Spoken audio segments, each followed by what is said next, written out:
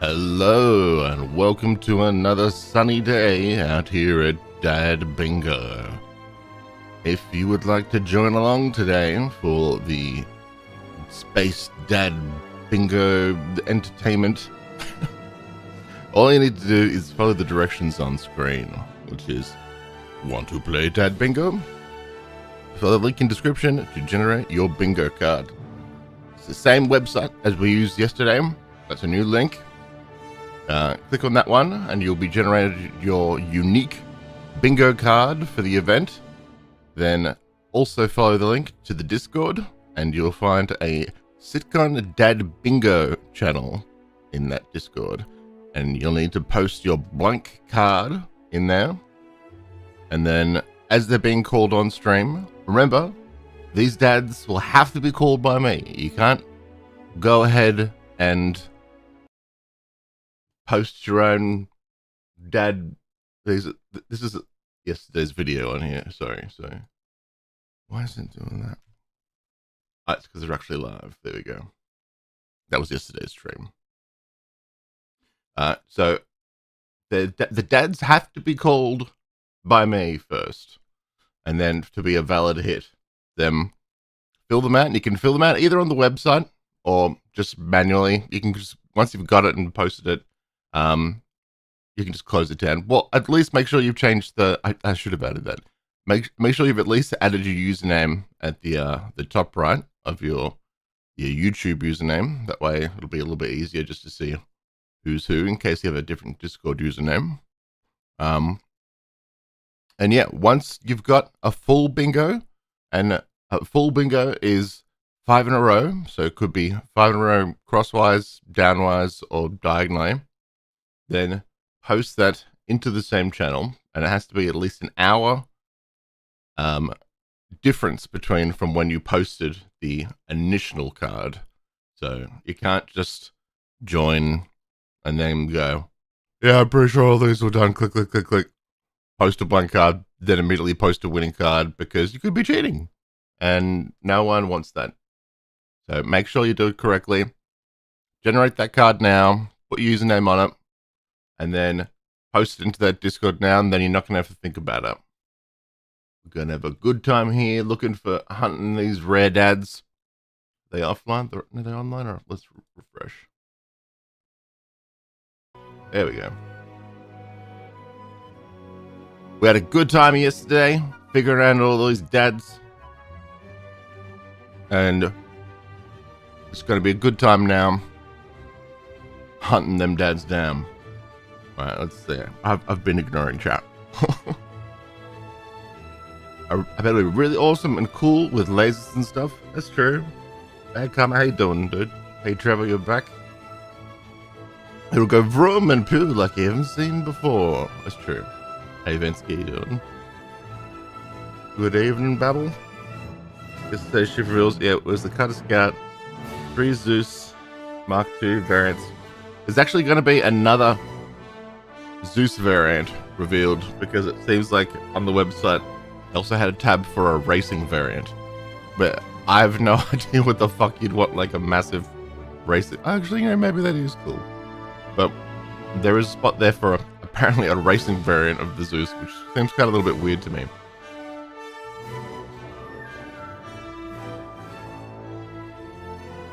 It's time for DadCon. It is time for DadCon. A lot of people bought the A1 Spirit at this point. Yeah, well, I read that as well. It was been apparently a lot of people are upset because essentially all the stats on the Zeus are better than the Spirit series. Even like the the C1, the cargo variant of the Spirit is like it's like half or less the amount of cargo space on it, and much smaller, and it costs less. But apparently it's a part of, like, all the ships are going to start getting larger size components, and this is just the new standard. So they're apparently gonna update everything's components to be a larger size anyway, and this was just like the new standard. But that being said, you can't really assume that they're going to get that done very quickly. I get banned for calling you dad leader. I don't give a shit. But you don't get the square if you've got it on there. In fact, I don't know in particular what dad leader is even going to be, like, technically, like, classified as. We're going to have to figure it out as we go along.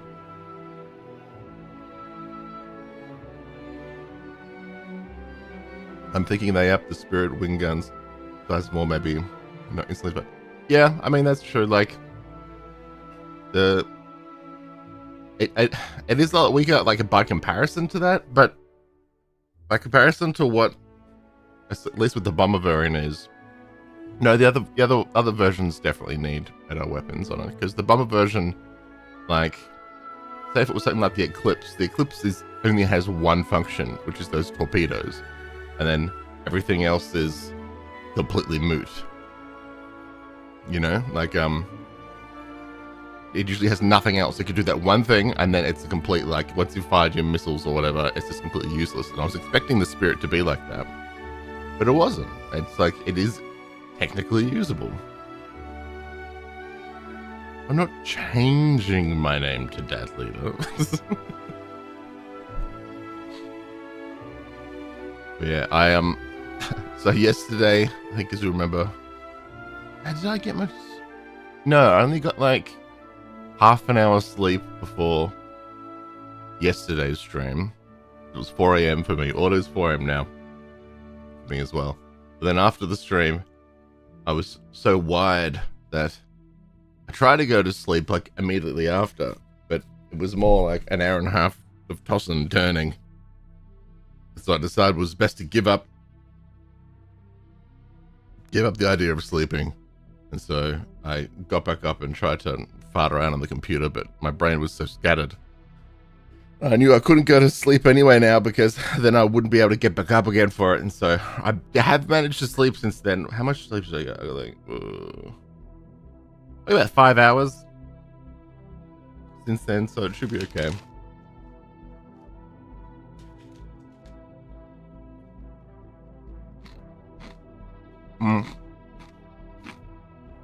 MSR definitely needs an update. Like, MSR is just fucking useless at the moment, other than it being like a cool looking ship.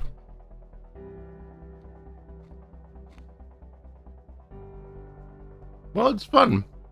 It's fun, Bad Karma. We had a good time yesterday.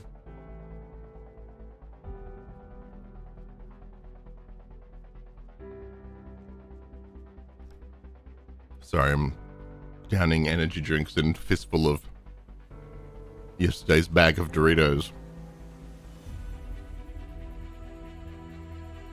Alright, I should probably post this to the Discord channel as well.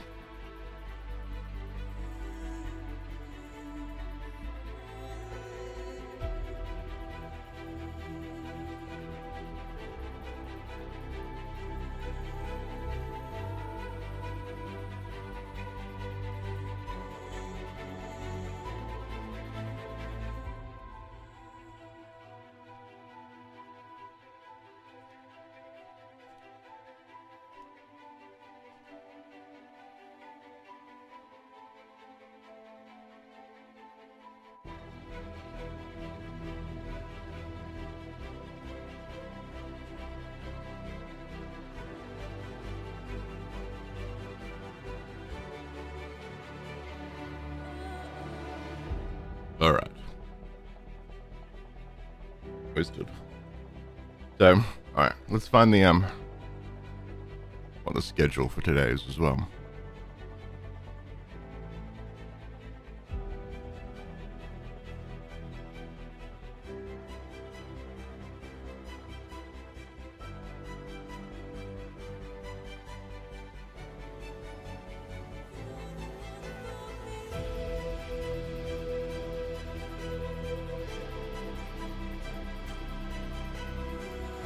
God, there's so many. I'm like scrolling through the pipeline Discord for the schedule, but there were so many posts yesterday, taking forever.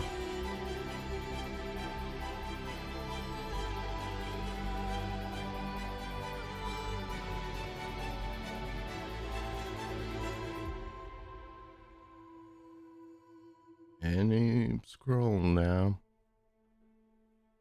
Here we go. All right, day 2.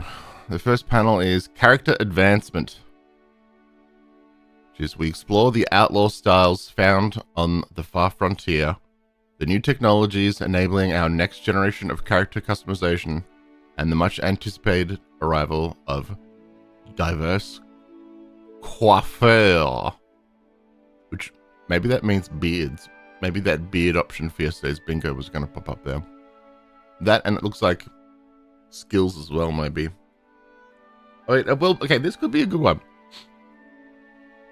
Because I think outlaw styles, okay, that seems like we're going to see a lot of Pyro, a lot of what the NPCs and shit dressed in, and maybe some beard tech, and maybe some of the oldie promised leveling system and stuff. See what that might look like. And we got an hour after that, we got life in first person, get an up close and personal look at upcoming major improvements to first person gameplay, diversified combat AI behavior, overall weapon handling, and how we're shaping a more immersive, dynamic universe through seamless and tactile interactions. I guess that's like, yeah, we saw something like that in IA, didn't we?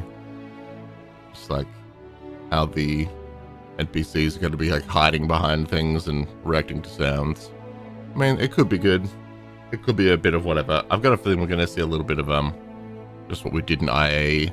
That's what happened yesterday, actually. Like a lot of that Moby-Glass map stuff we already saw like last year. Then an hour after that, we got Taking Flight. We launch into the next iteration of Star Citizen's flight experience and explore impending improvements for every aspect of space and atmospheric traversal, combat, and interaction. It sounds like the master modes. I tried the master modes like version, like the test thing in Arena Commander, and there was no information of how to do it. And so I was in a thing with like a lobby with other people. I'm like, I don't know how to do master modes. Why didn't they put a fucking like at least say what the button is, or try like bother trying to explain it? I still have no idea how a master modes works now. I feel like I know less than when they first announced it. Then we got a lunch break for an hour. Then we got Living on the Edge.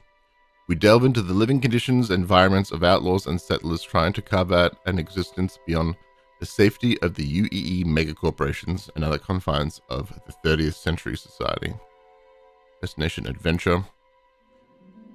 From high up in orbit down to the surface of our planets and deep into the underground, we delve into new interactions, missions, and gameplay, and more coming to Star Citizen universes on their levels. Okay, so new bunker missions. And then closing ceremony, which is for 15 minutes.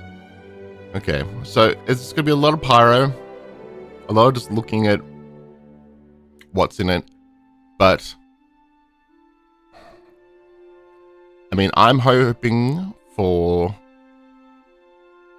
some new stuff about the like level progression stuff that we're going to be able to get for characters, these skills, and player hubs, like player apartments and stuff.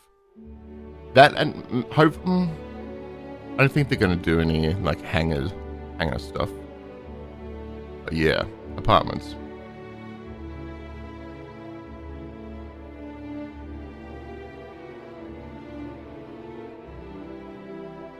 May the dads be with you too, Cyclad. Yeah, I call out the dead. I call out the dads. It costs you a ton of money. Let's take a look. What do I have to give out? So we did have a couple extra winners at the end of yesterday's stream. It was that last that last haul we made had 2 winners from that. But this time we've got, and we're sure to have an extra one after this as well.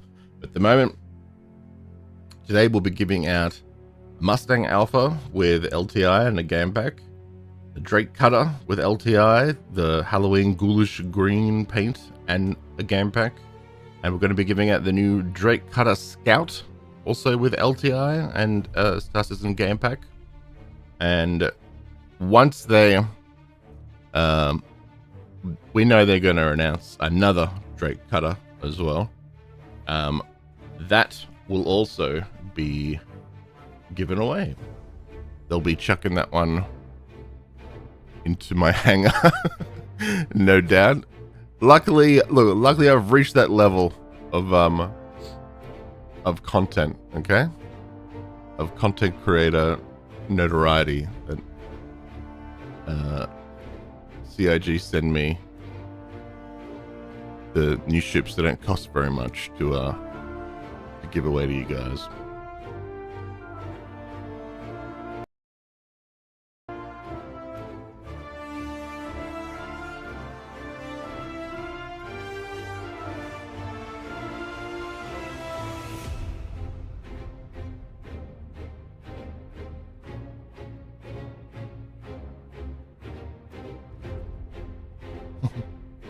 I do. I will definitely be doing living in a Polaris.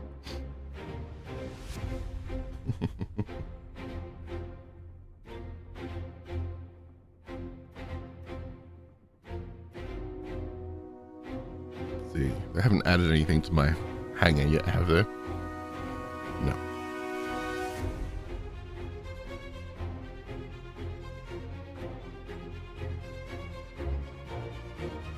Applied to win a friend of mine a game pack, so I'm really hoping to win one today. Oh, good luck. This is horrible green. Oh, dude, trust me. I agree with you. Honestly, I kind of think like whoever they have in charge of skins over at CIG is colorblind. Like, I've always said this. It's bizarre the choices they go for skins over there. Like, they'll have like amazing design ships that are bar none in quality and detail and design and how they look, and then they'll release a bunch of skins for it which look like, I don't know, like they got like a 70-year-old pamphlet designer to come up with them. Like, the color options for them are so fucking uninspired. It's ridiculous.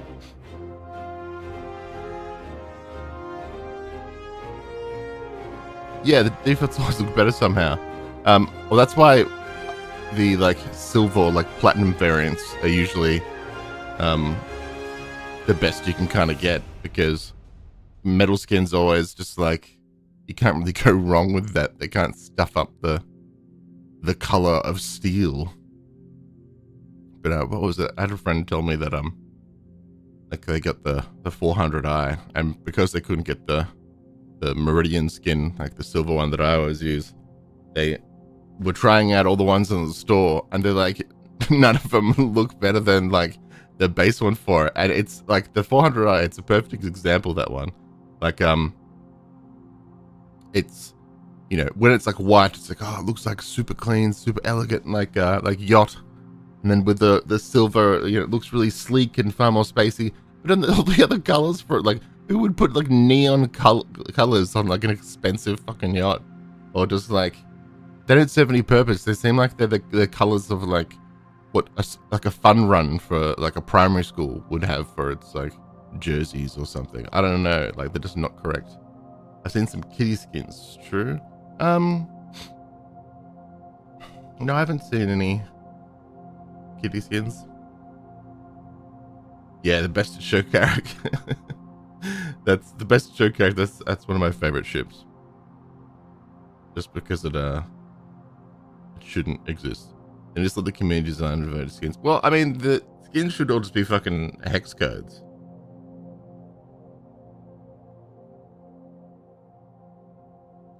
They can't wait for a Crusader starter ship that comes with a game pack. Well, the Spirit, I mean, that's kind of the Spirit, isn't it?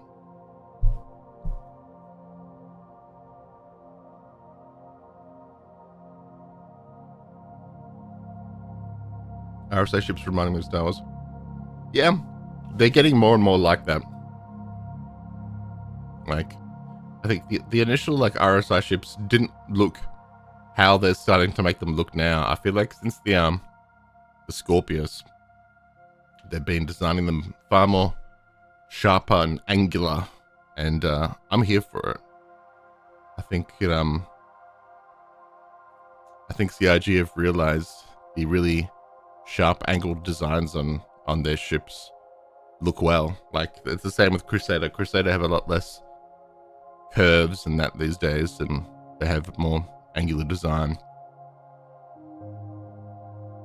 Dad Bingo go. What's my favorite ship? I got a few, but it's like the 400i, the Carrack, the Reclaimer. I also love the Banner Defender. Yeah, those are the main ones. I also like the Mercury Star Runner, but not enough to actively fly it. But my neighborable ships are the Reclaimer and the Carrack at the moment. I think of those two. My Reclaimer's called Barbie's Dream Car, and because I've got the Best in Show one that looks like it's a Hello Kitty themed one, and the Carrack, I think it's called the SSRI Intolerance. I entertain me. Wait, the Mercury Star Runner is nameable as well. Do I have it named? I don't know if I do. May have forgotten. I think I named it like the Horse Explorer, because me and my like little group of friends came up with this term called horse science, or that we're horse scientists, from when we would play Rust. This is the sound of my voice. Because we would Do you hear the sound of my voice? There was this ongoing gag about we would want to see where we could like hide horses and stuff in the game, like if we would get them upstairs or put them on this, or hide a horse over here. And so we ended up referring to that as horse science, and then the term sort of expanded a bit into anything that you're trying to do that in a game that you're not sort of supposed to do, but you want to see if you can figure it out. Like, you know, when you do like sort of Mythbusters type stuff in a game, that became a horse science. And we were horse scientists when we would try and figure out if you could do something obscure in a game. So I named the MSR the Horse Explorer, just because it also sounded like we have sex with horses. I've called my Reclaimer Scooty Puff Senior, and the Carrack is a Big Booty Biss. Scooty Puff Senior. So do you know Scooty Puff Junior?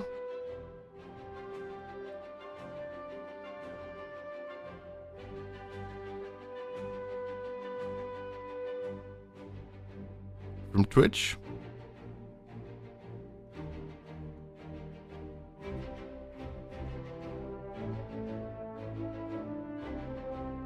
Do we have, is it a fellow nephew in here?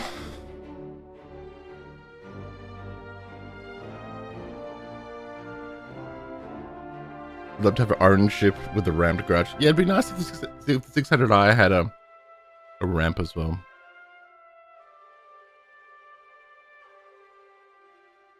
I'll see. I'll see. That can't be. That's way too.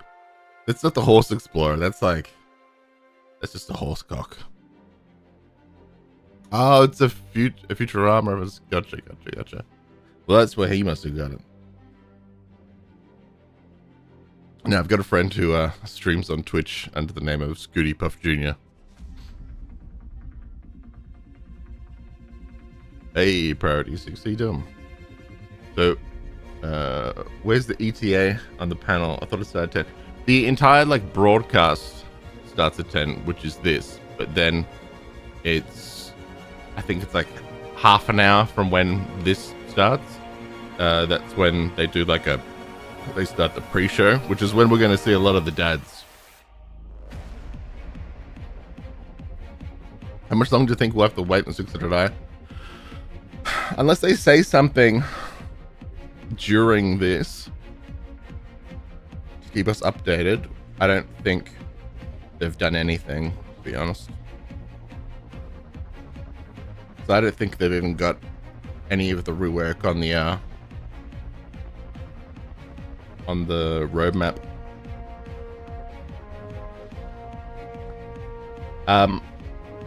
You just go onto the Discord and join it, and then there'll be a channel.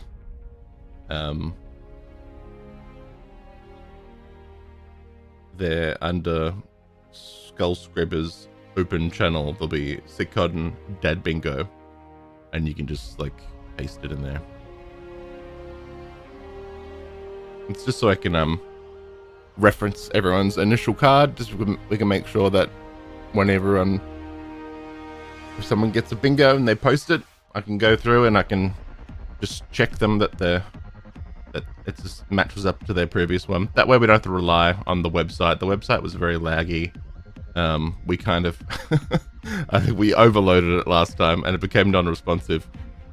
So I thought it'd be best if we had this as a backup strategy. So don't worry about once you've done that, don't worry about using that website. You can just do that however you want. You can just mark it off on Photoshop or MS Paint or whatever you want to do.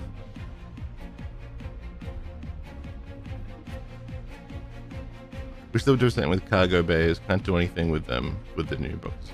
Well, yeah, they're working on the what's it called? The like the hangar, the personal hangar sort of rework thing, which is where you'll be able to go into like you'll be able to land and take cargo and sort of just store it there,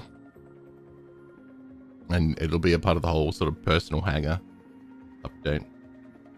What's it? Take them a year to release 2 capital ships once a year. How much time would it take them to upgrade previous ships, especially since?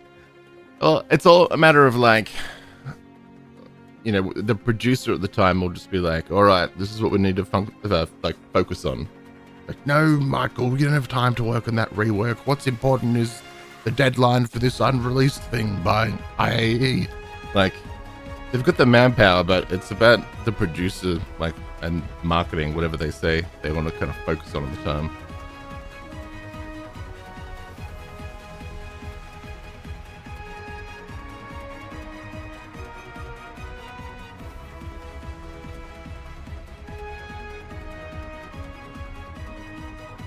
Honestly, it's going to be huge, like the personal hangars and the whole sort of cargo elevator thing.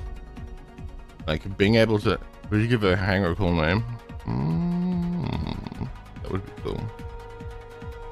Like, it'd be dope purely for like,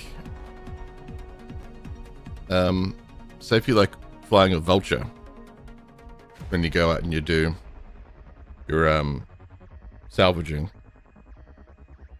you could go back to a hangar, like offload those boxes there at like a space station, go out, keep doing it, bring it back, instead of like, oh, time to sell these like a few boxes. They could go all the way into atmosphere, land on a city, get on a tram, go all the way to the TDD, sell that, get in the tram again, go all the way back, get your vulture back out, go out of atmosphere, go back into an asteroid belt. Like, just being able to like dump heaps of stuff, especially as like a solo, will be so much better.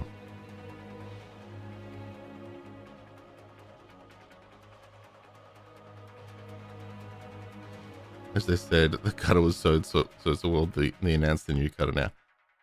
I'm still feel pretty burnt by that. Like the only thing they really sold with the new cutter variant is the promise of a specific feature of exploration, which was the ability to scan something from far away and then add like a custom waypoint to it that people can jump to.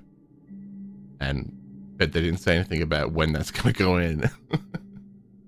It's like, dude, you said you weren't going to release ships until they have their functionality, and you release something that has less functionality than its base model. That's fucking lame. Yeah, there's third cutter. That'll be today. And we're likely going to hear about another Zeus Mark II variant as well. Which with no gameplay. It's extremely lame. Wait.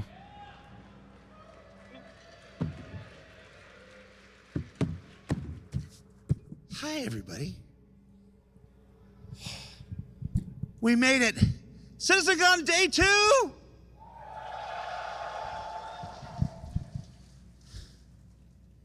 How's my mic? Is this where you want it, Anthony? Is this good? We were given notes after yesterday. I apparently had the mic too far from my mouth, and Dan was like,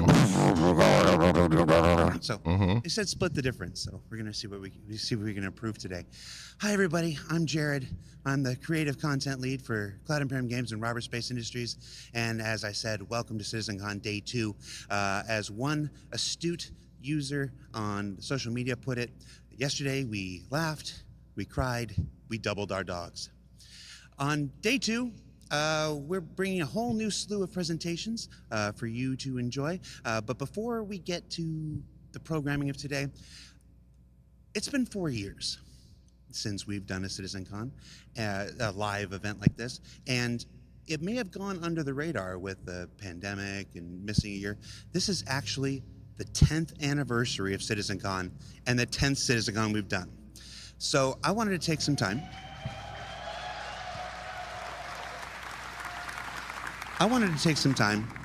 He cannot be drunk dad here on the until he's full pre-show, manic. where I can do pretty much anything I want, and shout out some of the pioneers who came before us to make this event what it is today. So CitizenCon actually started, the very first one was back in 2013, back in the Alamo Roadhouse in Austin, and it was the brainchild of Sandy Gardner, Ben Lesnick, and Pete Mackey. Now, it was in a little theater. This isn't drunk dad. Downtown Austin, and it was, for some, it was an excuse to watch the Wing Commander movie in front of a crowd and in a big theater. But for others, it was the birth of our annual convention and the introduction of Aaron Roberts and the Foundry 42 team at that time to the CIG family. It started out small, had some humble beginnings, but over the years, it's evolved into this massive undertaking that we have this year. In 2014 and 2016, CitizenCon was here in Los Angeles at the Avalon Theater, just in downtown. At 2014, we introduced the vision for the persistent universe, which was not yet playable. Arena Commander had only come just earlier that year. And in 2016, we followed up on those procedural planets with a visit down to the planets and the introduction of the Sandworm. And Sean Tracy, if you're watching, when my Sandworm, man? Can we hear it? When my Sandworm, man? He goes on stage in the first presentation. He's probably not happy right now. Between those 2 years in LA, we took our first trip to Manchester and the, what was it called? The Runway Visitor Park, which was presented underneath a glorious Concorde, fantastic aviation craft that our chat users at the time really thought we had built a giant spaceship for this stage. I can remember sitting in the chat and like, no, that's not a spaceship. That's the Concorde. Get a calendar from 1988. It was like January. 2017 was where things started changing. 2017 was where we started to adopt the format that you see here today. It was our first trip to Frankfurt in the Avalon Theater, where we started breaking apart multiple presentations, multiple teams. We started really diving into the depths of Star Citizen's development. After the first several years of building up, having to build 4 studios around the world and lay the groundwork, CitizenCon had evolved to becoming the true showcase that it is today and showing you as many different aspects of our development as possible. But it reached its final form in 2018. Going back to Austin at the Long Convention Center, Long Center in Austin, that's where CitizenCon exploded. 2 tracks, 2 competing theaters of presentations, the mocap stage.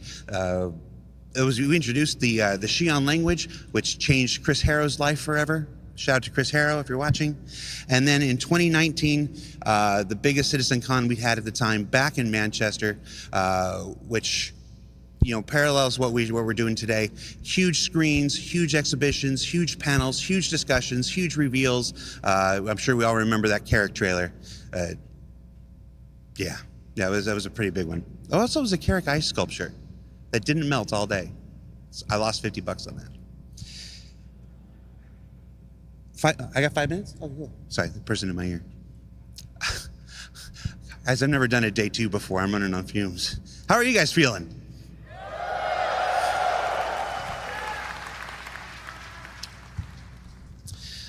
I do want to take this time, so like I said, CitizenCon started from humble beginnings, the birth child of Sandy, of Ben, of Pete Mackey back in the day. It's evolved over the years with many stewards, Eric Kyron Davis, David Roth, our stewards this year. They're going to hate me for shouting them out.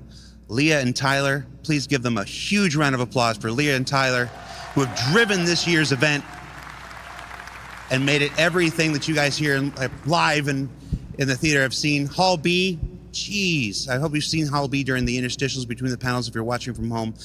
Leah and Tyler have kicked the ball out of the park. I mixed my metaphors there. I wonder what I'm going to be like at the end of the day. Let's go into the day's programming, shall we? So in just a few minutes, at the top of the hour, we've got Ian Leyland, Sean Tracy, Forrest Steffen, and Sean Tracy again for character advancement. They're going to show you some of the latest advancements in our character tech. You saw, and Andre. Don't want to forget Andre. You're going to love Andre. Sorry, Andre.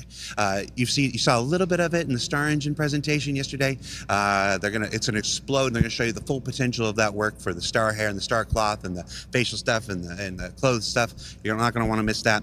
Life in the first person is a look at the first-person existence in our Star Citizen's first-person universe. It's not just FPS combat, it's how you interact with the universe around you, and a lot of improvements I think many of you are going to appreciate.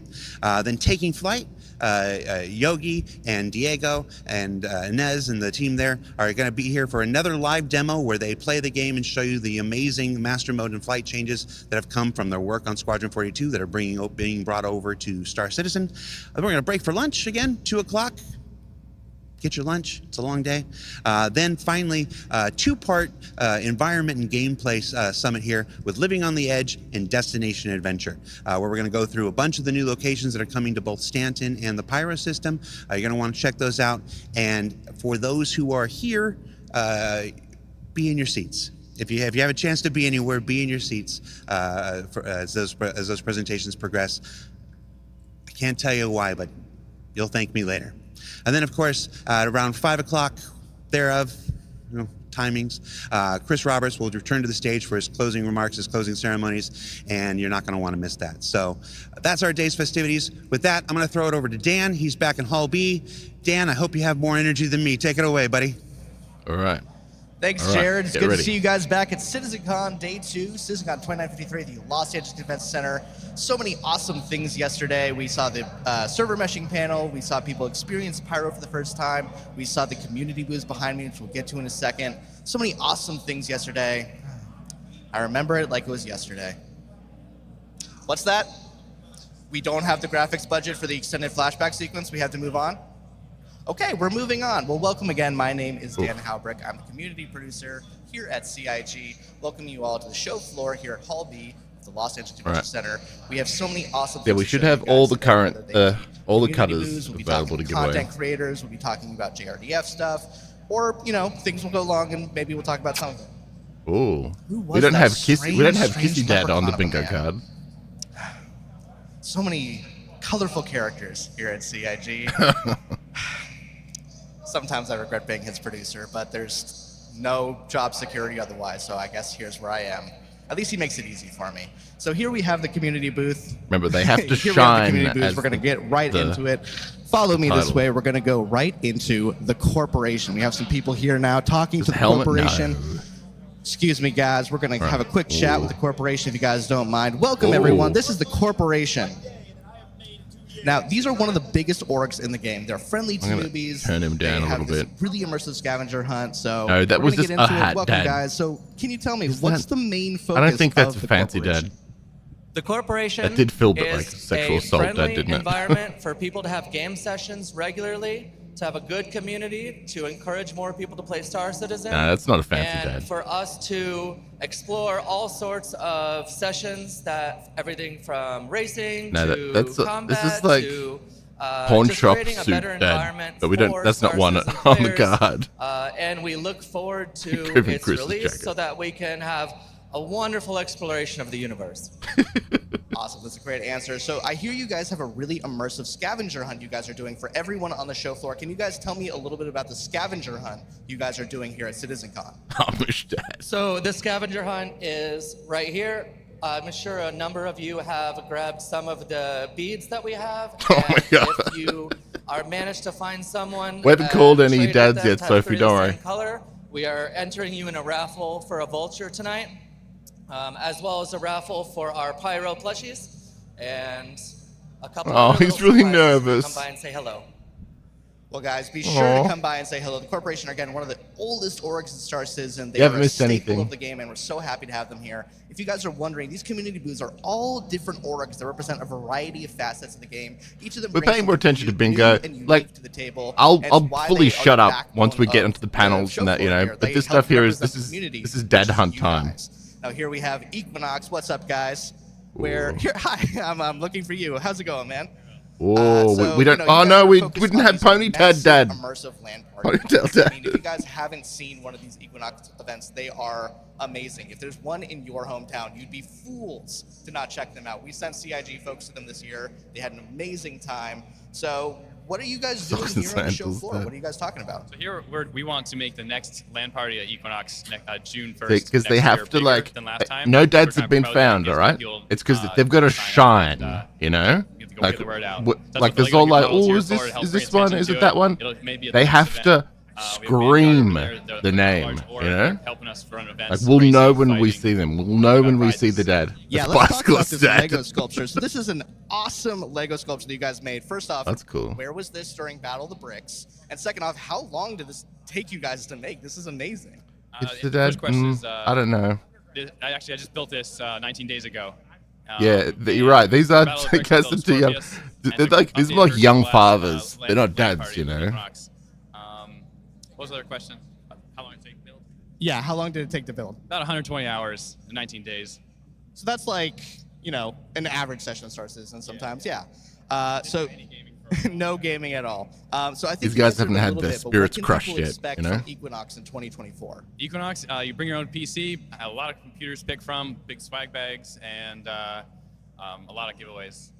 Yeah, any cool events that you're able to tell us about for 2024? You mentioned the June one. Is there anything else you guys are doing? The sun, yeah. I don't think we have any paid out. See, I'd be offending all the real dads in chat right now if we assigned any of these. Fist fighting come on, this is legit. We're not we're not amateurs here, bro. Just some rich people boxing. You love to see it. Well, thank you guys. If you guys are here on the show floor, again, come check out Equinox. Come check out this Lego sculpture. It's the coolest thing I've seen in probably 5 minutes. I have a very short attention span. We're going to be making our way now over to the Walkers of Sigma. Now, these guys are the forefront security org of Star Citizen. These guys provide security for major events like the Daymar Rally. They are the forefront runners. They just haven't started enough yet. They're just doing community stuff. Happy to be here. Happy to be here. I love that. So how do players or other orgs go about requesting security from you guys? What's the process for like there's no dad on getting screen. the Walkers of Sigma to... Yeah, no dads have been called. No Sure, dads have been absolutely. called. The best way to get a hold of us is to join our Discord. You can go stop by he's our almost booth of and dad pick age, up a but business card where you Ed have Sheeran our dad. Discord link on the back of our card. Let me see that. That He looks so said cool. Look Sheeran at that. dad. That's actual wood. Is this like laser engraved? Laser engraved. That's awesome. This looks phenomenal. Look at It's that. just a Discord address. Here you go. I'm going to have you hold that for a second. So what's it like running security for things like Daymar? We've seen a few, obviously it's a huge operation. There has to be like, so much that goes into it. What's it like running security? Pawn shop jacket. So running dads. security can be both very stressful and also at the same time a little boring. You're going to have some of those servers, you're securing roughly 15 different servers for something like the Daymar Rally. So some That's the servers might receding not see hairline, any but that's not action a at dad all, and you're receding just kinda hairline, sitting you know? there hoping and cheering on your favorite racer. That's There are other servers I that started can be getting a super receding chaotic hairline and at are age nonstop 19. bombarded by outside forces. And those are the ones you No, that Amish really dad's have got to keep have an eye like on, make sure it's they got to be have enough chin people strap to secure beard as many like people as minimum. possible and get any reinforcements. But then there's if also needed. got to be like Yeah, that sounds like Amish a type nightmare, but luckily posture they have the Walkers of elements to Sigma it. to help make it all possible. Political analyst so dad. Yeah, he's true. kind of last question. Jared and other people have been harassing me throughout the convention. How do I get you guys to follow me around? I actually have one of my best guys here. This is our combat branch officers. He's going to keep you nice and safe. All right. Well, I now feel safe and My secure. dad. Come follow me, guys. I got a big bodyguard now. I feel on top of the world. Jeez. We're finally going to end our community booth segment. For now, we're going to go to other community booths later today. We're going to end on Asus Republic of Gamers. Now, we talked about them yesterday when we were over at Pyro. These guys are the forefront, using that word a lot. These guys are the precedent makers of gaming technology, whether they're monitors, Pilgrim Dad. accessories, etc. Star Citizen people alike know that Asus means quality. So I'm going to talk to some people over here. Hi, guys. How's it going? Hi, how are you? Doing great. It's like, So, I dude, don't know I'm if you just guys working know this fucking event. Every single monitor This in is- the LA this is my studio job. is an Asus monitor. Like, we love you guys, and I think the same is probably true for the other studios. What kind of stuff do you think people can expect from Asus in 2024? What is the dad leader? I don't know, Actually, we but I do feel have, like we'll some know new it when we products see coming it. out in 2024 and actually towards the end of this year. We do have this beautiful OLED that's coming out. Let's take a look at that really quick. Jeez, you can't Dang, even that see is it. a nice monitor. Look at that. Ah, Yeah, that's going to be some quality. that's pretty sick. So you guys have that coming out in 2024. Anything else players can expect? So we actually launched our C790 refresh motherboard as well. That's compatible with the 14th gen recently. Yeah, that's pretty much it. We have Brand dad. this year. I mean, that's going to be amazing. And my final question, what was it like to bring Pyro to people for the first time? I think it's great. I actually hope everyone enjoyed the peripheral and the monitors that we provide to you guys. So yeah, it's a great experience working with you guys too. Yeah, everyone I talked to had a great time. Well, I think that's all the time we have. I'm going to cut it back to Jared. You guys are going to see some awesome presentations today. We'll see you back here on the show floor later. Until then, stay safe and see you in the verse. Thanks, Dan. Ooh, I'm here in okay, the we're gonna hallway see some audience. dead action How you doing, here. everybody?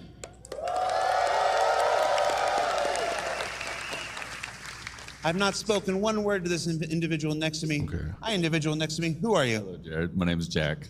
Hey, Jack. What do you do in the verse? Salvage. Do you Hey, like it? my I man. love it. Are you good at it? I'm good at it.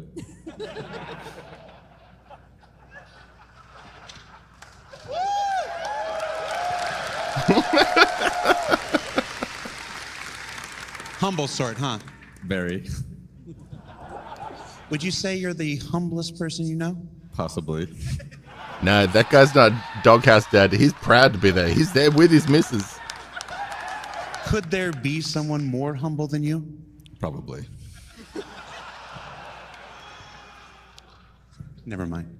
All right.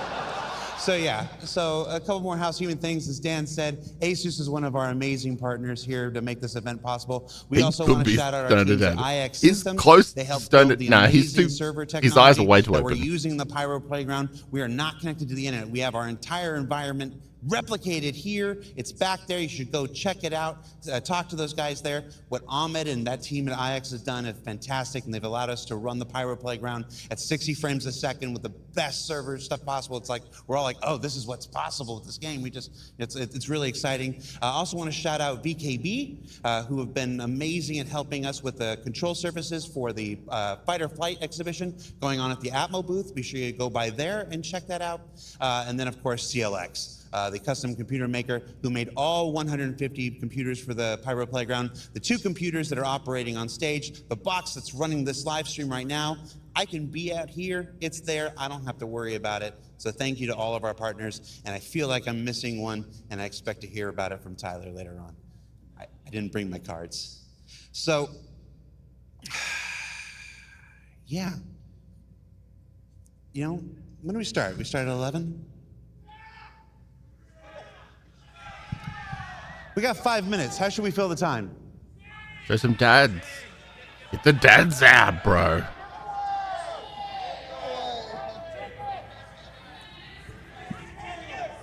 All right. Okay. So here's what we're going to do. Back in 2013, we attempted to sing Star Citizen Happy Birthday. And at that time, there was a weird legal kerfluffle. It was believed that the stream got muted because we sang Happy Birthday on stage, and Twitch automated content said, no, don't. It's our birthday. It's a little late. It's also Jake Acapella's birthday, so if all of you would join me in a rousing edition of Happy Birthday, we're gonna test the stream gods and see if we don't get muted. So ready? All right, everybody. 1, 2, 3. Happy birthday to you. Yeah, cringe bingo next time. Birthday to you. Happy Birthday, dear Star Citizen. All right. He counts the stoner dad. The guy to the left of him counts the stoner dad, just to mark it up. Just so we can recover from whatever that was. We're going to take a break. Hang out, get your last drinks, get your last snacks, everybody. The show's starting in about 10 Put him down as stoner minutes, dad. with our character advancement panel right there on stage. So stay tuned. If you like day 1, we've got more to come, everybody. Take care. We'll see you in a bit. Because he definitely has that, like, I really wish I wasn't okay. Okay, whoom, here we go. This is main dad time. This is a hot dad ticket. Ooh, all right, come on. A much slower pan this time. Okay. No, it's not a cool hat. No, he's only got one set of denim. He's only got denim pants. If for denim dad, he needs to have. Can't join the Discord for bingo. We only got stoner dad so far. Ooh.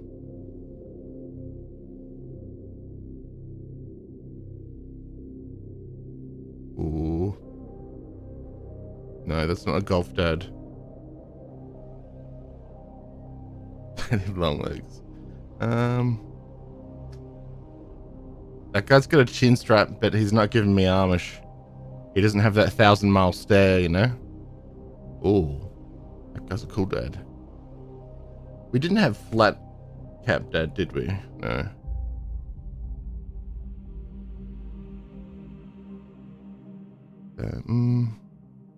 That's more like corporate retreat dad. I wouldn't say that was a golf dad.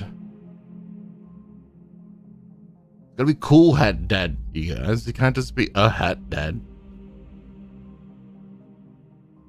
Oh, we never had eye patch dad. Oh, what a missed opportunity.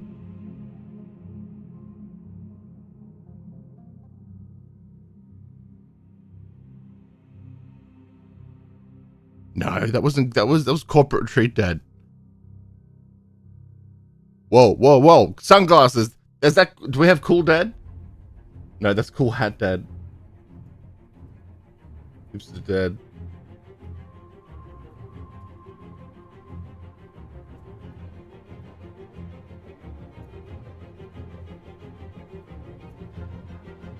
Spooky Dad.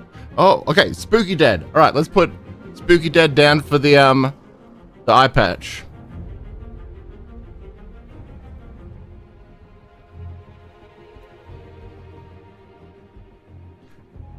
Yeah, the ones that I say are dead. Yeah, only my ones are valid. Oh, okay.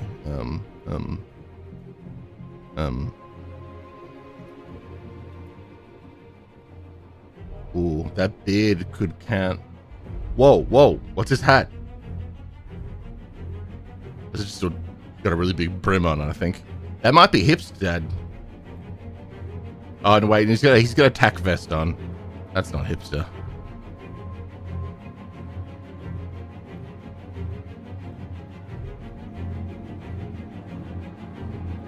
The prize right now, it'll be the Cutter Scout. So the new cutter.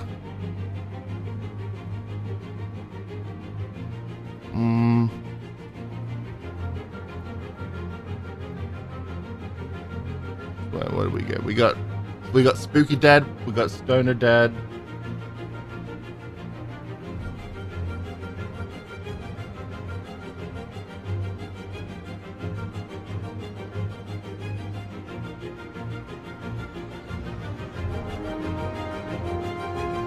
Spooky Dad.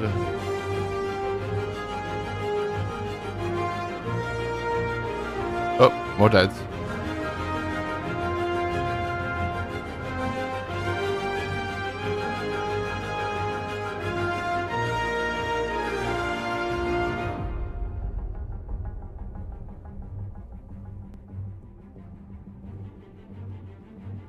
I'm like, whoa, what's that? No.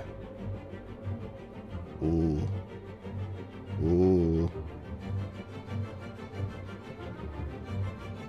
Oh, he threw a shaka bra. Is that a military dad?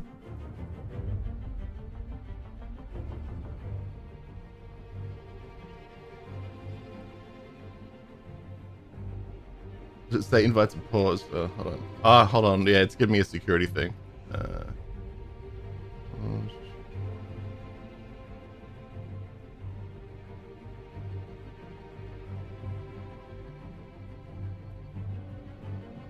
Alright, it should be open again.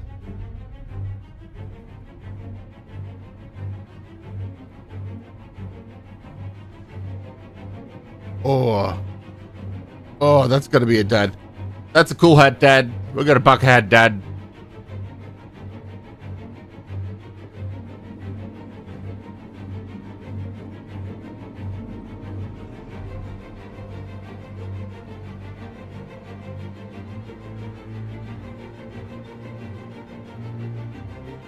Whoa, that's crazy, Dad.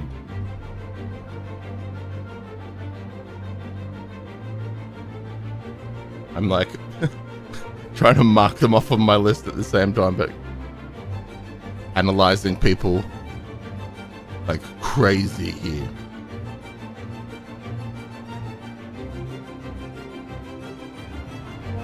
Show supervisor.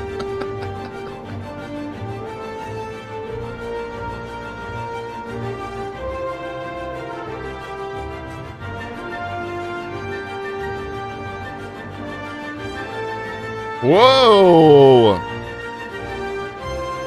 He didn't actually give the finger. He was close. Okay, that's gotta be one of them. What dad is that?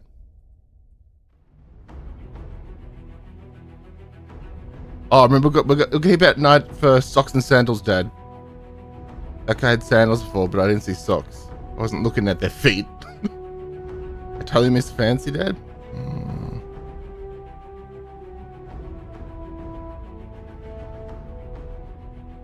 Trophy Dad. Oh, hold on. That beard. That's gotta be. That's a Duck Dynasty, Dad. We got a Duck Dynasty. Mark Duck Dynasty if you got it. Where's he showing? What are they? Oh, don't tell my boss I'm here. Wait, that's Doghouse, Dad.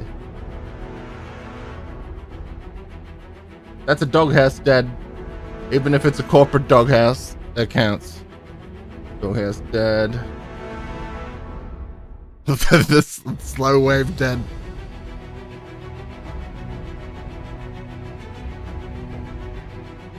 That, was that a metal dad? Oh my god, we're gonna hot tag Dad. We're gonna hot tag Dad. That's why, that's the lady Dad. Ooh. No, I didn't see a wizard Dad.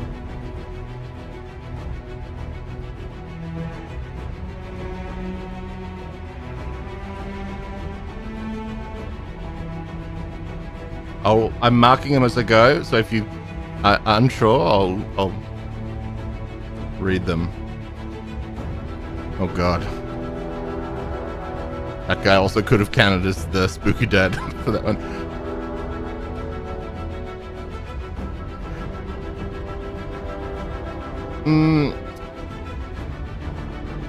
There was more of a hot dog mum though, you know?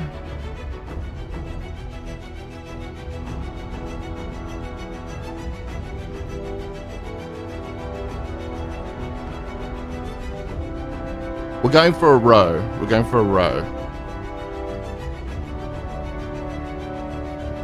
Okay. Let me read the dads that I got that time. We got Spooky Dad. We got Metal Dad. We got Stoner Dad. We got Doghouse Dad. We got Cool Hat Dad. And we got Duck Dadnesty. Mums can be dads, but I feel like that was less cosplay and more a costume, you know? Like how I wouldn't include the guy in the big onesie.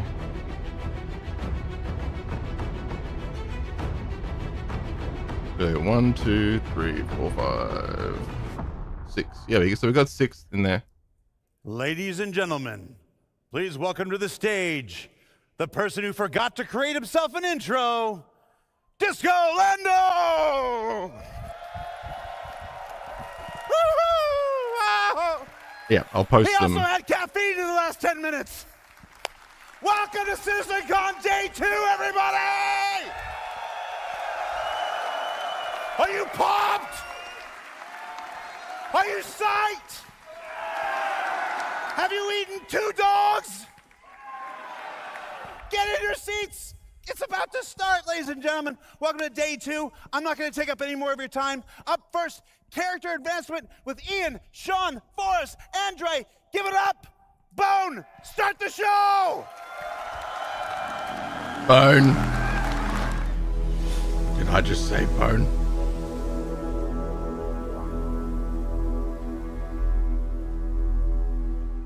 Hello there.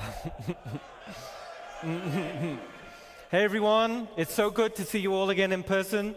Thanks for coming out. So I'm Ian, I'm the art director for Star Citizen. We're going to kick off the first ever Day 2 of CitizenCon by talking about some of the awesome work done by the character team. All right. So first, let's talk about life in a frontier system like Pyro and how this influences the character designs. So we wanted to create something unique compared to what we've seen in Stanton already. We wanted to give a wider visual palette and a feeling of historical age between the different solar systems. Just in case we get a cinematic. So this chart describes the fashion pillars for humanity. We can see where all suits, armors, and fashion items should belong. In terms Yeah, you can check them off. use, manufacturing technology, and novelty. But you have to have posted so you your can see Earth fashion on the left, card. Terra fashion on the right, and frontier fashion right in the middle with a little bit of overlap of Earth. So essentially, frontier fashion is function over form. They are repurposed and repaired, and generally are misfits rather than sets. Outfits are purposeful by having storage solutions. This implies survivability along the frontier. Okay, let's take a look at some of these assets in the game.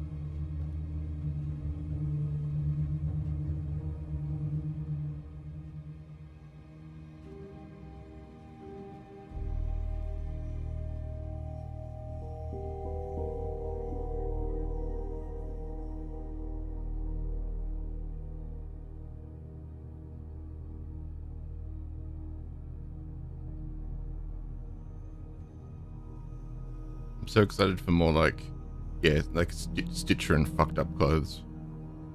More fabric-based stuff.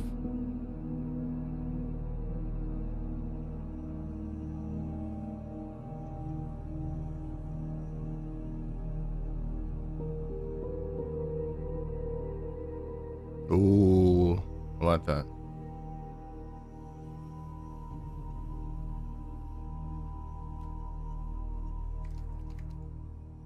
Okay, awesome. So hopefully you guys that played Pyro Playground, you will have seen a few of those assets being showcased.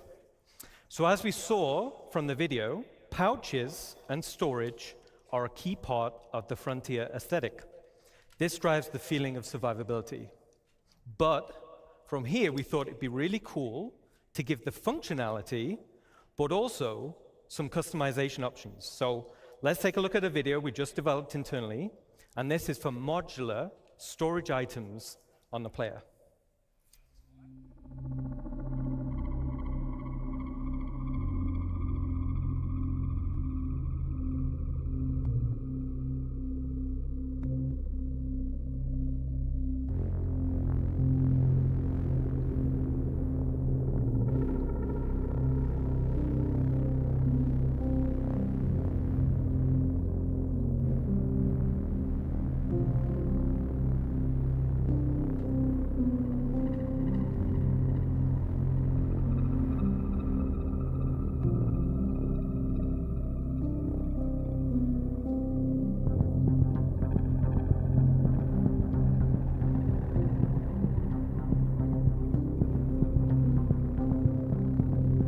Dads will be like, we'll know when we see them, you know, because they'll have to be undisputable.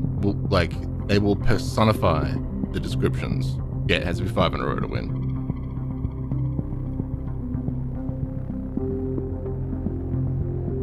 And this will be the fun of it. Like, if you think you've seen one, and I don't agree, you got to make your case for why they're the dad, okay? And the more convincing and the funnier you can make your argument, the better chance you'll have. Oh, I like the cold one. In the future. We're These super are happy cool. about that. So we also created some extreme weather costumes for Frontier locations, and these also follow the same mismatched and repurposed design aesthetics. Now we've also been focusing on achieving a higher visual benchmark. So this is all driven by our new Layer Blend V2 shader and its texture library. And we focused on more consistent wearing between 0 and 100% values. So to showcase this, let's look at a quick example asset. Let me try another invite.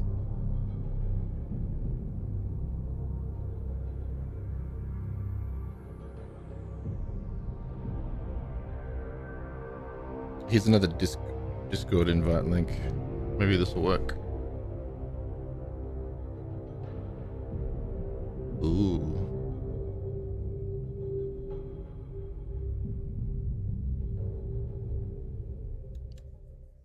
All right. So as we saw in the video, the insides of the helmets are looking fantastic. Now this is us getting them ready to animate with put on and take off.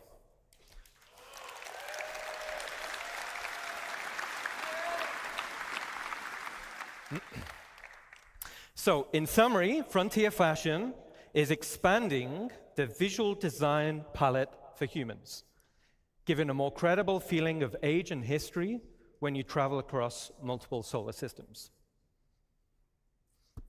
Yeah, it's very Tuscan Raider. All right. Now let's talk about something different. Now we're going to talk about some of the gangs in Star Citizen. So Ninetales have been one of the main gangs in the game. So far, over 105 million have been taken out by you guys.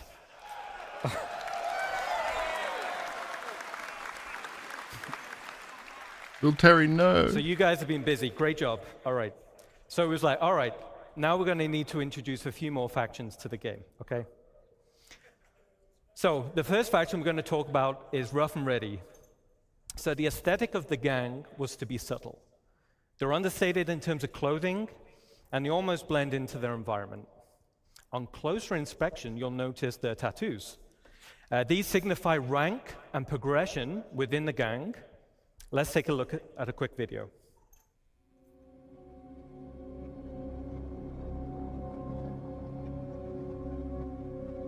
I'm a big fan of the Pyro aesthetic.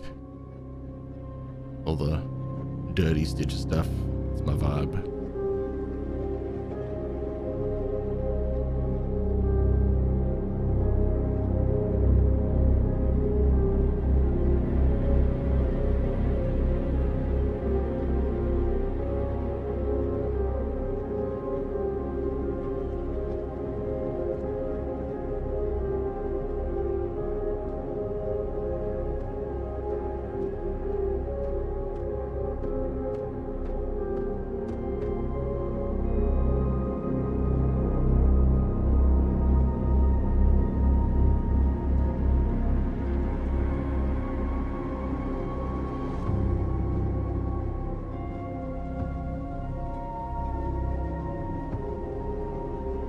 Still dead.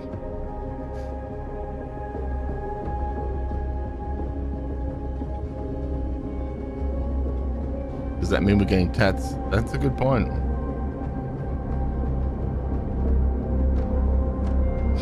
I should get a station tattooed on him.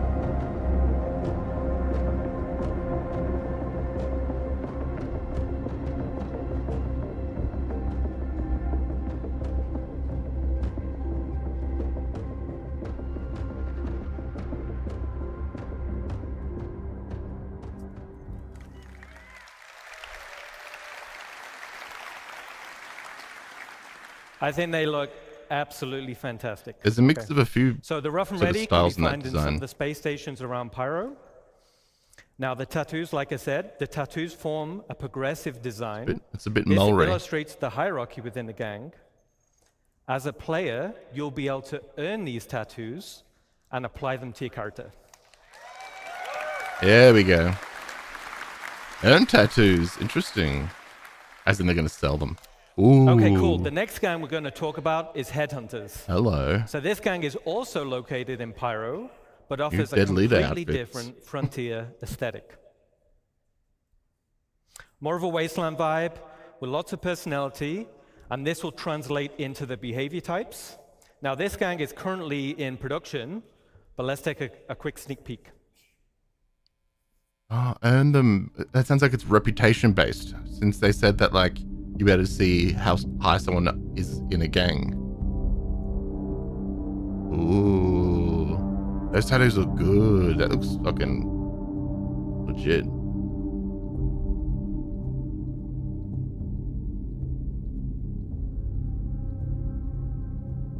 Like a bit of string.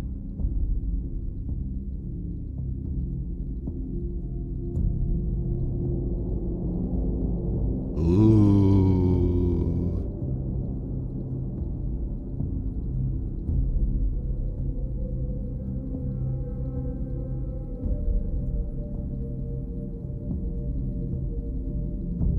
Yeah, I'm here for it.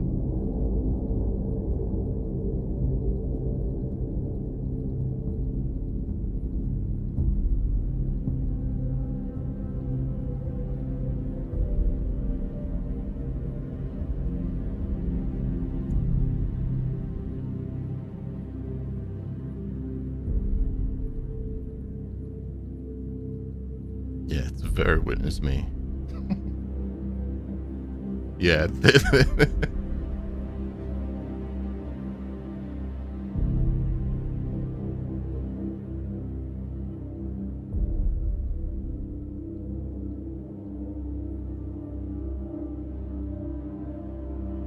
This is like the skull scraper look in our org.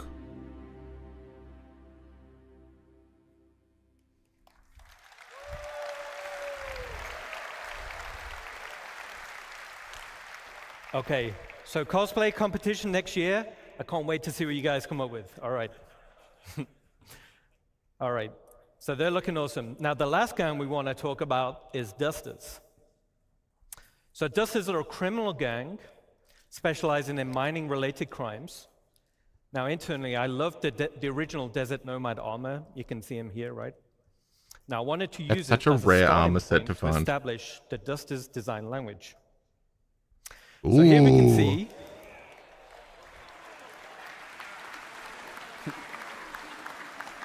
Hey now. So here we can see the Dusters gang lineup, showing armor leveling and rarity. So as a player, you'll have horizontal armor progression. This will define your role and playstyle. Then you'll have vertical progression. This is your progression within that role and playstyle. For example, a common bounty hunter armor set will be weaker than a legendary, and as armor progresses in strength, it's harder to acquire. So harder missions, rarer drops, higher reputation. Now, as we're talking a little bit about armor sets, let's recap a little. So the goal is that players should consider which armor to equip based on the role they wish to fill and the scenario they're heading into. There will be also greater differences between the current armor types. So light, medium, and heavy, and this will be in protection and mobility. Getting very Fallout here. Yeah. New armor categories will be combat, specialist, helmet, utility, and support. Wow, okay.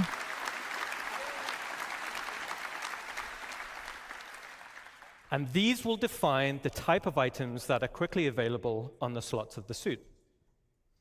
There will also be additional functionality to assist in your chosen role.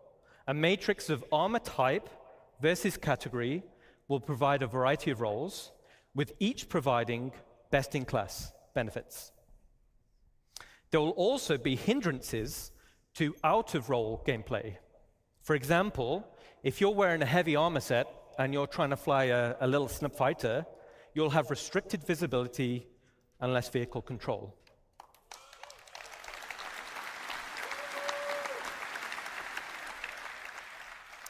So in this scenario, like a flight suit armor type with resistance to milder G-forces would be preferred. Okay. So as we saw in Ali's presentation yesterday, hygiene simulates and tracks the accumulated effects of a character going unwashed for any length of time. Poor hygiene can lead to disease, lowered health, and snarky comments. Hygiene decays faster if a character becomes dirty or wears dirty clothing or armor, and visual effects are going to be displayed on the character's skin, like shit such as stain blood, dead. sweat, and dirt. Certain usables, such as a shower, will reset the character's hygiene and clean away all of those dirt effects. So let's keep clean. Yeah.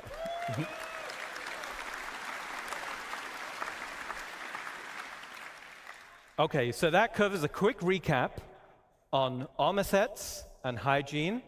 Let's get back to a video showcasing the Dusters.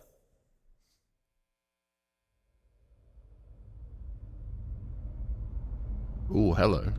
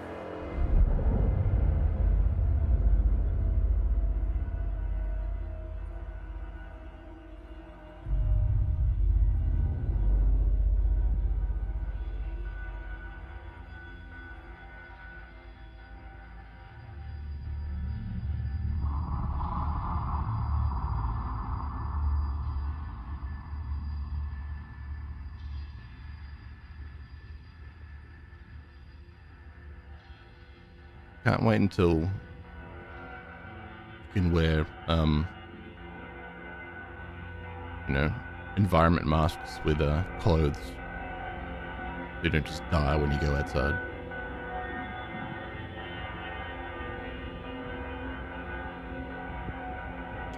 New NPC faction in Pyro.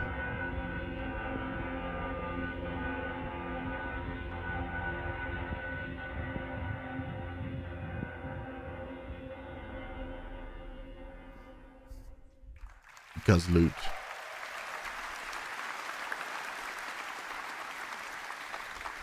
Awesome. So you'll be able to find the dusters scattered around various derelict settlements and wrecks in Stanton. And the dusters will be available Q4 this year. This year? Whoa, what? Wait, what? And with that, I'll hand you over to Sean Tracy. What? Enjoy the rest of your show. Wait, what the fuck? You can't say that. You can't say that quickly. This year. Hello, everyone.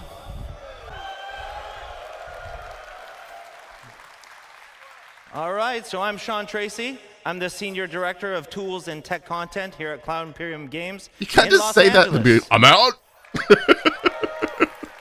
So today I want to talk about Starcloth. And Starcloth was initially unveiled at a previous CitizenCon, kind of in an early stage. So it's now rolled into full production, and it's used in both like now. and Star Citizen. So it's going to be seen on more and more assets, like some of the great art that you just saw. So what's really cool about it is that it's unified with the physical world, whereas before it wasn't unified and was based is it going to be in the Stanton? Now it's faster than the previous cloth setups, and in the end it just looks a whole lot better. So today I'm going to cover some of the tech, the pipeline, and we'll see some results. So let's get and see it in action.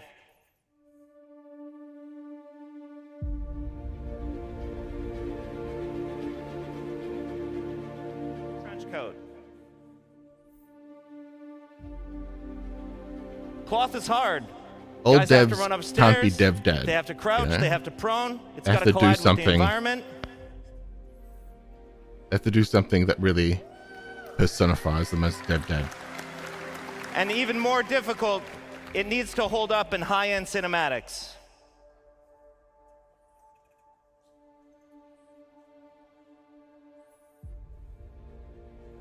That's Matrix dead. That's Duster dead.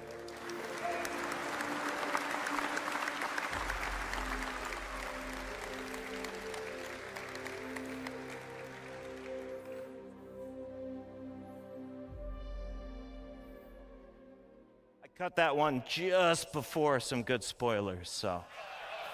Yeah.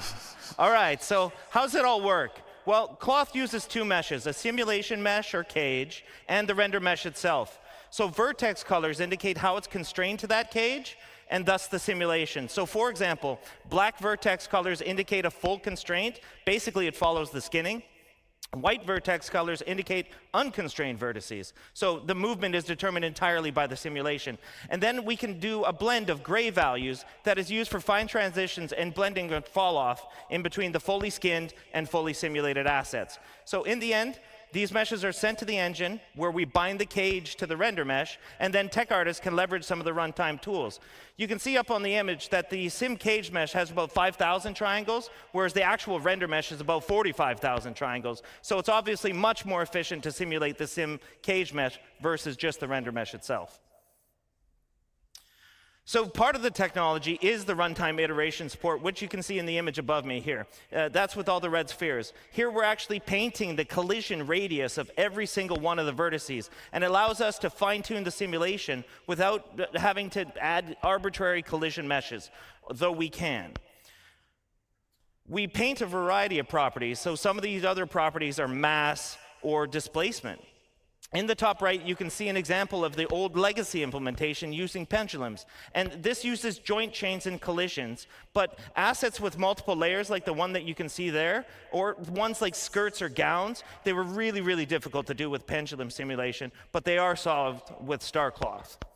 So I mentioned it's completely unified with the physical world. And what that really means is that wind, impacts, object collisions, thruster backwash, all these kind of things actually react to the cloth reacts to these things, and so much more. So it's not just character movement. Now, it's a hyper-efficient simulation, and it's several orders of magnitude faster than the legacy implementation that we used before, and has a lot of easy-to-control parameters for tech art, which are compression, stretching, and bending. So as mentioned yesterday by Chris Rain, our senior lead physics programmer, we support soft-body tapered capsules, which are twice as fast as our ragdoll capsules. It's also key to solving one of the most important aspects of plausible cloth simulation, and that's mitigating the tunneling or the clipping that happens through a character. So it's very, very difficult to solve with pendulums. So with all this tech in mind, we can do really complicated assets like the Duster and the one I want to show you now.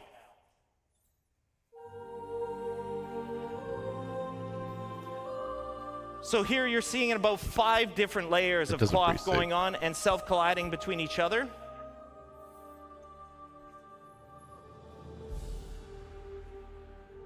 It's reacting to the planet wind, which is always changing.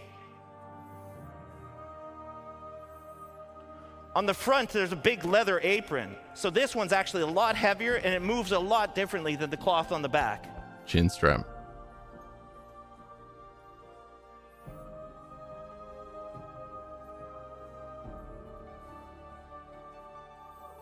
So he's walking into the wind here.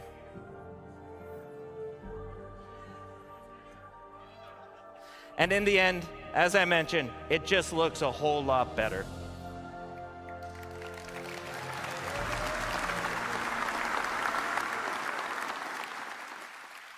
So with that, I want to hand you off to my friend, Andre Piers, who's going to talk about hair. Thank you, man. Hi, everyone. So, nice to be here in LA with all you guys. So, I want to start with a question, okay? How many of you are actually excited that we're getting new hair into the verse? Wait, yeah, that guy had... I pointed out, but that guy had a chin strap beard. So, beard tech. So, I'm Andre. I'm the lead artist in our recently formed hair department. We branched out from the character art team and created this department. And it's a pleasure to be here today with all of you and tell you that we're damn proud of what we achieved. It's been a long road, but definitely worth it, okay? Now, we're going to start by just looking at the most impactful changes that we have in our workflow, okay? A bit of a technicality part. Then you're going to get to look at the benchmark assets we have created, okay? And from there, we're going to take a glimpse into the future of what hair could be with a more diverse hairstyle, where we're trying to run away a little bit from the have, like mutton chops. Military look that was driven mostly by what Squadron 42 was, so because we did a lot of work for that as well. And yeah, from there, as a last note, I'll have a special announcement for you guys, okay? Don't want to spoil it, but you stick around, you're going to love what we have, okay? So, first thing I want to touch note, very simply, okay? Hair for games is hard. It's really hard. Oh, by the way, did I tell you these are actually game-ready assets in the persistent universe? Someone plugged the hair pipeline again. In our engine, okay? Game-ready, performant, ready to be shipped, okay? So, hair is really hard, like I was saying. It is a AAA challenge, basically. You see games that get it, games that don't. Some of them... Mohawk is way too clean. Get it more or less. Either way, for us, the challenge is the same. We're not different, and the challenge is real. With the scope of Star Citizen, like day-night cycles, all these light shafts, all this MMO, people running around with the hairs, a lot of motion, a lot of fast-paced movement. Yeah, it is hard. But the best thing is, we have arrived, okay? It is, yeah, clap. It is, it doesn't end here, okay? Yeah. It does not end here, okay? It's the nature of CIG. We just keep pushing the boundaries, but like I said, we're really proud of what we're showing you here today. So let's dive in what we made all this possible, okay? On a high note, on a high level, basically, a successful hair requires 3 fundamental elements, okay? There's the texture, there's the placement, and there's also the shader. If one of these elements fails, all of them do, okay? So it's basically, you can have a great texture, great placement. If your shader is wrong, no go, really. And the same if the texture fails or if the placement fails. So really vital, really important that everything works together. But the good thing is, by breaking down the hair into these 3 parts, it also allows us to actually go deep into each of them and push the quality up. Or like Chris Roberts would say, bring the high fidelity, right? So, on the texture end, there was a lot of changes. What you see on the top there, the common approach of a AAA game would be to have true black, true white on a transparency map, a bit of taper on the tips and roots, and call it a day. That's what happens in 99% of the games. Now at CIG, we went a bit further than that. We tested all the thicknesses that were actually reasonable to test, of course, and we came to a realization. The hair doesn't need to be thin enough. It just needs to look thin. We do need it to be thicker enough, thicker than real life hair, because if you take one of your hairs, you'll see it's really thin, right? So it does need to be renderable. That means if it's really thin, no new deads since the presentation started. With the motion and all that, we will get a lot of artifacts. And so that would be a no-go. We do need it to be thicker than in real life. But honestly, can we make it the look dev dad, thin? I wasn't thinking it would be someone on So we came to stage. the I realization was thinking it'd be someone in the from crowd hair that just or from screams scalp developer. to hair, and from hair to the background. So these 2 points, the transition points, are the most important ones for the hair. So we aggressively tapered the tips, which is what you see over there, and added a gradient to it. So no longer true black and true white. Now, this is a lot of technicality. You'll see. No, practical Aloha Dad's examples going to of be this, like but that allowed us to Hawaiian have smooth shirt. transitions and basically achieve the result we expected. On the placement side, we came up with hair libraries, basically. Now, I could be here all day talking about hair libraries, okay? Because I'm a very technical person, and if you see me around the venue, feel free, I'm Andre. You can just come and talk to me about this. I'm not going to bother you all that for 1 hour about this, but I'm going to give you a very quick example that you all can relate. So imagine in real life, you have a construction business, and you could make one wall, one roof, one floor, and one window. You make it all work they together, could be on and from stage, there, but they've you're got not to only be building your house, undeniable. The whole No, town, Elvis Dad and wasn't then done. The whole state, and then eventually the old universe, right? That's what air libraries are. Obviously, the result, if you could do that, it would be much cheaper, does a little bit. much faster, and above all, you wouldn't have a fruit salad of assets, which was what we had in the hair not too long ago. And by fruit salad, I mean several artists working through the years, each one of them applying their own workflow. Everybody's at different levels of quality, of course, different minds, different ways of seeing the same problem. So at the end of the day, fruit salad, right? And we wanted uniform quality. So for that, air libraries are a great solution. We also decreased the time of production of hairs. So it was taking us 20 to 40 days to create one hairstyle per artist, okay? Right now, it's going from like 3 to 5, 7 days per hairstyle, which is that great news, okay? So yeah, that was major achievement.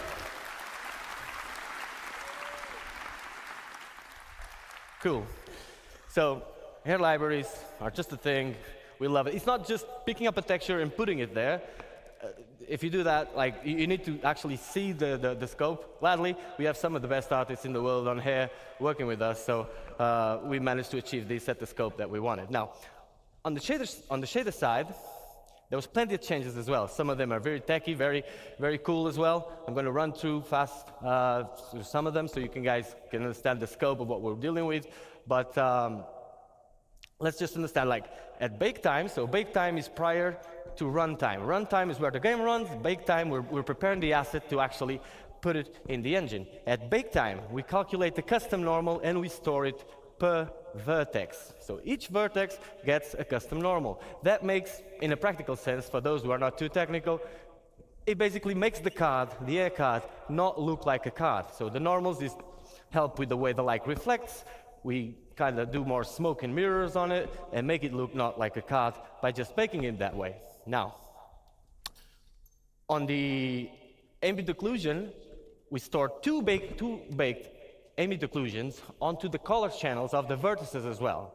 Now, each vertex on a mesh in any game has a color to it, okay? You might use it or not. Imagine in a car, you have a trunk. You can use it or not. It's up to you. It's not silly to use the car without using the trunk, of course, but if you have a luggage, you can put it there or in the back seat, wherever you want. Now, we decided to use this because it was free. The trunk was already there, so the vertex color was already there, and we just decided to store 2 ambient occlusions on it. These 2 ambient occlusions work this way. Light hairs, like a blonde hair, obviously needs more shadowing, or less shadowing than a dark hair, right? And so we store 2. The length of the card is now baked onto the last one, and that gives us a metric of where the card starts and ends, and allows a lot of cool things you're going to see on the videos I'm about to show. So, one last thing before we can start looking at videos is that, and this is really creative, total credit for the people, for the tools programmers. I personally had nothing to do with this. This was already at CIG when I joined. It's absolutely amazing. So, we have an hairstyle that was ready, that you can see over there. And we have a hair cap. An hair cap is basically a mesh on top of the character's head, which is invisible, transparent. It is just there. Sometimes we use it for shadowing. That thing has an UV. And so we project the hair, or where the hair starts, onto that UV, and gives us that image that you see on the middle, right? And so we now have a 2D space that relates to a 3D location. Meaning that if I want to have hair like mine, which is white on the sides and dark on the top, I could just paint this part and get it white on one side and then dark on the top, which is an insane advancement because cards normally are stacked on top of each other. So when an artist is placing cards, if you paint one card to make it white here, well, it's going to be stacked on top of the other and you're going to get spots all over the place and no control over it. So this allows us to give control. And what you see on the last image is the possible result. For example, now I can paint one side of my 2D representation of my 3D space and get this possible result, which is pretty amazing. So,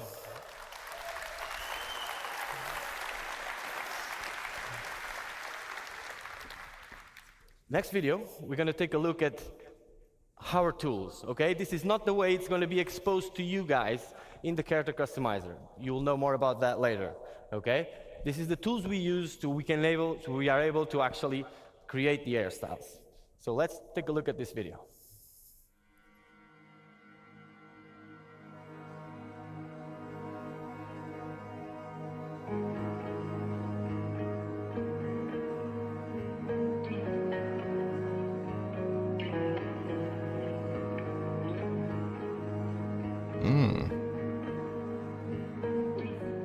You have the full range, so you can go for full white. These are melanin ranges, so realistic ranges. We'll see another one. I'm always going to miss fully white up to black. A couple, but we'll get them as we go. I'm also kind of trying to stagger them enough so we don't all just completely burn out of the prices in 30 minutes. We also have the dive feature where you can see all the things we talked about implemented. You can go a bit more wild on this. This is cool because I always like giving like white hair. There's only like 2 weird options in game. Yeah, this isn't much better. It was always so weird just having really specific colors for hair.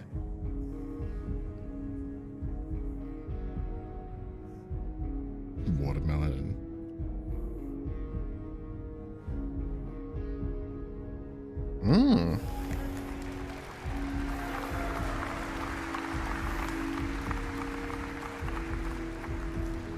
And this is why important the length of the card is stored in those vertices. And obviously you can fade it as well as much as you do. So all the possible combinations between the realistic melanin ranges and the prizes layer, okay? We have this is how the occlusion is regular ready, so Cuddy Scout, creating more negative spaces, more structure to the hair. Mustang Alpha, and if you look at the and I'm pretty sure I'll have a you can see how this the other Cuddy variant once they announce it today. Transitions as well. They usually send it to me right away. Frosted Tips, Dad. Oh my God, it almost was. Game ready assets, ready to go to PU. We removed Frosted Tips, Dad, didn't we? Yeah. Wow. So now that we understand a bit Quick better streamer, Dad. how the hair is working, that's why the boring part that I told you just before, you can examine these images with a bit more of an informed opinion. That is basically the example. Now, that's all very exciting, but we want to show you hairstyles that are actually in Star Engine and working. So that's the video we're going to take a look next, okay?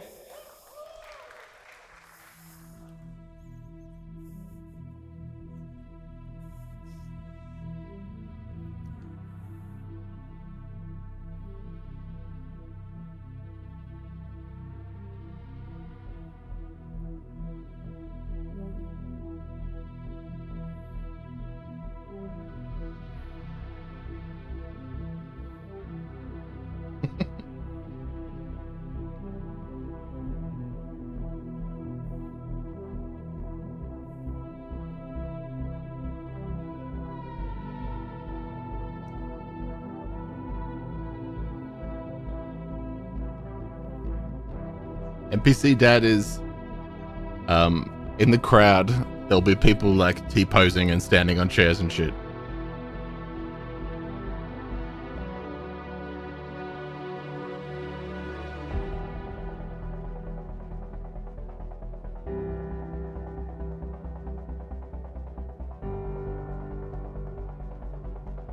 A mullet would be sick.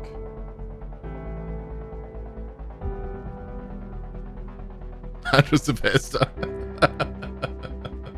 It will be weird.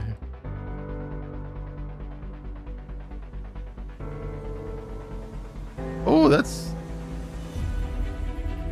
a bit updated. That's like usually the hairstyle my character has.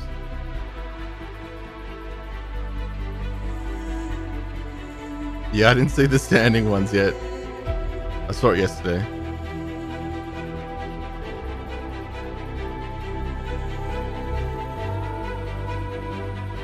Ooh. We'll come to that when we see it. No ideas.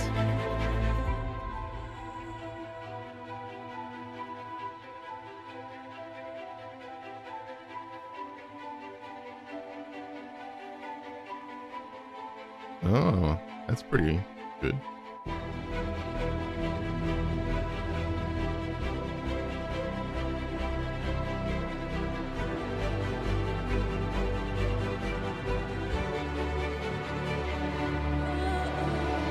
Yeah, where are the beards, honestly? I thought for sure that's what we were getting. It's the Karen hair, it actually is. Yeah, they're pushing it now, aren't they? I don't know why we're seeing this cinematic. Like, okay. Alright.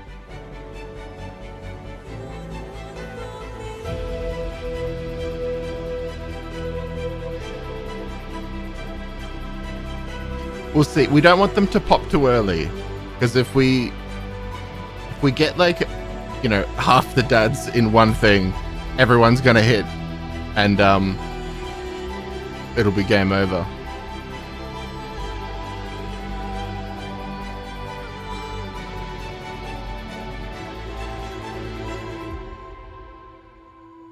All the links are in the description.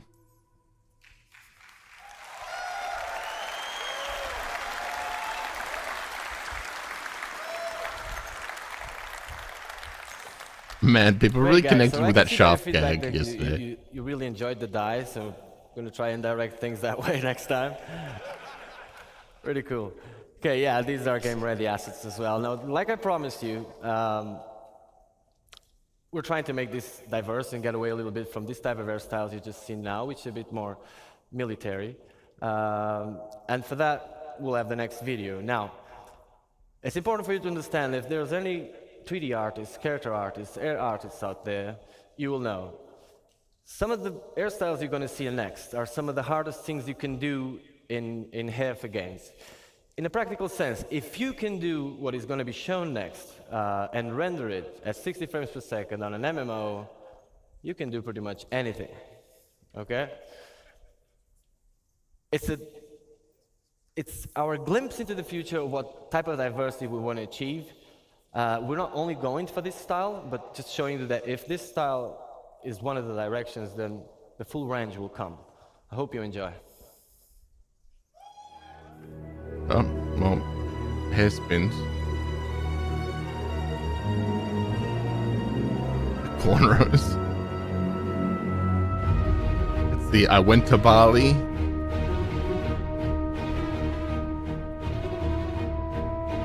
Gonna have little. They did it wrong. They're gonna have little beads at the end, you know. Oh, dreads. That's cool. Do a Rage Against the Machine roleplay. Hey, cornrows.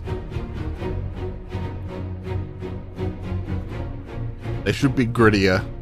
To be honest, those are a bit too clean.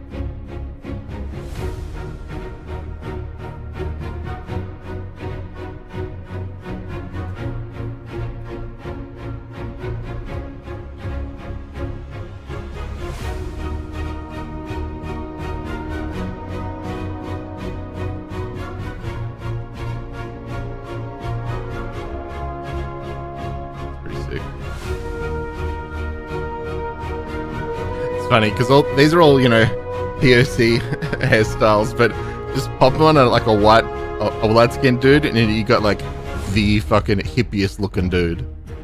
You got Burning Man.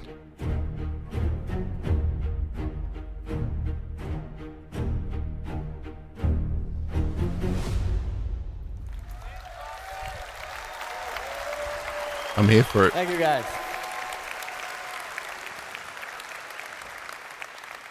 So yeah, like I've been saying, these pictures you see here, they are all rendered as you see in real time, depending on the light conditions and stuff.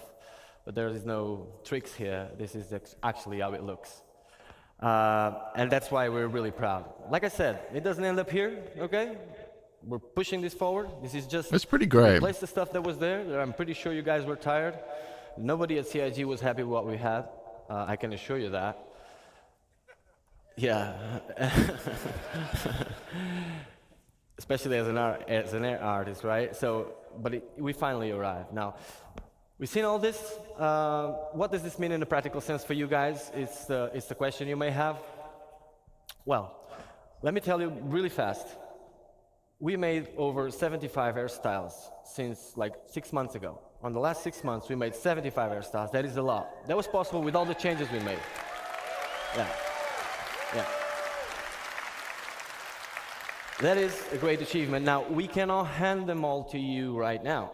It's very simple. It's very simple. It doesn't end up here at the artist end, okay? After this, there's a tech art pass where they need to skin it, they need to make it work with hats, with goggles, with everything. They didn't give us beads, right? though. So it's a process that takes time, but we wanted to have a certain amount, a quantity that would be enough to replace all the stuff that it's there, give you enough variety for you to start, and that's what we're going to see next. Now, it also tells you when are you getting it. So, when? As a last note, I'll leave you with this video, and next, we'll come here to talk about this stuff. So, let's take a look at this, guys. This is actually what you're getting. Into the PU.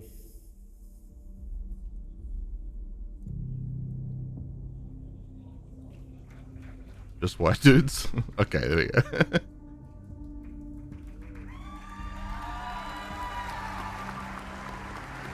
We're getting the Karen, you guys.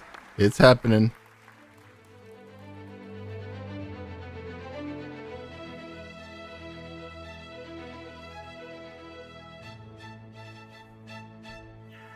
Yes, this year. So before the year ends, you're all gonna get to enjoy these hairstyles. It was a pleasure to be here with you today, guys, and see you in the bus.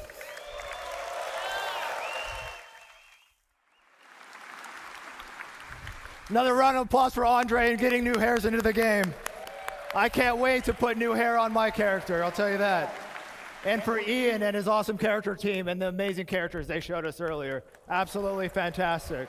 Speak to your captain. We don't have a lot of time. That was good. I'm going to talk to you about character heads. We've talked about hair. Yeah, it'll be We have talked about outfits. I'm going to talk to you a little bit about the 3.22. heads and our pipeline and getting us from the actors that we hire to do the photogrammetry all the way to the game characters. So we have a DNA pool, expansion, and customization. I'm going to take you through. We made a data-driven pipeline for adding new heads. So what is a DNA pool? DNA pool is just a bunch of heads that we put into the game. That way you can modify the ears, the nose, the chin, the mouth, and you could interpolate between all the different heads. A DNA pool. We want to expand the pool and allow for more selection and range. So we scanned 60 new heads for our DNA pool. 60 new heads. Woo, scan them heads. And we process them internally. We also added customizable facial features, skin tones, complexion, makeup layer on top, revisited the eyes. These characters look new and they look great.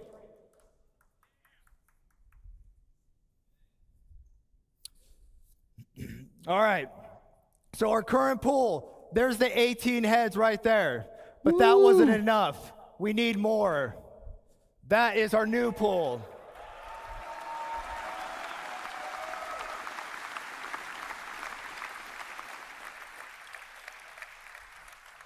Very exciting. Right now in the PU, when you're playing, see that center row? You get 9 females and 9 males. Yeah, we got your And head now scanned using the Toby I Truck 5. Characters. It's for Squadron and the Persistent Universe. How do we do it? Well, we partnered with Clear Angle over in Pinewood, London. And they have this thing called the Clear Angle Dorothy Scanner. The scanner improvements allows us to get shoots done in 4 weeks of sessions. Custom coded flash that just kind of does it automatically, all calibrated in seconds. To give you an idea, our old automatic flash, took hours cool. to calibrate. This thing does it in seconds. Talk about state of the art. That's like such an old Average thing. of 4 scan actors per day now. We used to be doing 1. It's so old. What this means to you is we can get you characters faster. We can get you new heads faster. Polarized image data resulted in improved spec, blah, blah, blah. Those are awesome texture maps that we could put on the head. That way we could render them, make them look really good. Photogrammetry captured in raw images at 8K texture map resolutions. Hyper accurate scan results. Now, close your eyes if you're a little sensitive to light.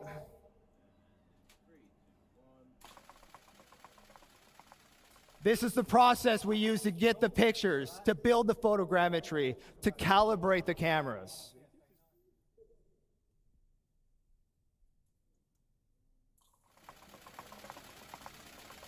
Jesus Christ. Oh, relax. Nightmarish. All right. So there we got some characters here on the screen. What the fuck is Those going are on in the all middle? built using all these things that I've briefly mentioned. I want to talk to you a little bit about skin tone. One on the right, that was incredible. Skin tone's tricky because we want to apply it. We want to be able to customize it. We want you to have the ability to do whatever you want. So what you see is some really weird-looking characters. We see a head with some yellow. Yellow's good in this case. A bad Oblivion NPC. We're trying to find the average skin color. Once we find the average skin color, we can figure out what that skin tone is, and then we can apply it. The blue means it's further away from the average skin tone. So when you apply your skin tone, it has less influence, keeping those high details, keeping the color, the blemishes, the imperfections. That middle one, that white head, that's where we get once we've extracted the data. It's now like the original adoring fan from Oblivion. Which you see at the end.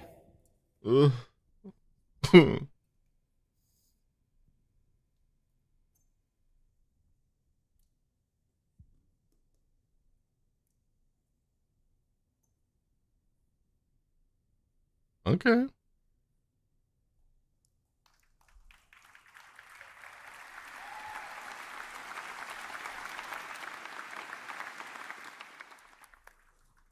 All right, so here's a little more detail what I'm talking about. we knew that we were going to get a pull for these heads, this pool of all these different awesome shapes, noses, ears, lips. But now, with what we're doing currently, you can see that we have calibrated all of our source photos of our actors. And with that, we could figure out exactly what they're supposed to look like. And then once I extract and do the average thing, I'm able to get a value. And that value translates into a skin tone. And that skin tone translates into a chart that you can customize your character with. And what's great about this is as we grow our pool and we get more heads, we get more skin tones. So our skin tones aren't based on, you know, whatever it should be. What should it be? What does it look like? These are real data. These are real data that we get from these incredible clear angle scans and the incredible tech that is written by our staff. And the skin tone will grow along with our head data and along with our heads. And there's an example of me just applying it and showing that in practice. And now here's another look. Here's a couple more characters that I put together with this stuff. And here's what's great about that. I did that with our brand new character creator, character customizer for Squadron 42. I make every up head on you see in fleek. here, which will also be applied to the persistent universe, so all heads are in the verse.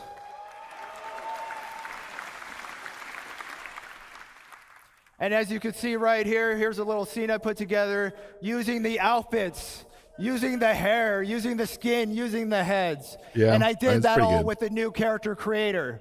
And here to show you that, if the live demo of the character creator, I'm going to bring back my good friend Sean Tracy.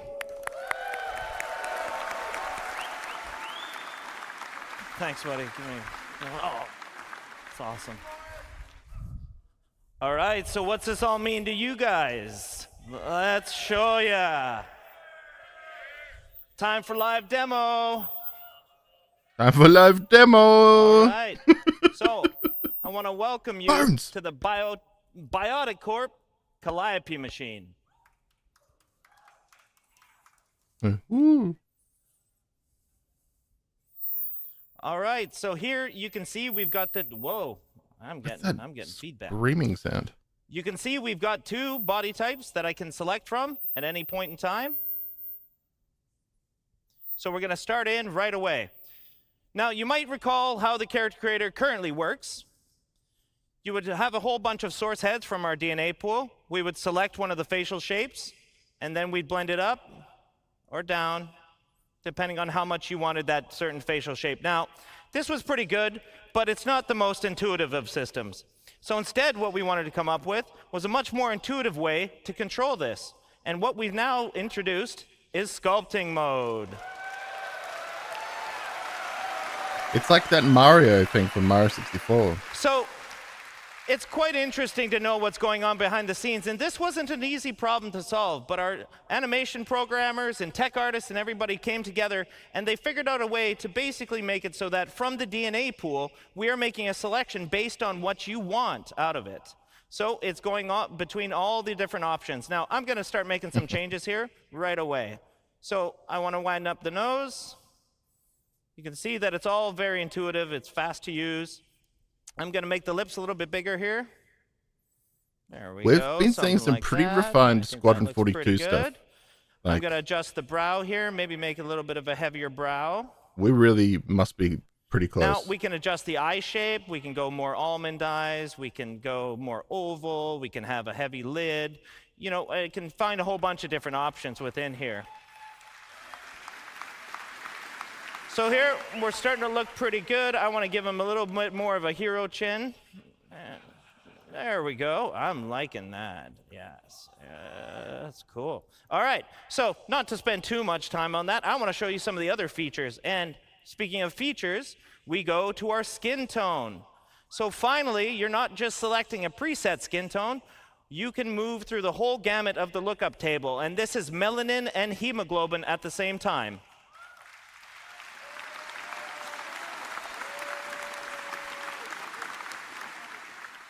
So at the very top of it, I've got a texture slider. So instead of the whole head sort of selection, we can go between all the different textures now.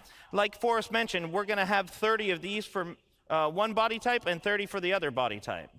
So here I'm kind of like Jim. what am I like? Oh, I like this one. So here, and I'm just going to set a skin tone that I kind of like. Something like that. That's cool. All right. So the next step in our skin tone is the complexion. And complexion, we've added freckles.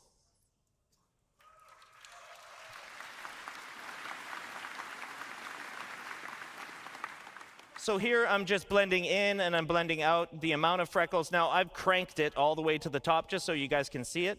But for my character here, I'm going to keep it kind of subtle. Bring back the space cows. Like this, but quite a few of them, something like that. We've also got sunspots. Now this is, a little more weathered skin. We'll give this sort of look. And we've got a whole bunch of different blemish masks planned for you guys, whether that's sunspots or liver spots or anything to that effect. Now, I'm going to give this guy kind of a weathered look because I think the skin tone looks pretty cool like that. Yeah, I'm digging that.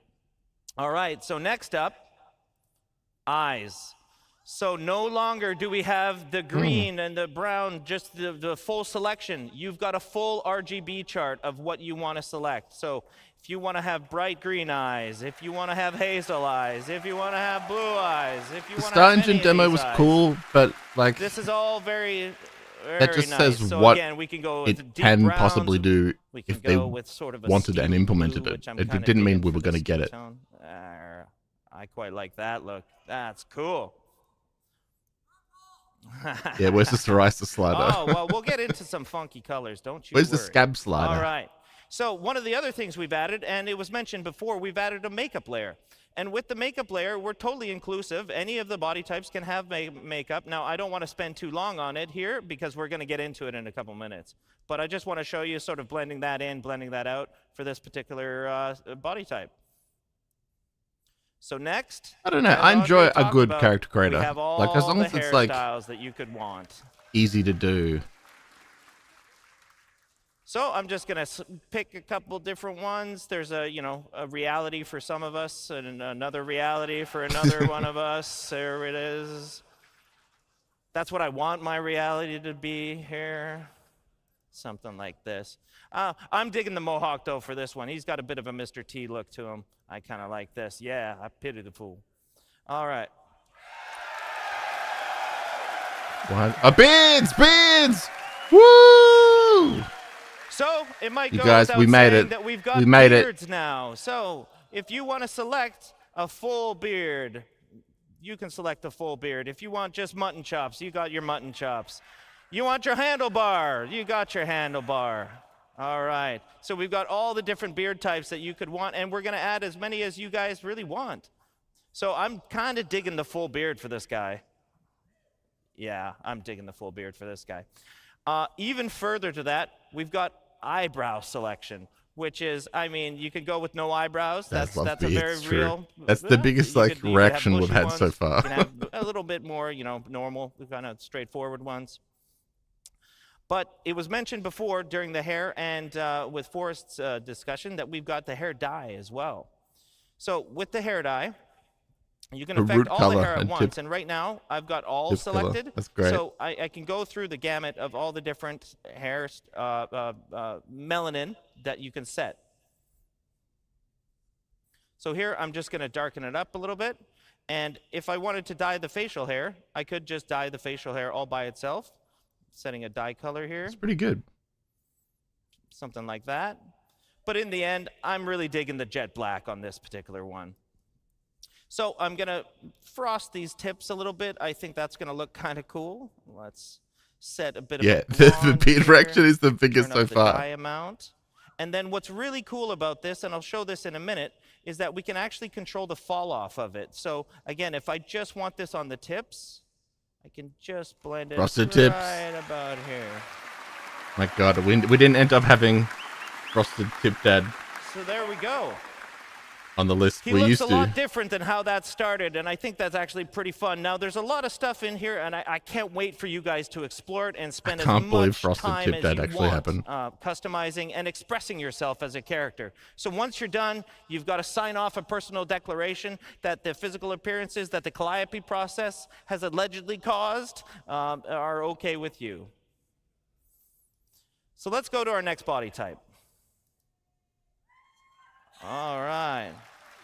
So I'm going to go to town here real fast, right away.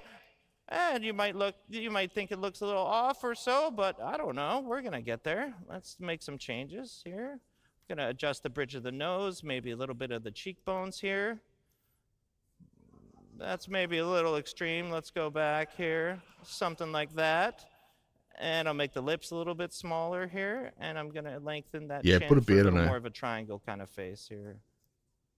So Curious to you can see see, you if can it's an tweak to your option. heart's content. You can spend a lot of time doing this. And I don't really like the brows. I like a little bit softer of a brow for this particular character.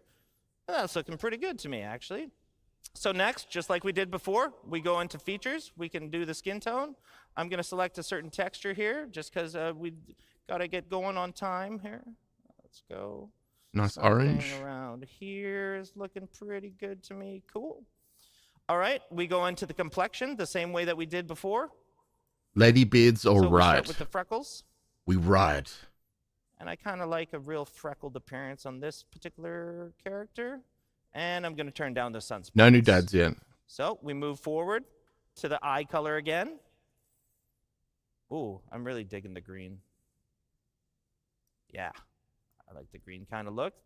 And we get to the makeup. Now, this is where I wanted to spend more time. Now, I'm arguably not very good at this, but I Did the will guys do my have a absolute makeup best option? to show you guys how you can use it. So first is the eyeliner. Just so you know, I'm all about So the everyone eyeliner, having we the can same do any color. You can go as options, crazy regardless or as chill as you want to of go gender. with this. But for this particular, I'm going to go quite dark here, just in the dark sort of fuchsias and purples. Here, we'll do in the inner lid eyeshadow. I want to be I'm able kinda to keeping the fucking make the same characters go theme, I ape think. shit. Yeah, and then we're going to do the same thing with the broad eyeshadow. So again, we can go as crazy or as calm as you want. Because with makeup on the men, So, I could make like fucking What I've had good crazy success black, in doing is kind of you having know, it cranked, and then I face just pull paint it and back shit to all a over little it. more of Looking sick. a natural blend. The cash to girl something to bits. this Yeah, effect here. hell yeah. Next is the lips. We can do the exact same stuff on the lips. Now, what we have is a whole bunch of different makeup masks, and That you've makeup got 3 does different come up channels cute, within too. those masks. So basically, 3 different colors that are affecting different areas of it. Now, for the lips, we can go with the same sort of theme if we wanted, and I think I'm actually kind of digging that. And They let's would not go let on you lip wear that in the liner, military a little though, darker. so you know. And then lips are a not lot very more realistic. glossy, so we can increase the gloss there, so that looks a little more like a. That's how lip hashtags gloss. work. Yeah. Yeah, that looks pretty cool there. And then, like I was doing before, I kind of just pull it back a little bit. And there we are. So next. Ooh. I Oh, think there we're is good. beard. Yeah. I think we're good. I have no business doing that, that's for sure. the beards Same on. thing on the hair. Put the Again, beards on. We've got a whole bunch of different hairstyles. These will all be shared between the 2 body types, but for this particular demo, we've got the ponytail, we've got the slick back kind of look. Yeah, I'm not finding one I'm really digging yet. Ah, yes. Yes, now we're talking. All right, so cool. Now, again, we're fully inclusive here, guys. So if you want facial hair on any body type, you got facial hair on any body type. That Wait, is why are up they to like you soul guys. patches? Where's the full beards? So on the eyebrows, I'm just going to leave them because we can't really see them anyways. But for the hair, I really like dyeing this hair a certain color, sort of, you know, something in the darker range. I'm going to turn that down. I like the nice jet black. Look at the makeup bounce out. That looks It's cool. like sex hair, Karen. I'm going to turn up the dye, though, and I'm going to try to carry my same theme forward here. There we go. And then I'm going to give it a bit of a fall off, as we can do, so it's just on the tips there. So let's see that in action. Yeah. All right. So now, you know, at first, we weren't sure about that character, right? But in the end, I think she turned out, definitely. So you go to a review, sign off your declaration again, and head to game. So, you know, I'm really lucky to be able to sit in front of this. And again, it was a huge amount of work from tech art, engineering, designers, and specifically the Squadron feature team that has done all heaps this of people work. And one of the cool things to note is that we use this now internally as a tool. That's why it's me up here demoing this. This is our tool internally for creating all these heads, for creating all the NPCs in the verse. Because as Chris put it one time, he doesn't want his NPCs to look lame. He wants them to look cool. And this gives you cool looking characters. Thanks a lot, guys. We did it. Our campaign was brief but powerful. Oh, we might get some dads here, you guys. Get ready.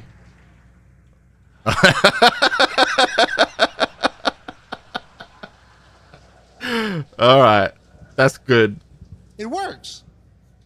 All right, we're behind on schedule, so let's welcome the Life in the First Person crew. Take it away. I'll be here. I'm busy.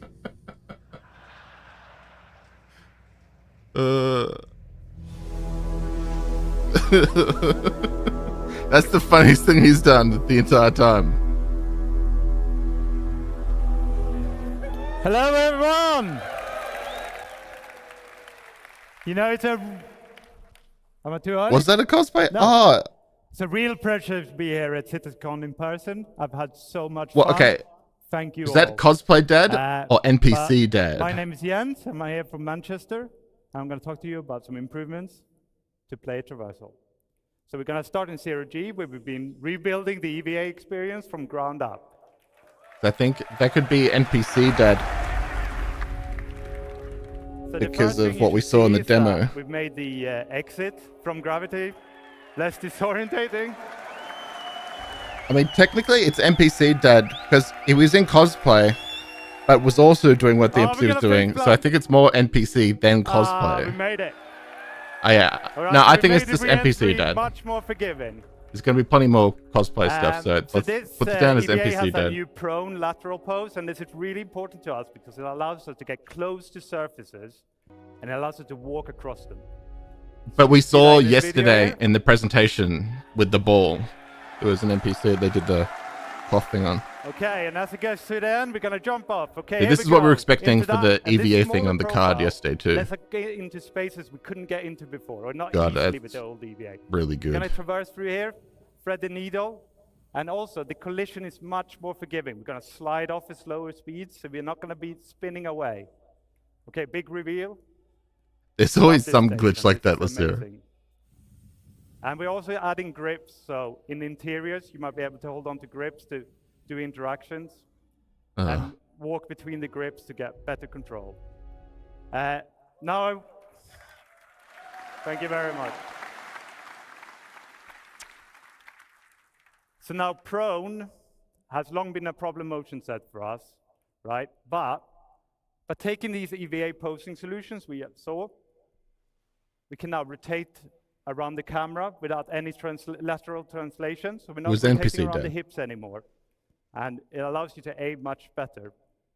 We're also not moving the body, so we don't need to worry about the external collisions anymore. Right? We're not going to get pushed around. Oh, that's cool.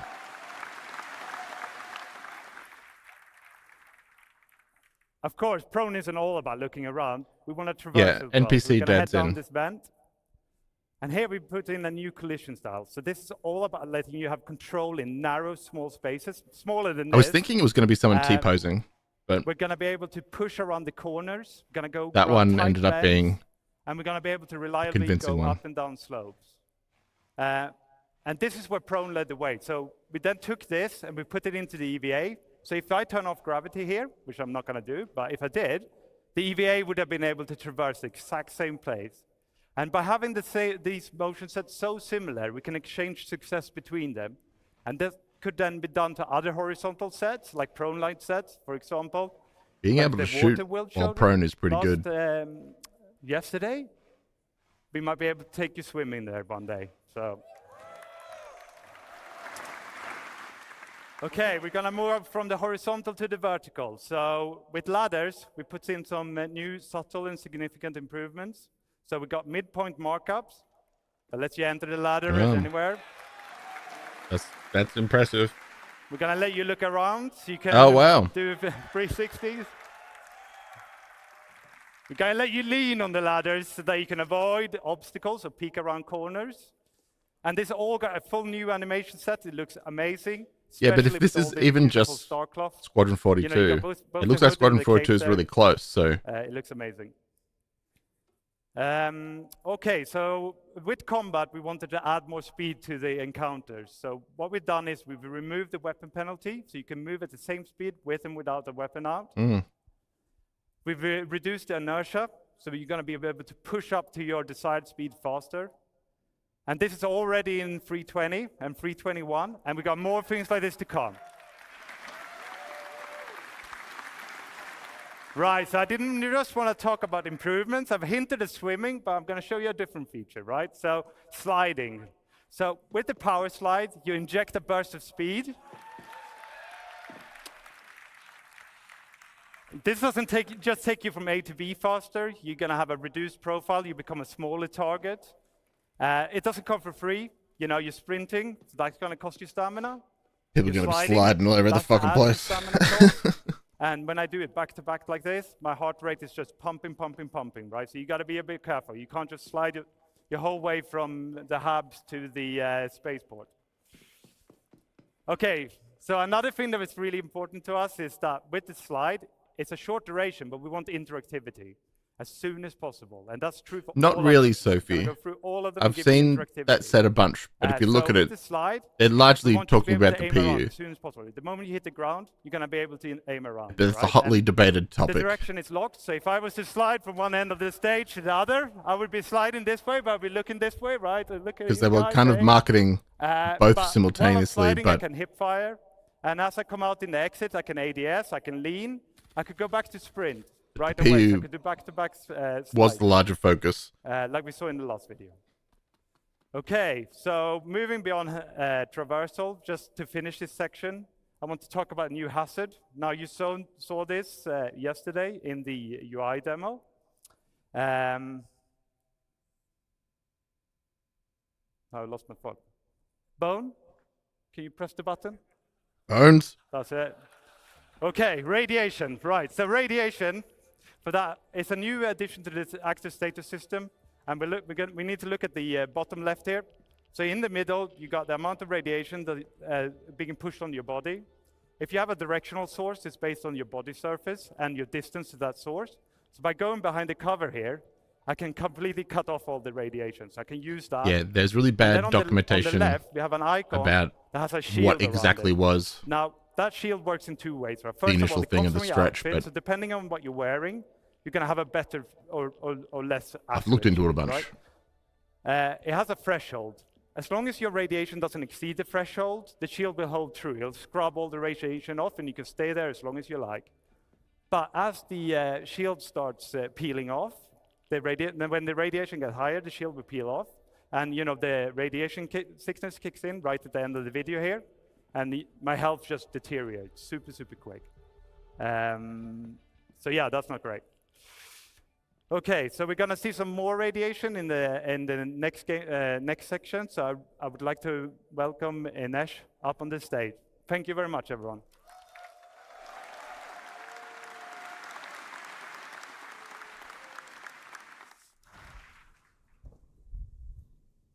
Why are we showing that? Okay. Hello, everyone. My name is Inês, and I'm a gameplay programmer here at CIG. And I'm here today to tell you all about... Thank you.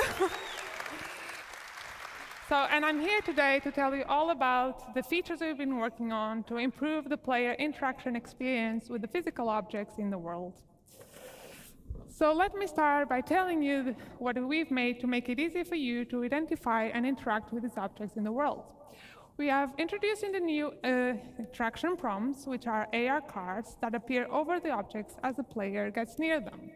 This, combining with scanning, will help the player to easily identify the interactable objects in the scene. So we have improved the algorithm that our interaction system uses to determine the current item in focus. So you'll have a smarter detection and selection as you move around and look around the scene. So the prompts will show you the active interaction and the key bind that you can use to quickly trigger it, like you see on the pictures. So we are trying to minimize the friction of the player to interacting with these objects. You no longer have to go into interaction mode to bring up the cursor, then drag it over, and to select using the inner thoughts. So we're removing that.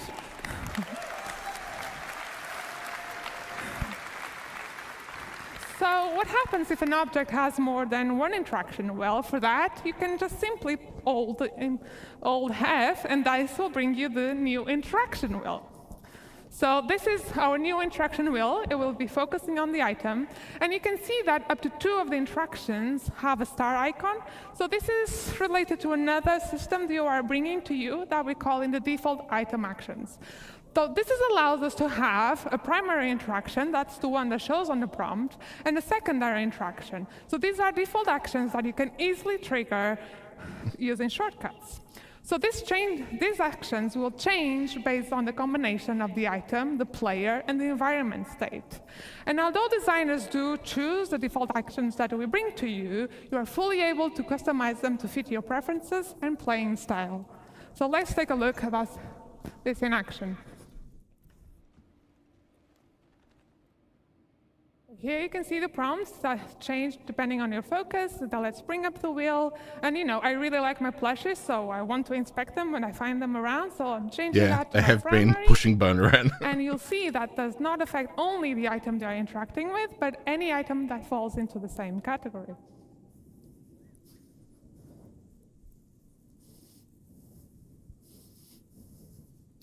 Go next. OK. So I've shown you some features that improve. Thank you.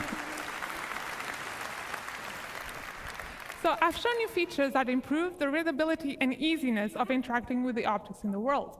But the other part of our focus was to bridge the disconnection between the player and the object you are interacting with. In a fully physicalized world that we want to provide you, a tactile experience is very important to sell the experience. These look very large. So we introduced a new system that allows us to play animations seem for in the way. player of actually reaching out and physically touch the objects in the world. Yeah. So our main goal was to give you a better immersion, but at the same time, minimizing the friction and the control we take away from you. So this really was an exercise between code, design, and animation to give you the best experience possible. Let's see some of this in action. It's got a wizard sleeve. Pressing buttons has never been so satisfying and fun. Smash that like button. And I just kind of like go.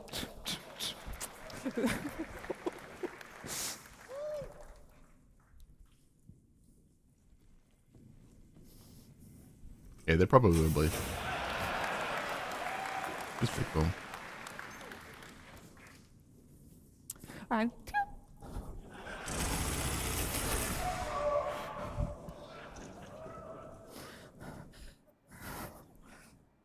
OK, so let's continue with this theme of tactile experiences. The next thing I want to talk to you about are usable interactables.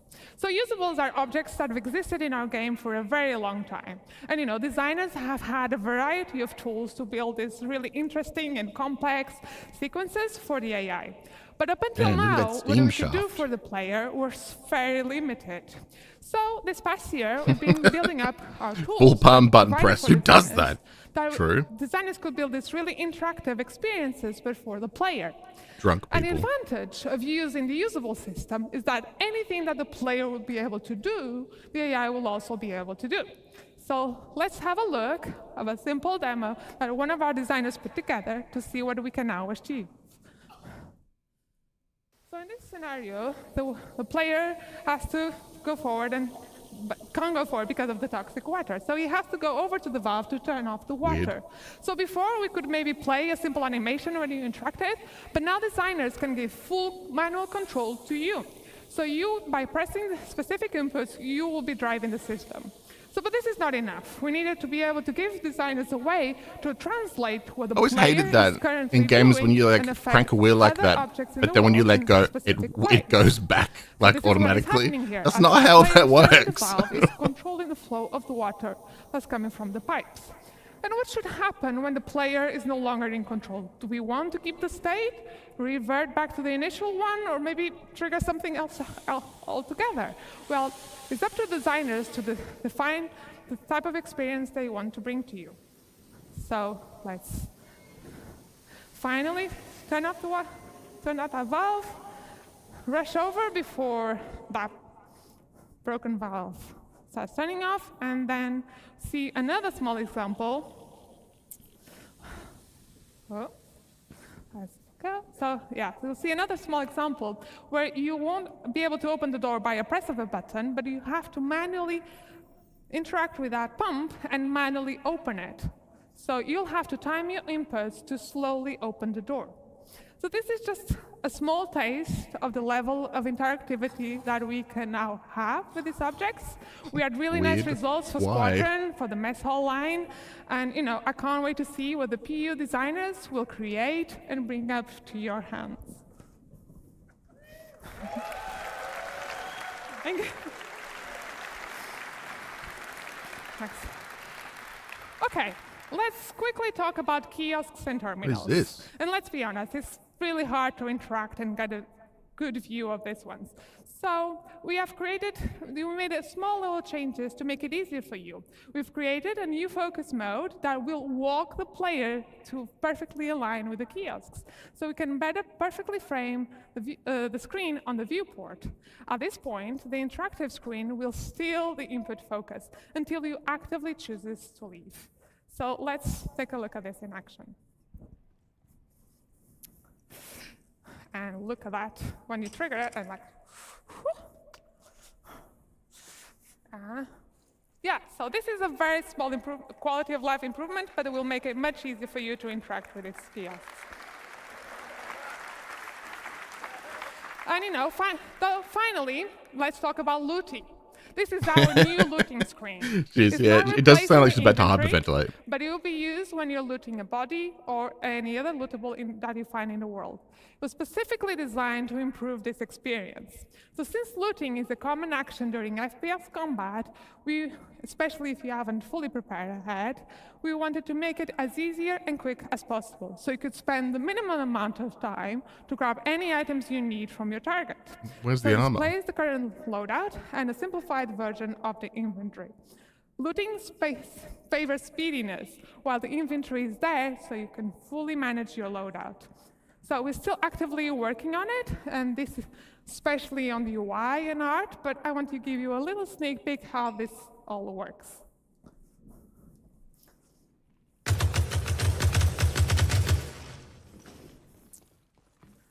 Okay, let's go over to divergence. So you see the player loadout is on items are on the bottom, the target is on the top. You can hover, if you hover the different widgets, you'll see a tooltip that with the different quick actions you can do. You can just simple press. Yeah, it'll be so much easier. So yeah, you can quickly press to just equip or swap. You can even use your mouse wheel if you want to change the target.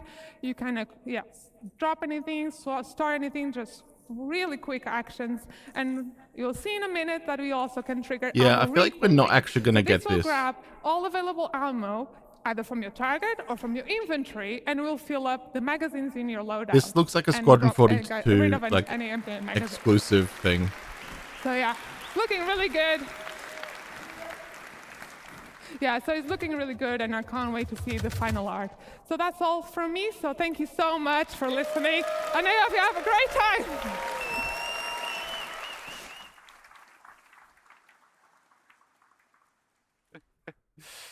Right, hello everyone. For those who cannot remember, think my name is Jens. And I'm now going to there is a problem here where we made to our stealth gameplay. they're showing stuff I'm that's gonna Squadron give you an 42, update on weapon but wear. not saying that it's Squadron 42. Right, so takedowns is an important part of our stealth encounters. So this is where we're going to add some player skill progression. So going to move you through different action sets. You're gonna start out by struggling. You might fail. Of course, this sort of added time and the extra noise you're making is really gonna increase the risk of detection. You're gonna get faster the more you do it, and then you're gonna reach maximum efficiency. Check this one out. So he's so fast you can barely see him do it, and then he guides the body to the floor, so it makes almost no noise, right? We're gonna explore some more variation beyond our unarmed and our knife takedowns, like sedative injection pens and contextual takedowns. So this guy on the railing here, let's see what we can do about him. I mean, all of this is Squadron 42. So by using the environment, we can do a more efficient takedown than maybe our skill level would have allowed. And it certainly looks a lot cooler. And we're going to be able to use this to get to enemies that might be otherwise difficult to get to with our normal takedowns, like a pilot strapped into his pilot seat, you know, sneak up on him. Like, that's why it didn't have any armor looting options. Okay, in that thing so before. in that last video, we incapacitated that enemy a lot. I'm going to introduce you to a new weapon. Restraints. A new item, sorry, and that's the restraints. So with the restraints, okay, let's take him down first. One more. Oh. Okay, so with the restraints, we're going to turn him over. We're going to cuff his hands. Sus. We're going to cuff his legs. Wow.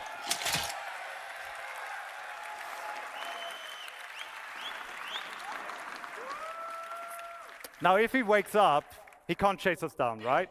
But he could call out for help. So what we're going to do as well is we're going to add places in the environment cut his tongue out. where you can stash a body. You can hide them, either unconscious or dead. And that way, it should be easier to remain undetected and keep you in that stealth bubble. Now, this is another thing we talked about in the UI demo, which is the ping. And we saw it in Inesh's presentation, how she did a short ping to highlight a door pump. Now, of course, we allow you now to charge up that ping, and by doing so, we can see further. True. And we can see through obstacles, and we can populate more information into our data bank that then shows up in our box like charts here. So you you get can the name, see and you maybe get the when race and maybe the faction. it's just showing and like you can use the this information Squadron 42. to figure out where is the weak link, which enemies can I take down without being discovered. There's a risk here, okay? So there's a charge up time, means you can't do it all the time. It's going to recharge slowly. You see the bar at the top slowly going down. All right. Until that Bondage, goes all the Dad. way down, I Let's can't lock ping. it I in. can't even do a short ping. And it's going to spike my emissions, Oh, my signature. So an enemy with the right equipment or tech level might discover me. Okay, so let's move on to some talk about weaponware. So here we're going to see a simulation of a weapon getting more and more worn over time. We're going to expand this beyond weapons to other FPS items like your armor, your clothing, your helmets.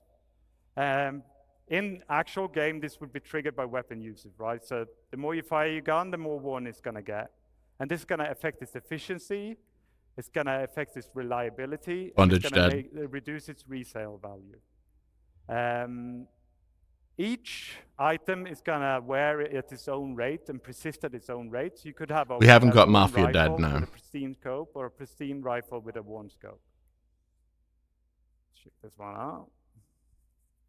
There you go.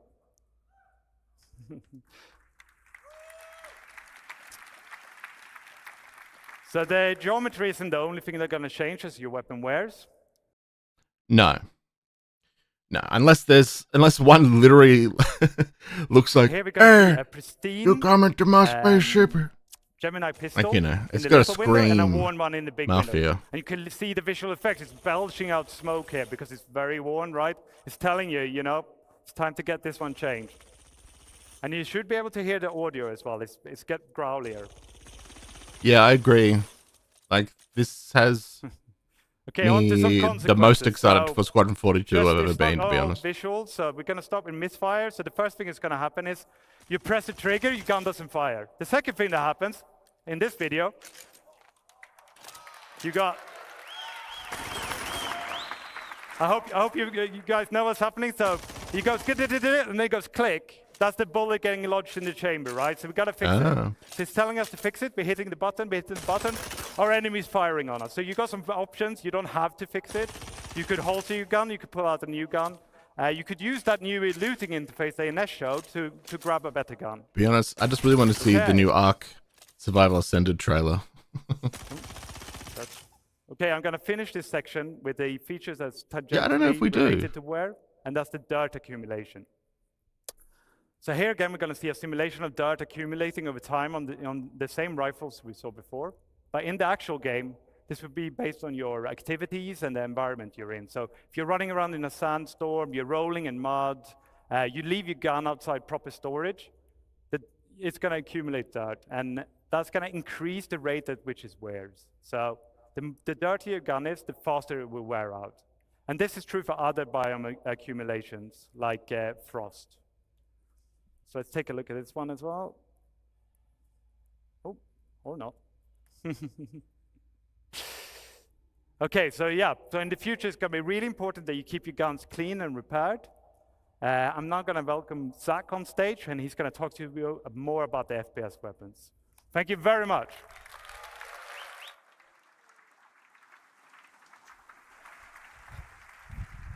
Hello, I'm Zach Priest. I'm a senior FPS game designer. I'm here to share some of the new, interesting FPS things we have to bring you. So if you play modern shooters, you'll have noticed the quality bar has gone through the roof in recent years. Things from visual recoil to VFX, just overall general weapon feel. As you know, we recently did a pass on our weapons to get them a bit more up to speed, but we couldn't hit that quality bar that we really wanted to, because guns are violent in nature, and we couldn't portray that as much as we wanted to. So we made a new tool, and it allows us to show the violent nature of weapons while creating greater weapon-to-weapon variety. So this new tool also integrates better with other systems. For example, you just saw like wear and dirt and things like that. And I'm extremely proud to show you the new weapon recoil. So this is the old P4. It kind of falls a bit flat. You're not really getting that like oomph that you want, but you've probably shot this a million times. Now the new P4, it has these nice little bop downs, and you feel it getting close to the camera, and the overall aggression of the weapon is a lot more there. It feels a lot more visceral when you fire it. This new tool gives us granular control over the movements of the weapon. So essentially what we have in one of our tools now is almost an animation tool where we can control the rotation and the location of things. So this is the old PA SMG. This is a new one.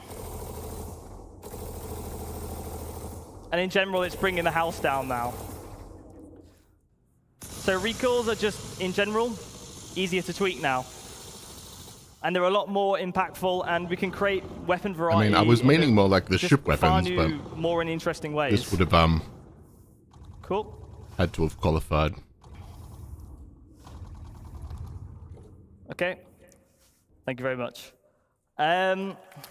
Cheers.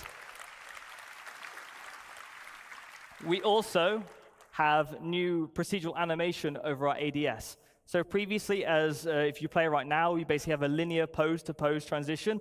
And sure, it's there, but now we layered some of this procedural stuff on top. So for example, if you have an SMG, it can come up a lot quicker, it can flick up, you feel really cool. LMGs can be a lot more heavy. So before, it basically just do, move from pose to pose, but now we can keep it longer down here, bring it up slowly, and overall it just feels like you've got an LMG, or it feels like you've got an SMG. We're just using things like, ease in and ease outs, and just give more life to the overall weapon. Oh, there we go. And we also have new iron sights. So sci-fi weapons are chonky. They're full of detail. They look really cool, but a lot of that detail can potentially get in the way sometimes. So you've seen, this is a change to the Kana, where we have raised the weapon sight and given what we call the target acquisition window more room to breathe. So if you're aiming at somebody, you can just generally see a lot more. So optics aren't a crutch anymore. So you can see this on the Ravager, and you can see this on the Custodian. They do need to fix screen glare. Now, weapon functionality changes. So as you imagine with the new recoil tool, arc light pistols now burst. existing weapons, they're going to look and feel great. But while we were looking at our weapons, we also realized that some things don't necessarily, align with their manufacturer, right? You look at something like a Gemini pistol. Now, Gemini overall, it's rule of cool. Like, that's what Gemini is supposed to be. So the LH86 pistol should be fully automatic, realistically. So we have a video to show you of the pistol. And as you can see, it goes ballistic when you fire it. The magazine count has also increased to allow for that just crazy feeling that the pistol gets. Cool. Cool. Thank you very much. Right, and moving on to our new Vault weapons. So, it's the other video. That's the other one. There you go. Thank you. These are the Vault weapons. So, Vault is primarily based around controlling a heat of a weapon. These weapons have the potential to overheat. And if they overheat, you will be unable to fire. And they will enact differently. So some weapons will just basically be beams from the get-go. Some will go into beams. Like you see, this one goes into a beam once it reaches a certain level of heat. And it's really fun because these are quite powerful weapons, and you basically want to manage the heat and keep it in that ideal spot. Okay, cool. And scope improvements. Let's take the time to give the stream a like if you haven't already. I would appreciate it. Thank you. So, to get if anyone plays a modern FPS, they know the optics are just gorgeous now. In all modern shooters, they look fantastic. And as you can see, we have zoomed in optics in the center. So and then we have other things like parallax, like you see in real life. And they look gorgeous. And so in general, all our sights and scopes have been overhauled to be more realistic with things like parallax, pin cushion distortion, and things you'd expect from having a scope in general. And it differs manufacturer to manufacturer. Appreciate it. Right? I'm not good at promoting, self-promoting stuff. Some things are purely physical. So if you get hit by an EMP, so you won't ever hear for me example, yammer on about like a television sight, like something like Cluey might have, then your optic would turn off. All right. Thank you.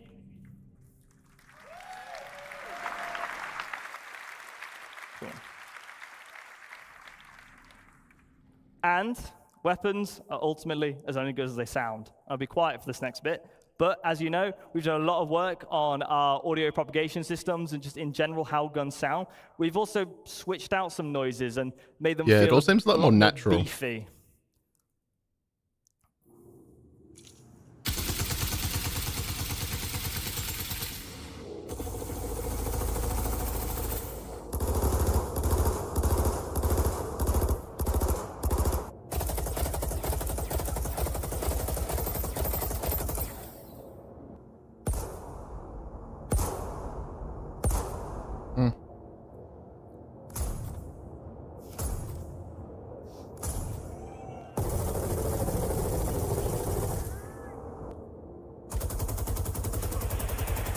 I mean, it seems like we're getting a bunch of quality of life stuff for I think all of California heard us there.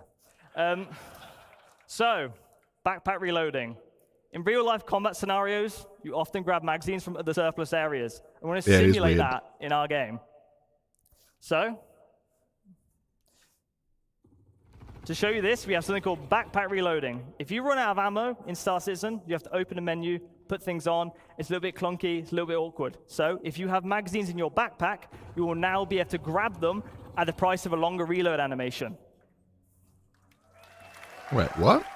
You will also be able to tell when you have a backpack reload coming up because it will be displayed on the inventory with the backpack symbol. So you can get the ammo out of your backpack. You have all the information you need. Fucking thank God. Oh my God. And this has been shown, and it has been teased a little bit, the dynamic crosshair. We were saying this yesterday. Now, no more third-party dynamic crosshair, crosshairs now. Keeping like pistol ammo on your belt was like a waste of space. This is our new crosshair. I was like, at least make them like in your like pockets. It's a crosshair that follows the barrel of the weapon, so you'll see exactly where a bullet is going to land. Was it done automatically, or was it like you had to hold it or something? Using AR. Some visors won't have access to this crosshair, but some will use modified combat lenses. So if you don't want to use the crosshair, you can just use a different visor. What a fucking quality of life. Oh my God. It works with recoil, and overall it just looks gorgeous. Cool. Cheers. And on to more data things. We're going to provide an improved PvE experience. The accuracy calculator for NPCs is coming over from Squadron 42. Some people have been playing it in the venue and here, and I've been harassing them, whoever's doing the hangar missions. Pockets would have been like, and this is not with space anyway. Would have made more sense. But We sure. also have new NPC archetypes, what we're temporarily calling the Juggernaut, which is basically a very high damage resistant enemy that has an LMG or a shotgun. As soon as they see you, they fire, they walk up to you. And overall, it's been playing amazingly, and I'm really happy for you guys. Well, I'm really excited for you guys to get your hands on it at one point. PvP, we want to increase the time to kill. This allows for more varied weapon balancing. You know, we can lay into like sort of different aspects of the element more. It leads to higher skill ceiling and less unfair deaths. It will no longer be a game of whoever shoots whoever first. Speaking of which, force reactions. We're reworking them. We're aware it's frustrating, and we are going to rework the system to work beautifully. And we're also working on some other highly requested PvP changes. I'm very happy to say a lot of this work has been dialed in for Squadron 42, is in a very good state. And It was we're bringing just this a to weird you quality of life, hey? soon. Now, over to the AI director, Fran, to share some exciting updates on combat AI.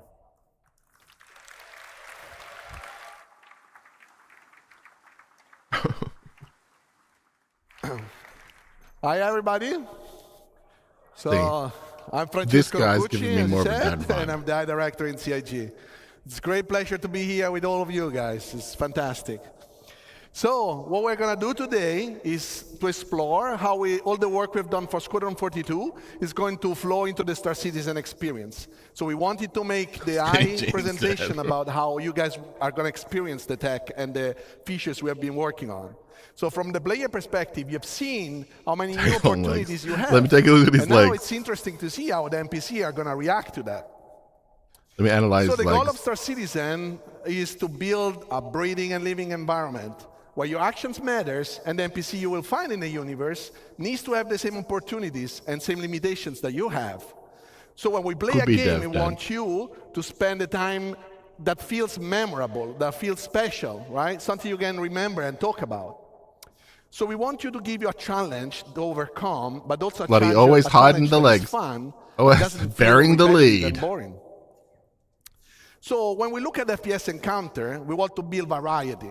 We want to give the designers, like Zach, the ability to Oh, craft is he combat Italian? scenarios, not just to put NPC Right, we're going to in come a to a level. decision. I think he And might be we need one. to make sure that he can tweak something such that That he necklace can is experience screaming the unique play developer style necklace. and the play space that you have. So Star Citizen can benefit from tons of unique environments. So for those environments, we want you to have different type of fun. So what we look at today is that I don't think some he's of the Italian. tools that they have to achieve this goal and bring the AI to the next level. So the first tool we're going to look at today is the NPC trait system. So we spoke about this in the past, and we have now available for designers the initial set of traits they can use to influence their behaviors. So those are some of the ones that are available to the designers. Today we're going to focus on the combat traits, because we have traits that also apply to the peaceful I just want to situation check and the these social legs environment. first. But those are the ones that influence NPCs during a combat Yeah, scenario. Andrew. Wait. We're always Traits, taking new you members. can imagine them as characteristics NPCs have He is or Italian? don't have. So through the usage, If he we threatens make sure the someone, combat it may feels be different mafia. from one encounter to another.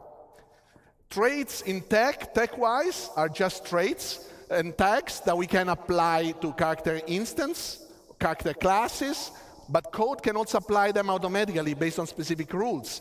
For example, if you see somebody with a rocket launcher, those will apply, an example, the sentry trait That's not automatically, Scarface, because those weapons are weapons that work well arranged, so you want them to not push forwards to you. You can tell who's trying to like So they allow sway to it block, so or it's for their actually, bingo card. they allow or they block specific section of the behaviors to run, but they also influence the likelihood of some logic. No, it's to not happen, say hello to my or little they friend. Well, this modify guy would the be like, outcome of you specific should say actions. hello to my little friend.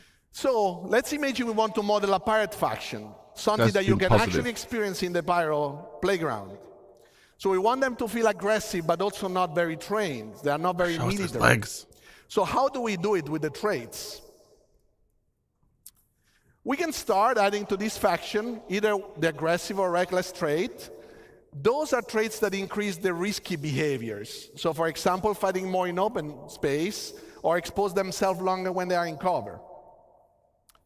We can then assign to some of those pirates the ignore fire obstruction trait.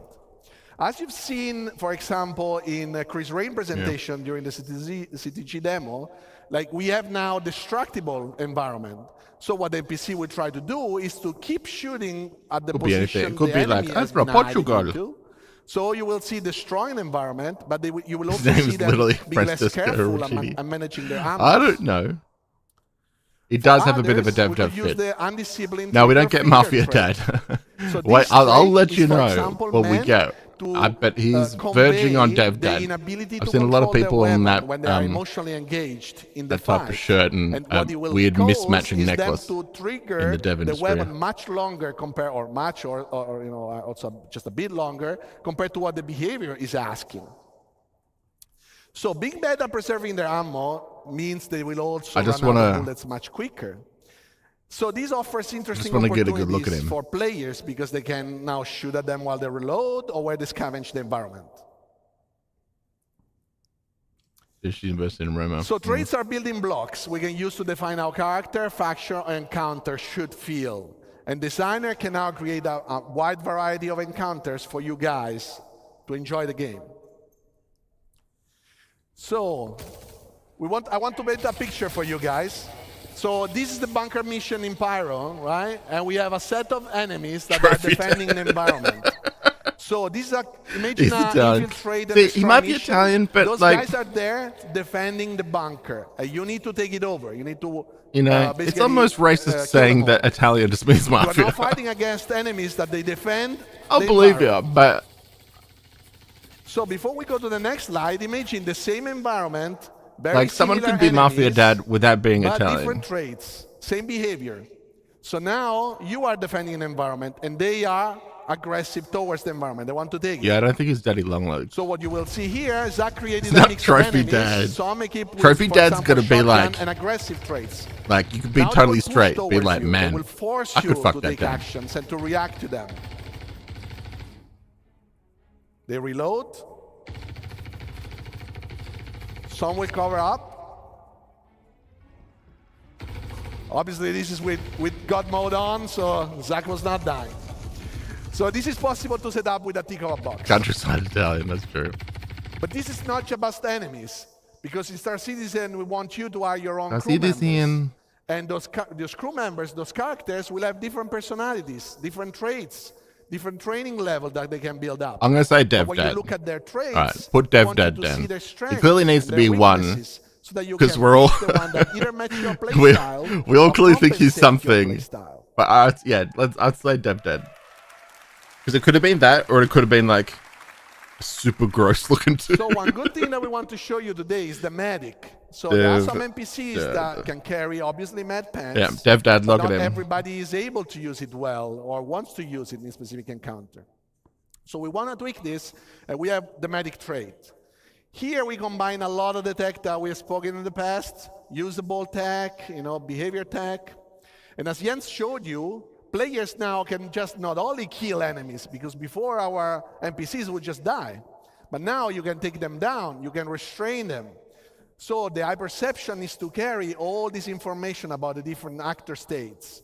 So he needs to know if he's down, but if he's still alive, or if it's just No denim somebody dad. that you Yeah. need to wake up. So a medic in the regular combat flow can, when it's safe to do so, and at the right time, Giving me father attempt to heal vibes. his mate. That's that not a can be dad. helped. That's a father. So now you can imagine guard patrolling the environment. You take down a character. The guard finds this body on the ground. He doesn't know if he's alive or not. So he can go there. He can check it, check the pulse, see the state. goddamn And if he father. can be helped, he can basically execute the right healing process. If he needs a med pen, he Oh will my use God, the med he's got pen. If he action needs to watch shake him to wake him scenes. up, he will shake He's him up. definitely If he needs Italian. to unrestrain him, he will unrestrain him. Your crew members can also do the same. Can't believe he was burying the If you're lead like down, that. Kriega The could be something Italianness that was can all in come his and jeans help the you out. entire time. We'll see now an example of this where two factions are fighting. And you will see that at the right time when the guy retreats, No, I've seen a this lot of guy devs can like go this. there and heal his mate.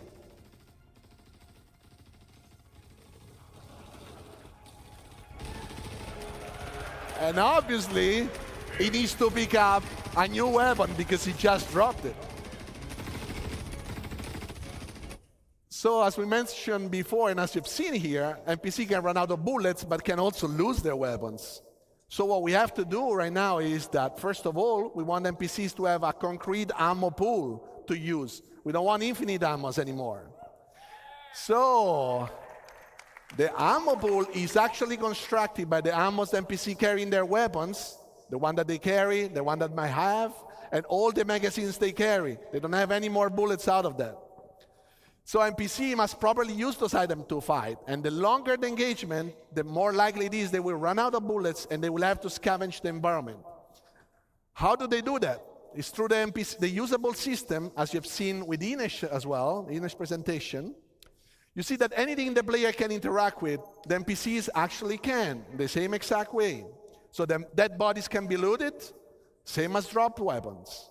Ammo crates will have physically inside devs, some especially weapons, when they magazines, get to that age, provide you with items. they may not be And fashionable, but they learn what they can get away with. That's like, that are actually functioning you can tell after a year of not knowing what to wear. They actually can They've got decide. like, For I can wear example, this if it'll it's be better to fine, reach but an they ammo always have crate something off, and gather some like new a ammos, beaded necklace or if or that is something. too far or towards the enemy, they can decide to pick up another weapon. So you will see that also already in Pyro, you might see it. And once they decide to do so, obviously they don't have bullets, Yeah, so they he's cannot definitely a fight dev you. dad. What they can do, they can also switch to their sidearms. And the sidearms is less effective, obviously, compared to the primary weapon, but it is still better than nothing for them to protect themselves while they go around and they loot the environment. So we'll see here an example where... I mean, this is what all devs are like on stage. Like, they're always, you know, they're not them a chance to public go and speakers. loot as It's always well. going to be odd. And this is a proper ammo crate that allows them to get back magazines. And another NPC arrives, and he will loot the dead body. This is the same dead body you might be able to loot, and you will not find ammos after that. But you will probably find it in the other one once you kill it. So, last but not least, another tool in the FPS arsenal is grenades. Grenades Derry are a Dad, great we don't tool. know. NPC can now fully react. We'll have to be and use creative if we grenades want to find in the it. environment. So grenades are a great tool, especially when an NPC Maybe needs he's to eating a lot of counter cheese, a player you that know? is camping, or a player that is hiding, or say in a location that the NPC cannot reach. Or milking So a grenades cow. force the movement and keep the action going. But they're also very dangerous. You've seen in Ali's presentation and my presentation that a grenade can make electronics explode, ignite a fire, and then the fire can propagate in the environment. So NPCs need to properly understand the environment and not jump into the fire and get damaged. So how do we do that? Is we have a new full system to handle hazards.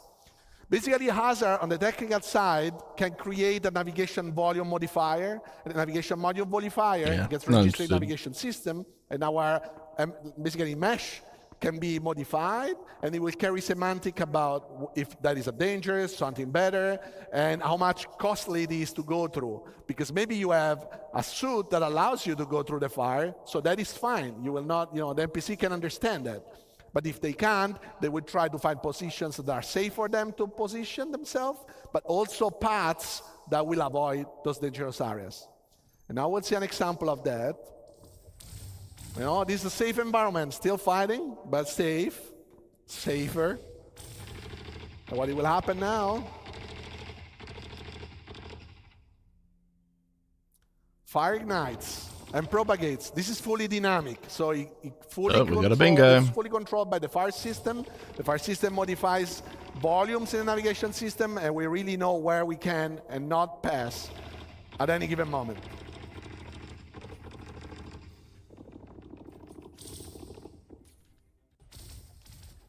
So this is a subset of the things that we worked on and we wanted to show you today. Thanks very much for listening, and now back to Jens.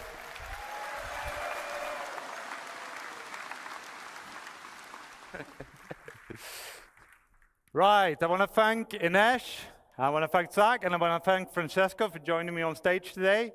We want to extend a massive thank you to everyone who contributed to, supported us, and made it possible to show what we showed today.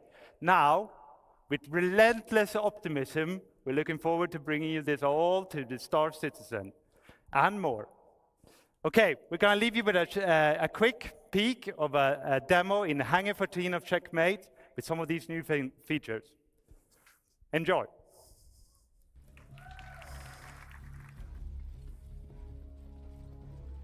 All right, next one up is the base cutter with LTI and the ghoulish green paint.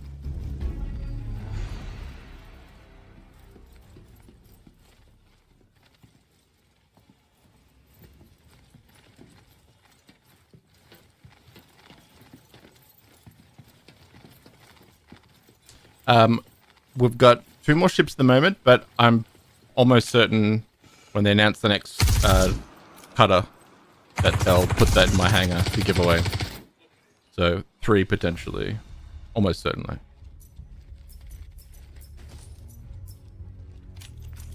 No, they were waiting a bit longer to post it because they just posted their initial card.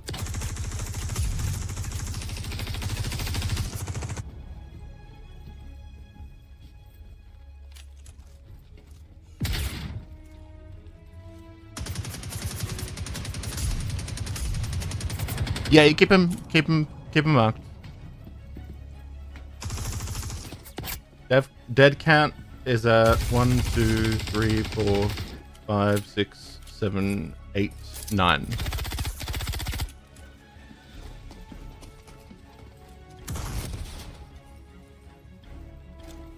Yeah, many dead.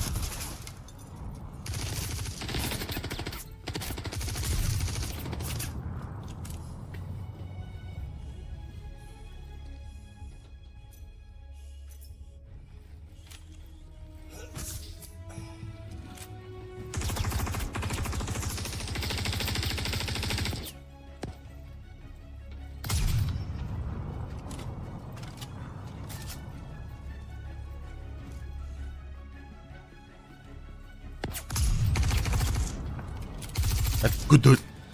Sounds pretty impressive. Good.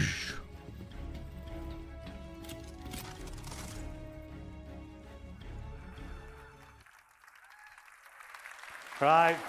Thank you very much.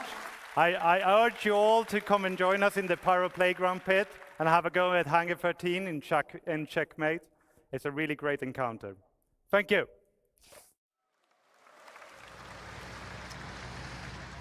All right, so that was live from the first person. We're keeping this train running because we got a lunch to get to. Up next is Taking Flight with Yogi, Inez, and more. Let's get it started. This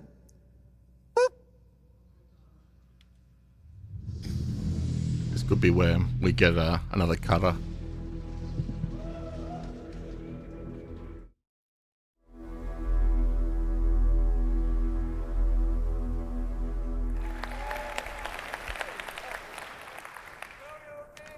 Hello, everyone. Is my mic on? Okay. Can you hear me? Fine.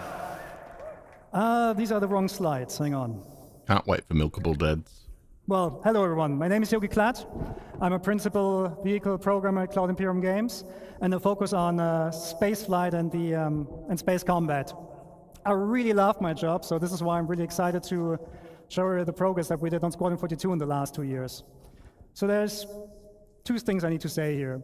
First thing is, we're doing a live demo, and the build is about 12 hours old, so there is a good chance there is a good chance for bugs, which, well, if you see them, just look away. It will be fine. The second thing is, I'm not flying myself today. It will be Brent Gunzinger.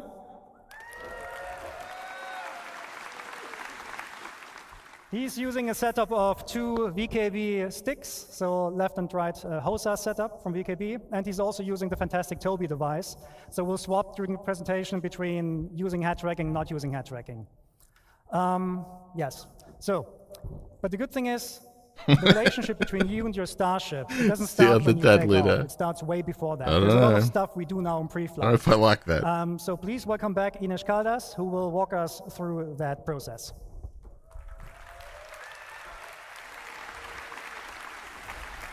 Is this working? Yes, okay.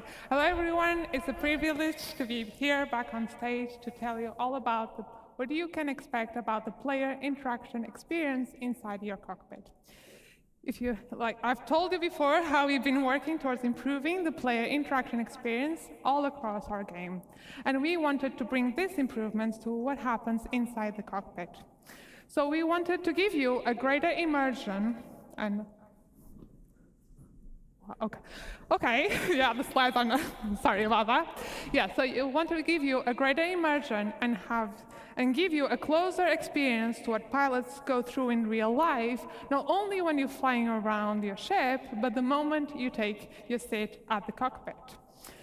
So to achieve this, we've created when you enter your ship, you'll be put in what we call a new relax pose.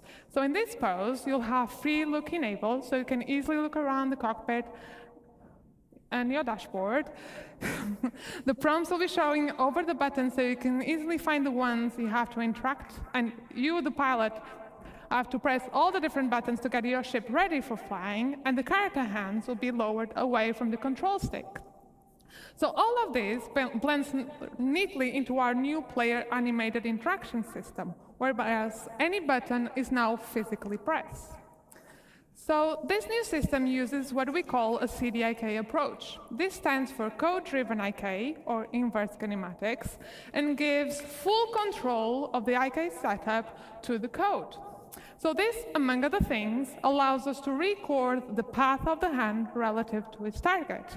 So we can have more detailed animations than just simply blending the hand into position. So for example, we can open a flap and then press the button. But enough of me talking, let's go jump into the demo and see all of this in action. So now. So Brand very kindly will get us into the ship while you'll see the new enter sequence. And you'll see the new animations we have been working on. She's breathing into the Discord mic again. No open mics, please.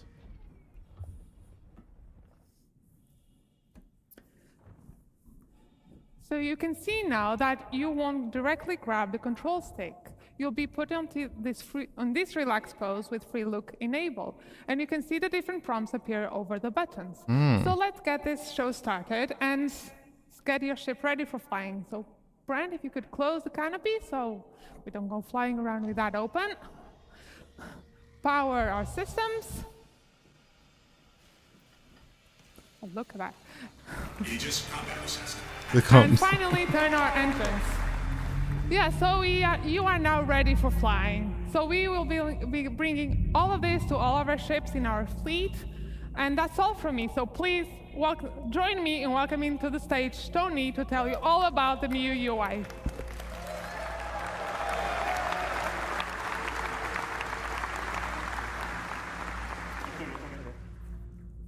I like that baggy hoodie. Hi everyone, my name is Tony. I'm senior UI programmer here at CIG. And I'm here to explain some of the spoilers Just that you realized saw that yesterday they about our fixed new the desync ship from UI. yesterday. So, are you ready to see the ship UI in action? Right.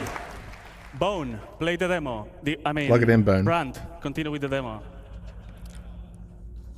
So, as you can see already, this ship has less intrusive UI, with more space to enjoy the stunning vistas that planets can offer, and less cluttered views so you can focus during combat. This also means that the UI elements are now more relevant to the situation, linked to the operator mode.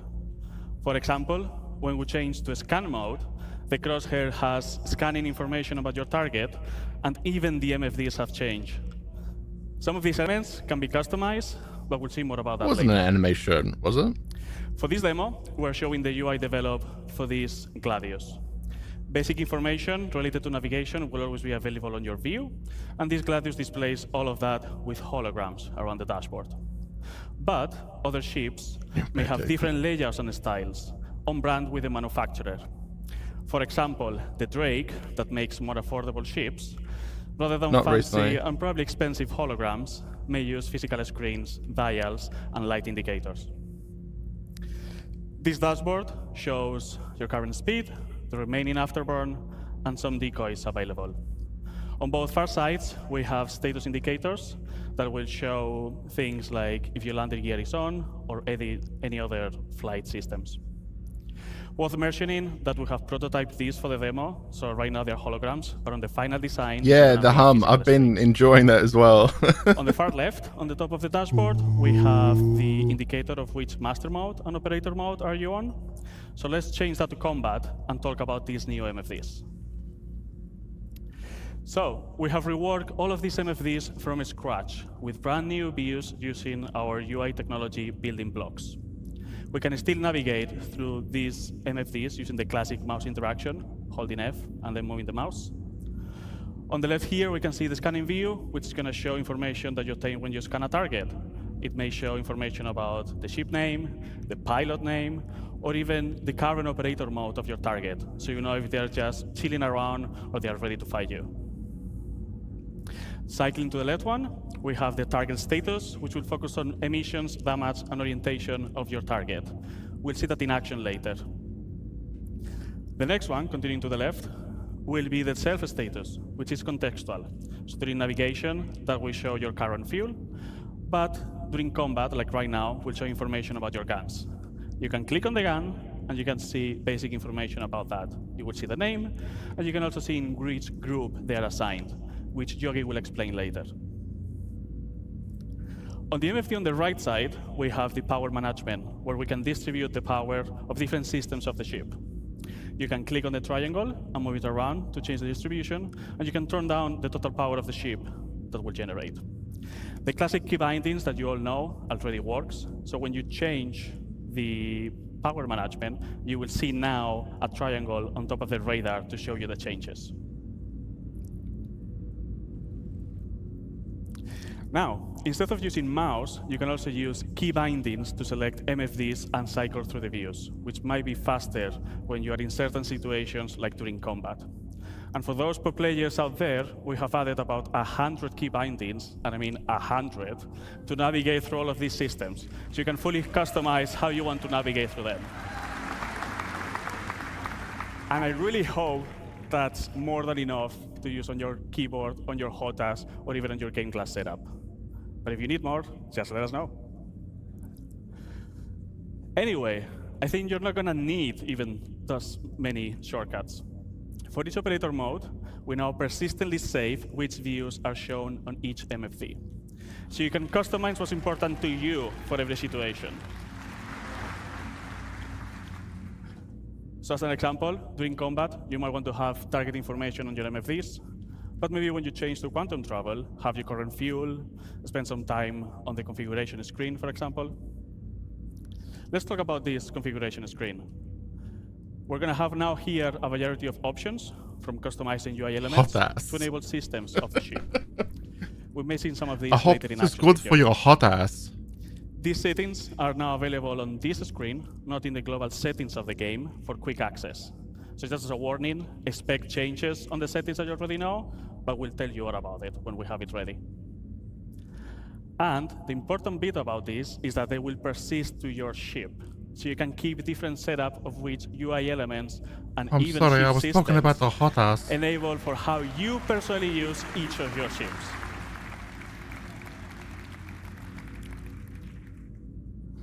Now, some of you might be thinking that this Gladius doesn't have enough MFDs. Can we enable the top setting? For those of you that you want to see even more information, you can now cast versions of these MFDs to your helmet.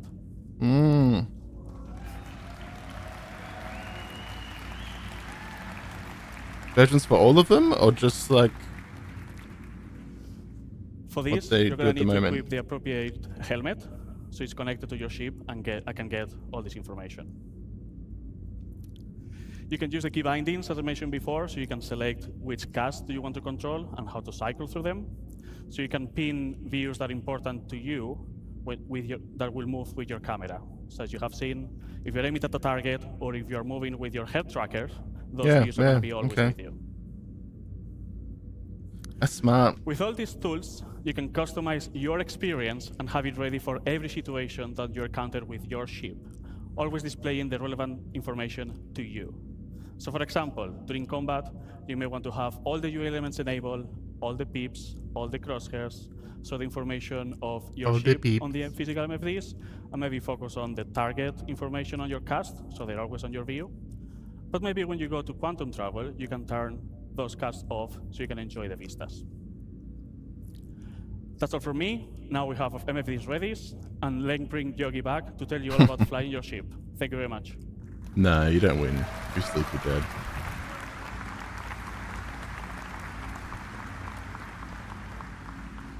Okay, at this point, our ship is fully Still hear the hum. ready to fly. Pre-flight is complete.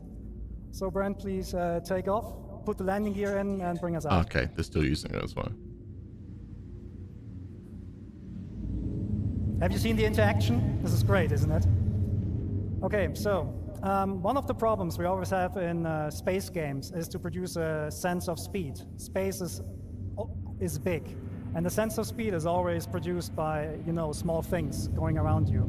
So although it's not very visible here, the VFX team has actually added space dust, so in the future you can tell where your ship is going. Yeah, they went a little bit crazy with the space dust in the last update. Another thing we're focusing on as well is G-force reactions. So Brent, if you could come No, there's no jumpsuit, Dad. When your ship is sitting like that, and you strafe left and right, you have these small head motions that basically make your head and your body react to the G-forces they're currently enduring. We're actually increasing them now. We also added rotational G-forces into the mix, so if Brent is now rotating the ship to the left, you also can see that your head is swaying a little bit.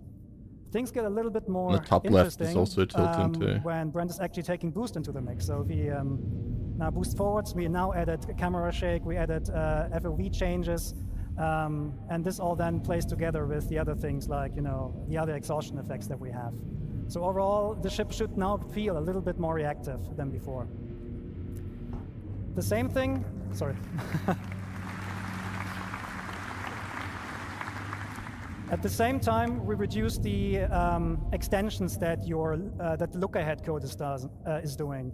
So we basically narrowed it down a little bit, so it mixes better with G-force reactions, so that even when you don't have a head tracker or something like that, it will still feel pretty good. But this is just a minor change. We also improved the flight controls themselves. So take a look at the speed gauge, for example. It's a little bit twitchy today. What that speed gauge is telling you, the number that's currently moving, is what kind of speed goal Brent is actually putting in. If he puts his stick all the way forward, the left one, you will now be able to see and read the number that you're asking IFCS to speed and forward momentum. This also allows us to bring back the sticky throttle we had pre 3.5, where now, if you play with mouse and keyboard, you can press W and S to increase and decrease your speed and let go of the key, and the ship will not automatically come to a stop. Of course, this is all completely configurable, so you can enable that or not if you want. Oh.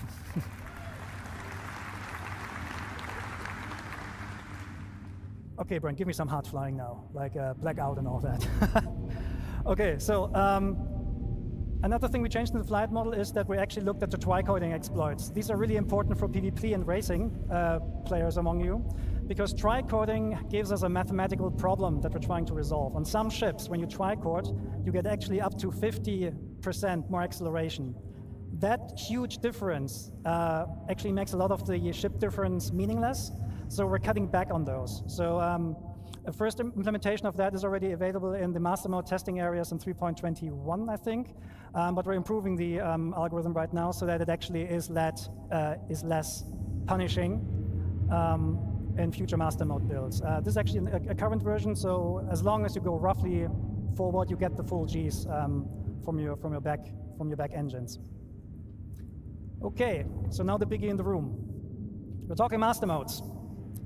Master modes is by far the biggest change we're doing on the ship gameplay. In general, all of your ships will be put into, or will get a master mode setup. And the master mode is affecting basically everything surrounding everything on the ship. The ship itself, the flight model a little bit, but specifically the items and what they do. And there are two master modes we're going to talk today about. One is SCM, which stands for Space Combat Maneuvering, and the other one is Navigation. So let's look into SCM. SCM is the mode that Brent currently has active. So you see the, Brent, can you go into the indication, please, for the master mode? Just point with the mouse there, if you can. Yeah, so this is your current master mode. It says SCM. When you use SCM for basically all the gameplay that is not traversal. So combat, mining, salvaging, you're using it for that. You have full access to your combat system. Your shields are working, your thruster boost is fully active, your weapons are working. It's the high performance, high alertness mode that you're in. However, we will heavily restrict how fast we can go. We can go with your ship. Okay, Brent, go to full max speed. So this Gladius on max speed and SCM can reach about 225 meters per second. That might seem slow compared to what you have in the Pew right now, but it's still pretty fast. However, you can extend that speed. Brent, if you just go forward and boost. So the Gladius can extend up to 550 meters per second. On this slide here, you can see the speed spaces we're talking about. So if you're just flying around in SCM, which is like the max speed of your ship, you can reach the 225 meters per second. If you boost, yeah, I'm sleepy dead too at the moment. Just put me to sleep. However, that boost space is not spheric. That means if you boost forward, you reach higher speeds than if you boost backwards. That is really important for space combat maneuvering, or for dogfighting in general, because it discourages backstrafing. It actively actually punishes backstrafing, and it creates more interesting combat maneuvers. The PvP players among you, they basically call this encouragement to closing the gap, which is basically more forward-centric combat, which is much more exciting than backstrafing and just trying to get some shots on. It also forces you as combat players to commit to the decisions you did earlier in the fight. So it's going to be, we think it's much more exciting. Okay. So in short, you pick SCM when you need to fight, when you want to fight, or when you need to fight, right? The thing with the master mode switches is that they do not happen instantly. They take a while to move over. So we're now going to put our ship into the second mode, which is navigation. So navigation mode is basically the opposite of SCM. What this does, it gives you a high-speed, low-performance mode. Your shields, they will collapse. Your weapons will not be able to fire. Your defensive systems will not be functional. But you have higher speeds. So in nav mode, you can still reach the speeds of what you have currently in the PU, something, I mean, depending on the ship, sometimes 1,000 meters or 1,400 meters per second. But all your regenerative systems, so regenerating the weapon capacitor, your thruster boost, will be inhibited. So this means when you want to go fast, you need to be very, very careful. The quantum one is, though. So imagine you're in a fight and you want to escape. You should not do it right away, because if you just swap to navigation mode in the hope to flee, you are being left with no shields. And the first thing that will go offline when you are hitting with distortion guns is the quantum drive. And that is important, because the quantum drive will spool automatically up when you enter nav mode, and it will then unlock the higher speeds. So this means when you're in nav mode and you're fighting, you're very vulnerable, so you should get out as fast as possible. Luckily, navigation mode not only allows you higher speed, but also gives you access to the new quantum travel experience, which we're going to show in a minute. So, that is nav point that you see there on screen. This is the point where I want to go to and quantum travel to. Before we do that, I need to quickly explain what this is about. So currently in the PU, when you quantum travel from A to B, you're actually not really moving. You're going on a spline, and you're teleported in every frame along that spline. So there's basically no meaningful gameplay we can add there. The new quantum travel experience is fully physicalized. Physics is always on, which means when you quantum travel from A to B, you're actually accelerating using our awesome physics engine.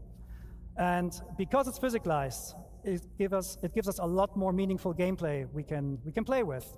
So Brent will start the quantum travel in a second. What will happen then is your quantum drive will initiate the jump. You will see an effect that distorts the space around you, and you will accelerate forward. During the acceleration process, and so this is the time until you actually reached your cruise speed, the ship will experience forces, and you as a player, you're responsible to counter these forces. So there is an element of failure.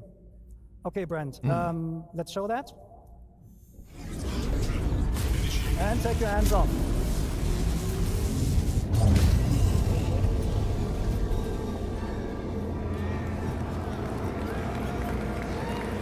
Okay.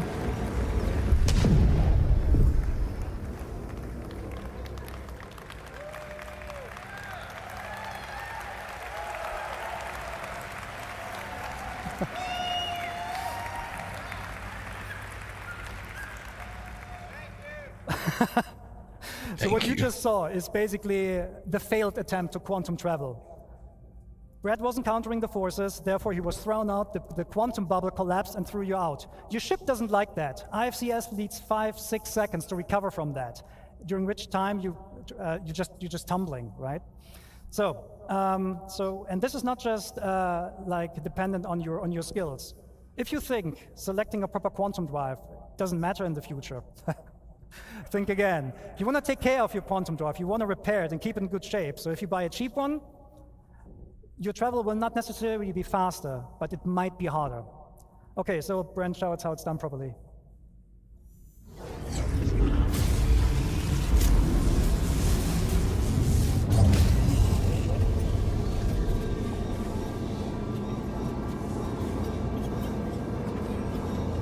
A good quantum drive is always my first move.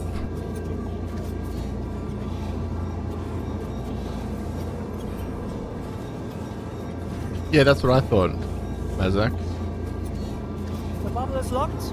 You can now go hands off. Okay.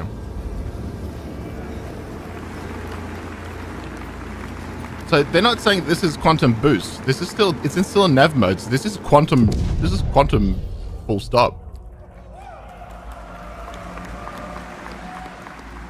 Okay, so there's a second variant of quantum travel, and this is for short-range jumps. Sometimes you jump somewhere or you go somewhere and you see the next point of interest is like 1,200 kilometers away.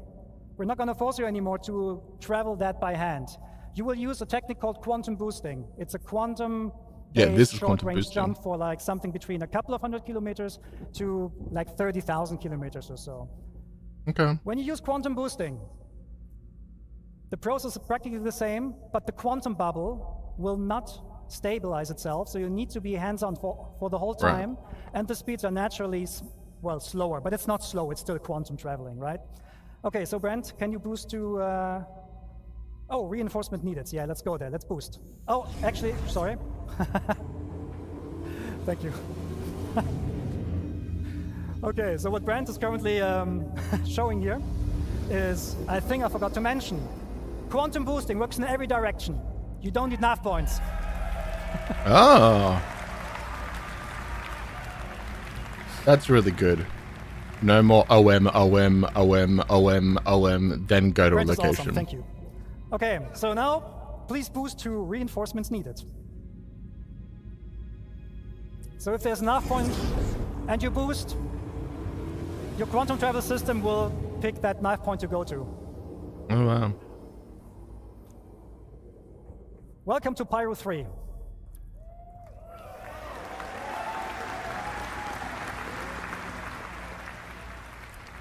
As you can see, there's a lot of UI happening right now. There's a lot of context there. And this is not an online demo, it's a single player. So that means all these units there,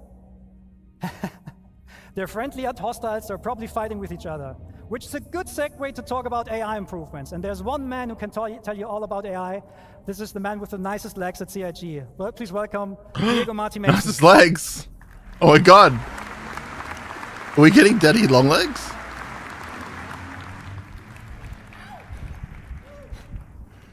So who's excited to see the new AI changes?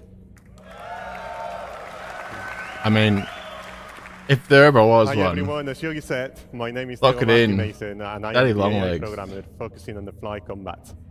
Over the past year, we've been working on delivering a thrilling experience to the AI encounters. Let me first walk you through our journey. We first started looking at the current AI behavior. Like, what will that be? I don't know. Bob, daddy uniform long fighting legs. was, and how we were not using all of the tech available to us to make a more interesting experience. We had the foundations, and we wanted to learn more about how you, the players, do your combat encounters in the verse. So we did this by getting combat recordings, analyzing videos, and internal playtesting, where we were hammering each other for hours. It was fun, unless you went up against experienced fighters like they are. Anyway, with all of these data, we started crafting the first prototype with the focus of bringing that human behavior into the AI brain. When the first version was ready to be tested, I handed it out to one of the best internal pilots in the team, Yogi. So Yogi, what do you think about my first prototype? It was an exercise of humility. No, it's not Bigfoot, Dad. It was an exercise of humiliation. I hated it, and I blame Diego. No, he's not Trophy Dad. So this was due to the AI being able to keep a good range control and a perfect orbit around their target while maintaining a constant fighting solution. Come on. He could be someone. He's someone's Trophy Dad. We learned You a know? lot from our Everyone's initial someone's prototype, Trophy Dad. and it really helped us to define He's what not we our wanted to Trophy Dad. deliver. A combat experience where the AI, yet challenging, makes mistakes, just like us, humans. We want players to leave every combat encounter with a feel of satisfaction by encouraging you to keep on the move and make use of the vehicle systems available to you, so you can at least try to win the fight. Let's see how we brought this new iteration of combat to life. We broke down in multiple stages. The first one, interception. Then the main engage phase, which we broke in different tactics: strafer, jouster, chaser, and finally, disengage. Let's switch to the demo. As you can see, Brent has encountered a skirmish. Let's talk more about the combat flow there.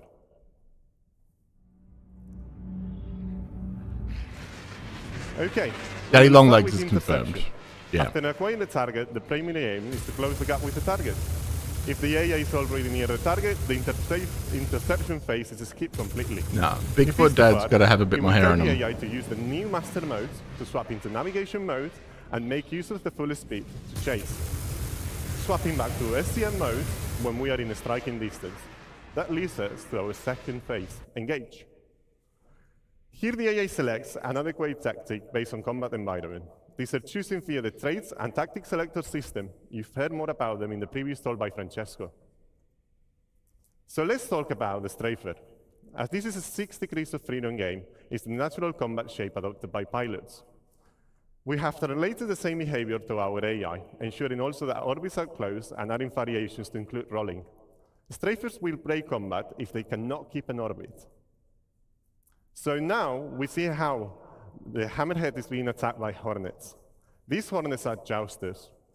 Jousters consist of performing straight-in attacks while outputting a lot of firepower, blowing through, smooth turning, and repeating. We added variations for the more skilled pilots, like skid roll attacks, that provide a spiral-like flight path. Jousters are also good at monitoring for back strafers, so if they cannot get into strike distance, they will just break. And finally, the chaser.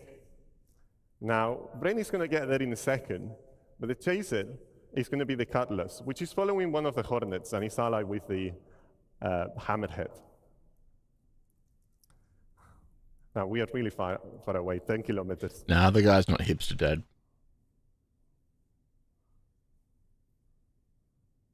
So the Chaser, it will try to always stay on the target 6.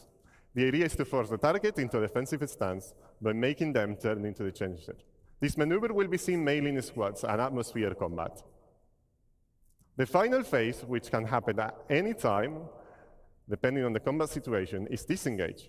This phase is triggered based on constantly listening to multiple events in parallel. I'm kind of bored by to all name this. a few: critical health, damage to shields, or weapons depleted. I mean, if I was a PvP there guy, is also sure. a shorter version of disengage that we call pace breaks, which occurs during long periods of combat due to fatigue, nature of the combat encounters.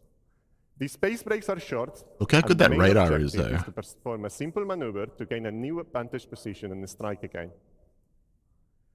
This new flow is what encompasses the core of our new AI fly combat experience, in combinations with AI traits that will give designers the tools to tailor each combat encounter in the verse. Like, for example, they can choose the A trait. Yesterday's that will morning allow AI was pilots pretty to boring make as well. use That of all of the first, ship's angular velocity, so the they engine can thing keep I more did precise enjoy. orbit. So for some of you out there, it's going So to what be a else good we got challenge. coming up? Well, we've been mainly focusing on fighter behavior. We've also started to follow the same process to other ship types, like gunships and capitals. In the near future, we want to deliver an experience where going against a capital ship like an Hydrus is a tough fight, that unless you bring the right combinations of tools, meaning ships that are equipped to take down capital ships, you will get demolished by their powerful turrets. Now, after all of the feedback, in our first internal playtest, we've received a lot of constructive and positive feedback. And Yogi's not longer being destroyed by the AI, so I think he likes it a bit more. Thank you, everyone. I hope you enjoy the new AI. And back to you, Yogi. I mean, there really hasn't been any like Thank you, Diego. announcements. Okay, so now we're going to talk about, we heard about how We only AI got makes Daddy my life Longlegs hard. there. Now let's talk about how to return the favor. We're talking weapons. So, Hey. the weapon and aiming systems in Squadrons, they went through a lot of changes. I can only mention a couple of them, so I will go through them relatively quickly. First thing on our to-do list is basically weapon tuning. At the moment, almost all weapons in the PU are practically the same. In Squadron, that's not the case. Almost all weapons have different Yeah, it's properties. true. We got beards. They have like different projectile velocities, different DPS numbers. But they're not just different in terms of these numbers. They also It is feel PvE, different. but this is the stuff Remember that the Singe PvP cannons pilots from like a couple of will years be ago? desperate They to were, hear.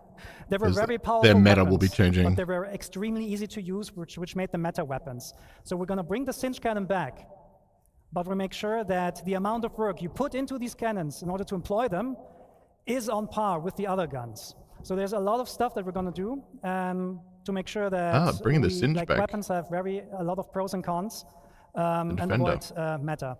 Specifically for this build, Brent is equipped with a nose, I think a close and burner laser repeater. Can you fire it once? Yeah.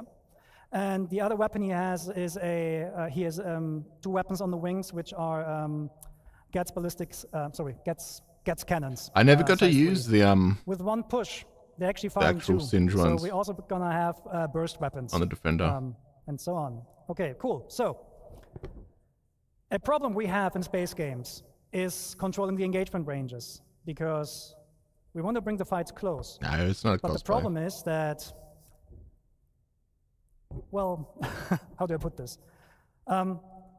Weapons usually, in order to bring them close, what the game does usually do is they just restrict the ranges. Singe Like in the is PU, a lot of the on the weapons Banu have Defender. exactly a There were range of these 1,500 bespoke weapons meters, that which only came means on that one, where often the fights occur when at you like 1,399 clicked meters. fire, This they is not landed this is not a good, immediately. It was like an way for us to control instantaneous the weapons. weapon. And we tried No out travel things like time. damage fall off, so that And they bullets get more removed damaging it. the They just closer you made them are. like a But generic the problem cannon. there is how do you communicate that to the player? So we're going to do a couple of different things with that in the future. Let's see when the graph comes on. Okay, so show of hands or show. Which of you has an Ares? Okay, as an Ares pilot, you might know the following problem. You have a target. You're going to aim at it. And then you This is, what the? Okay, I need to go back. Okay, there's actually some stuff not there anymore, I don't know. What happens when you aim with your crosshair over the pip is that you actually not aiming at the pip. The legacy system gives you a pip which does not show you where the weapon needs the pip. The new aiming system actually produces the pips based on where the weapon sees them and reprojects them on the target. That means the aiming information you're getting is actually much, much more precise. And this is a very interesting, sorry, I said the completely wrong thing. I'm sorry, I'm nervous. Okay. He boned it. Controlling weapon ranges, sorry. I'll do it now, sorry.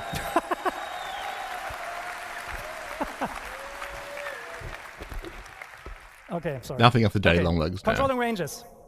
In the future, all the weapons will get much, much longer ranges. Size 1 weapons will fly to up to 5 or 6 kilometers before the despawn. The way how we do this, the way how we do this is we're adding spread. Because spread is for us is a very good indication on how to control the ranges. This is not a one-to-one relationship there, so don't worry, you won't get like Owned one in deleted slides. offset or something like that. Don't worry, right? But if we compare the spread of the weapon with the target size, we know when the weapon is in range. We know when you actually are close enough so that the majority of your hits can hit. You can just edit it manually, no ideas.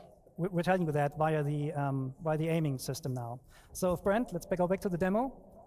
If you get a green pip and a green crosshair, it means you have a high chance of your weapons hitting the target. If Brent takes a little bit of a step back and waits until the pips and the crosshair turn red, this does not mean that the ship is out of range. You can still hit it, but you might waste bullets. Now we can find more hipster than that. This also has the benefit that, I'm not sure if you saw that before, but if you look at how many bullets are in the It's air, more like you're Punk. actually getting a lot of bullets, a lot more bullets, and it just looks a lot better. Okay, Brent, just kill these guys now. Like Yogi looks like he'd get along with people like us, where a hipster dad look like he's sort of thinks he's above us, you know? Oh well. Okay, so that was this one. Okay, a thing you might have seen is that Brent is loaded with size 3 guns on size 3 gimbals. That means we're removing the M-1 system. The reason for that is the original intention of controlling the performance between joystick and mouse players just didn't work out, and the new aiming system is flexible enough to deal with these differences. So we're just removing it and keep going. So next point, pip grouping. If you have different weapons with different projectile velocities, you will get different pips. Because merging the pips makes no sense for us anymore, because the weapons are going to have vastly different projectile speeds. So if Brent, for example, enables all the weapons now, you get separate pips. So let's talk a bit about pip optimizations here. And this is the thing I messed up before. Again, who is an Aries? If you aim at your target, you get a pip, right? Your Aries owners know that. You aim at the pip, you shoot, you miss. And this is because the pip is not being shown where you need it. In the future, we're actually offsetting the pip where the weapon sees it and then reproject this onto the crosshair. Like that. And when you then hit, you hit. What? No, when you then shoot, you hit. And this is, of course, also communicated by the aiming system. So when the pips turn green and when the crosshair turns green, just shoot. Okay, so now to the actual best part. We cannot take down this hammerhead. It's too big for us. But we can cripple it. The weak points on the hammerhead are the turrets. The way we're going to do this in the future is with precision targeting mode. Brent? Enable precision targeting mode. There we go.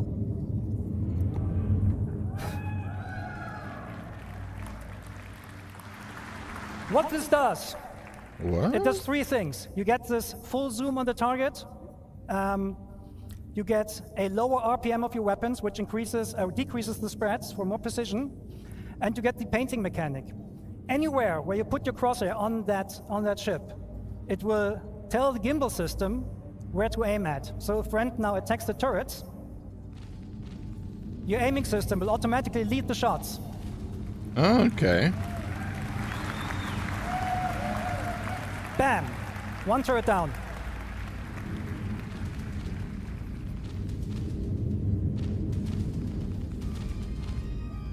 Okay, Almost like VATS. So this hammerhead now understood that it's not good. It doesn't stand a chance right now. But this will be the way how you in the future will fight against sub-targets and so on. The good thing about this, it also works even without painting the target directly, so you can do very, very precise warning shots. And there's no aim assist that kind of like destroys your aiming processes. Okay, so the fight is now over. Sorry, I need to rush this a little bit because I messed up stuff before. And we're going to look at Pyro 3. Okay, Brent, switch to nav mode and bring us down to that landing spot. So Pyro 3 is also called Bloom. It's a very big planet with a nice atmosphere. And, oh, something wrong with the throttle. Oh well, something's wrong with the throttle. We'll try to go down as fast as possible though.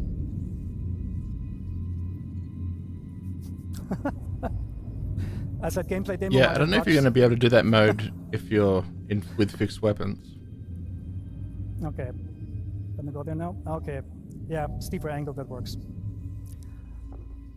Okay, so the thrusters on your ship, they do not like the vacuum of space. Well, we're talking spaceships here, right? And we have thruster efficiency curves on these thrusters. So at some point, especially the MEF thrusters, they will cease working because they don't like atmosphere. They will overheat very, very quickly.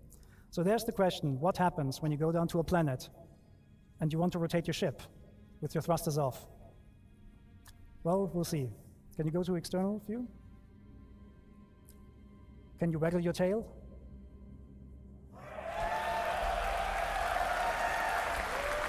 What are we cheering at? Okay, back first person. Just that it's not completely okay, so locked. what you see here is the new aerodynamics model. Because obviously our left stick is somewhat damaged or so, we can't be as fast as we want. Actually, Brent, can you try W and S on the keyboard instead? Oh, it doesn't work. Oh. No, it doesn't. Yep. Okay. No, the stick is affecting us. Okay, anyways, we're going to go down as far as possible. So the new aerodynamic system is a complete replacement of the aerodynamic system that you currently have, and you need your control surfaces to actually turn the ship around. It simulates the airflow over your lift surfaces, and therefore, the slower you become, the less effective those control surfaces will be in order to turn your ship. So we can demonstrate this. So if Brent just sits here and yaws left and right, you will see he cannot go further than that.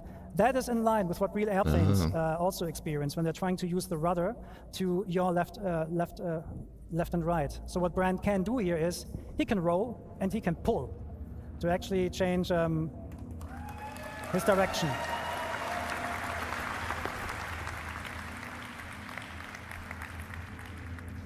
Okay, so just for this demo, we added a button. The button is called Thruster Disconnect. Because at the moment in the PU, when you go through a planet, you're using the thrusters to rotate. We're not doing that anymore. So Brent, disconnect the thrusters, please, and put the ship into a purposeful stall. A stall happens when the airflow over a wing ceases, or over a lift surface ceases. And then at some point, you will not have any authority anymore, and your ship will not turn and so on, and you will basically fall out of the sky. That is naturally a state that every plane wants to avoid naturally, right?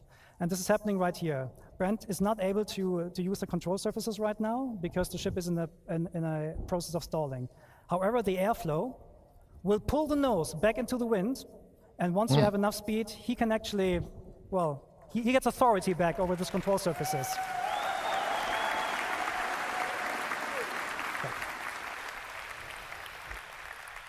That means for you as players, what you can actually do, you can do aerobraking, you can do pure gliding if you want to.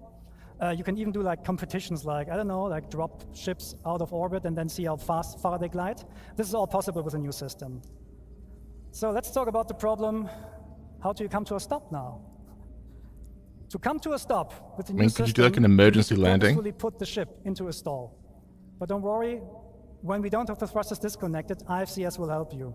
So you're gonna bring down the speed more and more until you're reaching stall speed, which is about now, and then the thrusters will kick in and catch you. That means, however, you are now in a state that the thrusters don't like, right? So at the moment we have turned this up, but in the future you will not be able to hold this for long. So if Brent, for example, now from a hover, strafe is left, more left, more left, more left. The wind flow again pulls the ship over, and you go forward again.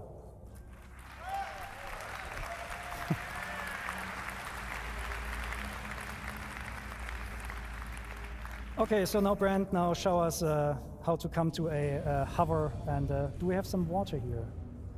Oh yeah, there's our point, okay.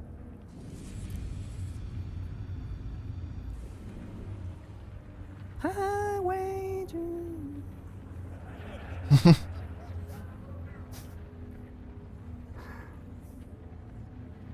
Okay, so there's our landing point.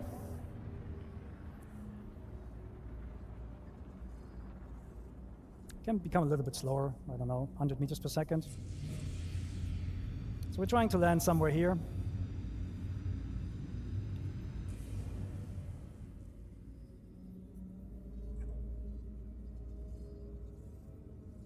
Whoa, look at this.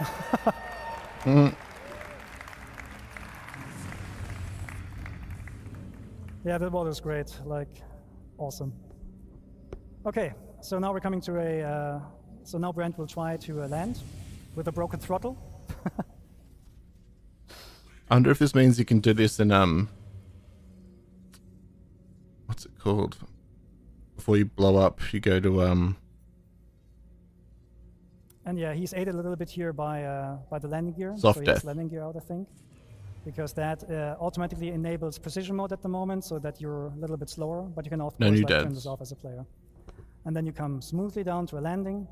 The best way to land your ship is in decoupled, because you can just like very smoothly this land doesn't on the seem as surface. realistic. And clunk. And now you're gonna power down the ship using the new interactions. Engines off first. Then we're in the relaxed pose again, as Ines showed before. Power off. And the canopy off. No, open, not off. Don't put the canopy off.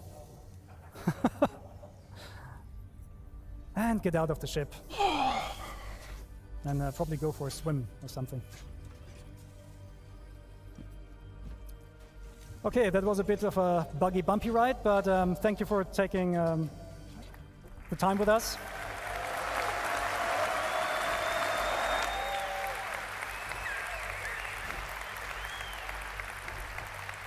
And we'll see you in the verse. Thank you.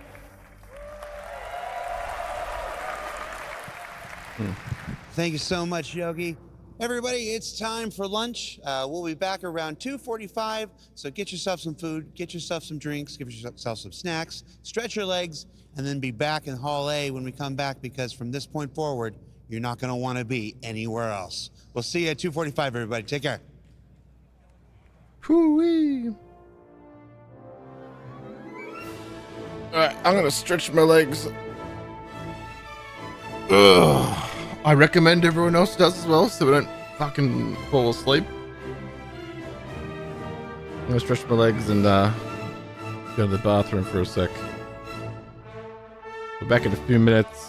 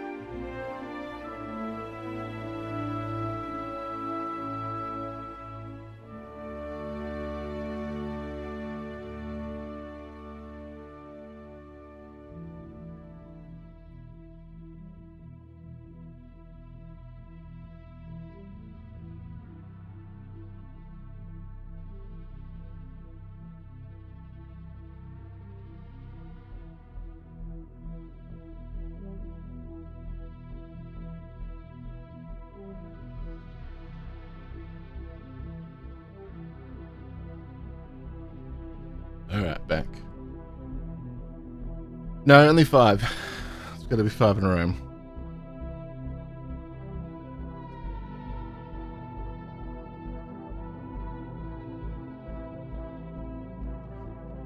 New meat candy in the meantime. Yeah, I saw that.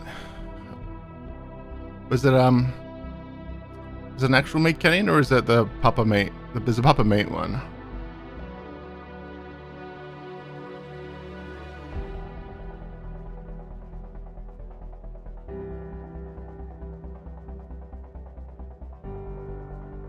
Oh, there is. Angel of Gains.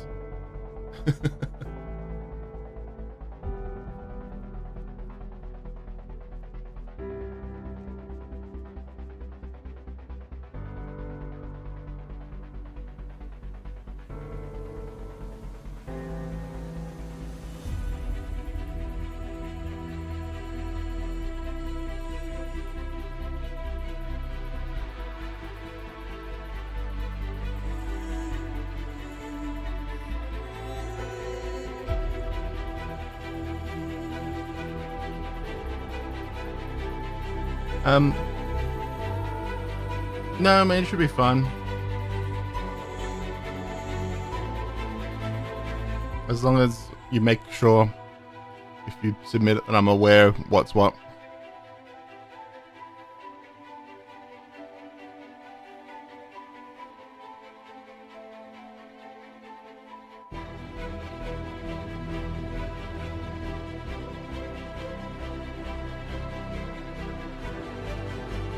So what do you reckon? Where do you reckon they're going to hide the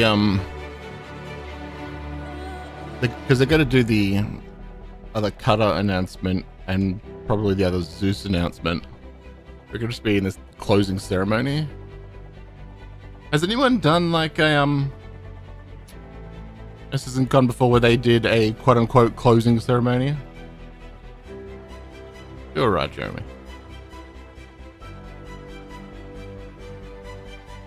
Like, we're still waiting on like an announcement, you know. They've showed like things that are you know, oh, this is going to be updated, this is going to be updated, this is going to be new in like somewhere, but they haven't announced anything. Like, we don't have a solid Pyro info, we don't have solid Squadron 42 information or dates. So the names of the next here are the next panels we got. Next one's Living on the Edge. We delve into the living conditions and environments of outlaws and settlers trying to carve out an existence beyond the safety of the UE megacorporations and other confines of the 30th century society. I mean, I feel like they showed us some of that stuff. Yeah, not too much. They haven't really showed too much yeah, stuff. Then Destination Adventure. From high up in orbit down to the surface of our planets and deep into the underground, we delve into new interactions, missions, and gameplay, and more coming to the Star Citizen universe on all levels. Okay, so that's the underground facilities. They might announce that. Like, that might be like a, we're getting that at the end of the year kind of thing. Yeah, it said it's been seats in the hallway after lunch. Makes me think they're putting codes under the seats. Need a little bit of strip code.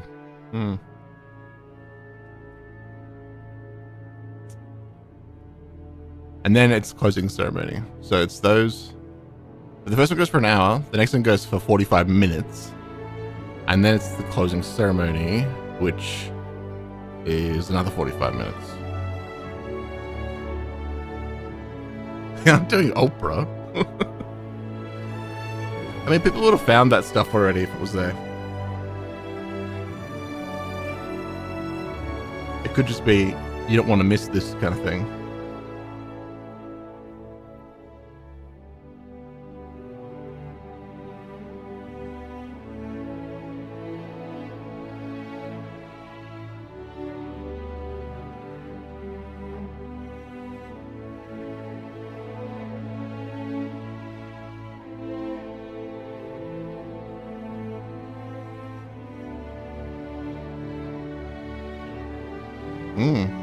The one thing in pipeline says booth operators have been told that they're allowed to leave their booths unattended during the big reveal tonight at 10:30 a.m., which hasn't.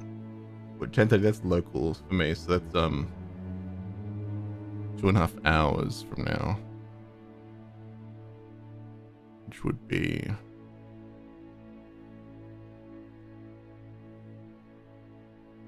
closing ceremony or end of destination adventure, start of thing.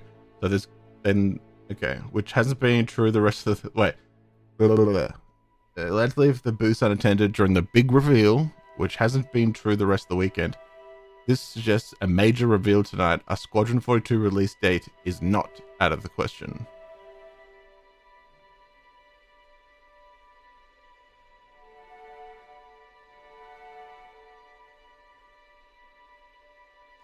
Dad leader, what is it going to look like? I don't know. It might just be someone wearing like a Stitcher cosplay or Butcher something.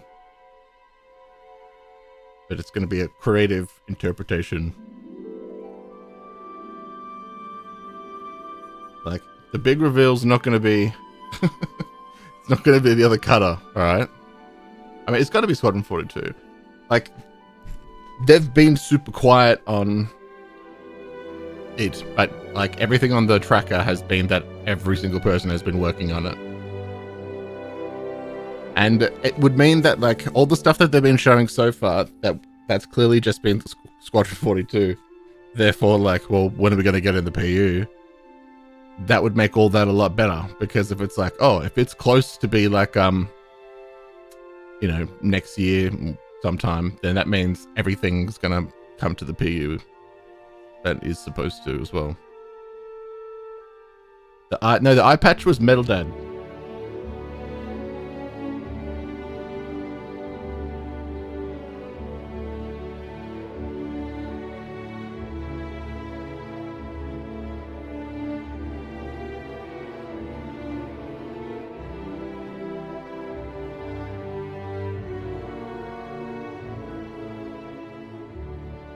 Yeah, there's another post about a Squadron 42 reveal happening, apparently.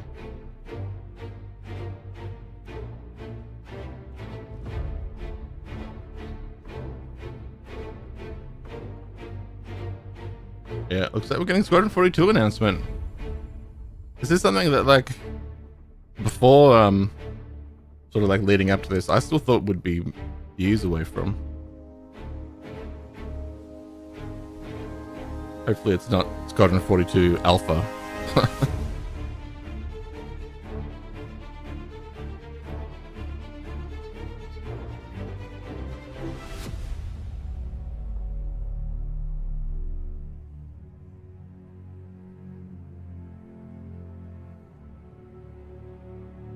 Well, I mean, what else would it be?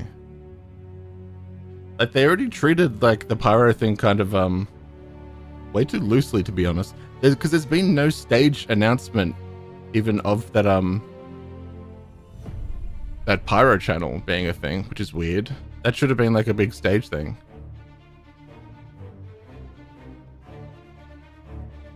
Oh, cheers, Walker. I appreciate that. What time is lunch over? I mean, I would say 43 minutes, but they're likely to come back on to do some like walking around, talking to the audience and stuff.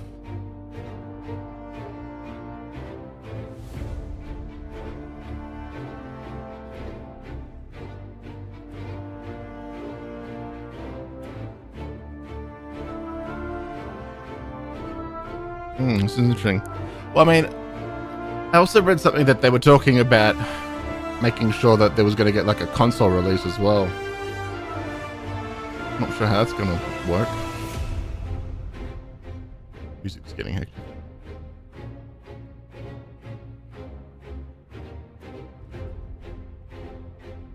Yo, is anyone looking forward to the reworking of Ark? That's one thing. Like, Ark Survival Ascended is supposed to be coming out at the end of this month, but they haven't even released like the only like sneak peek they've done is like one screenshot of a raptor. but there's no trailer or anything.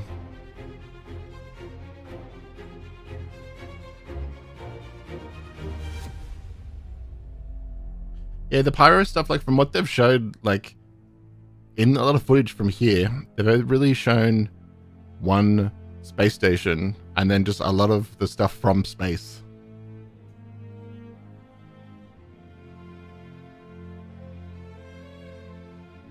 They did mention the Pyro. They mentioned that, but they didn't announce that. Like there was like the website was already up before they'd said it on stage. But they could have like made a big deal about it.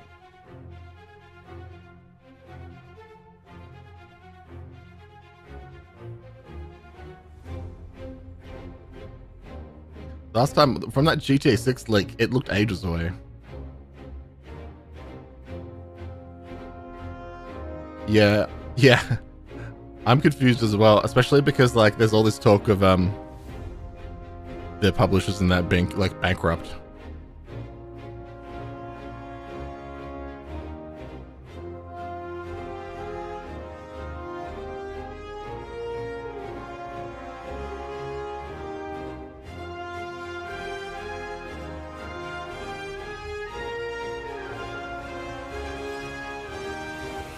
Yeah, the leak was old, but it was still like nothing.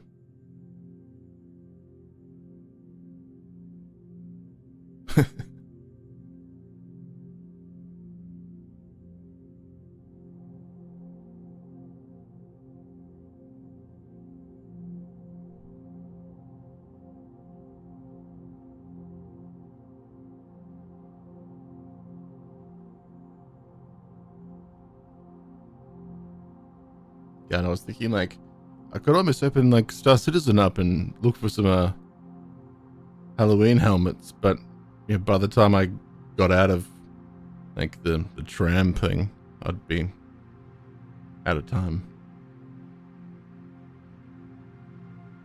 No, not Take-Two. I mean, I was talking about like Arc. Yeah, like Snail Games and a bunch of different people from it have clearly been taking money and put it into like other projects and shit.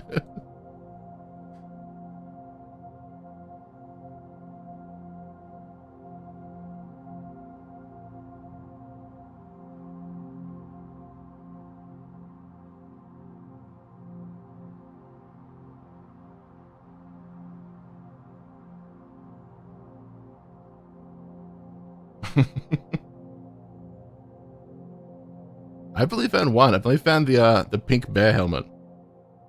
But I think so many people are looking for them at the moment that you go to any mining outpost and like there's just no loot crates there because someone's just been there.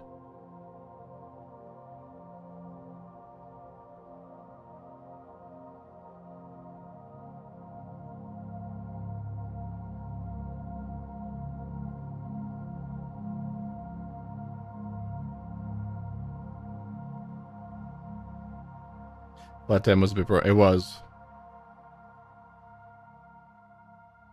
I mean, it still like was important for that community.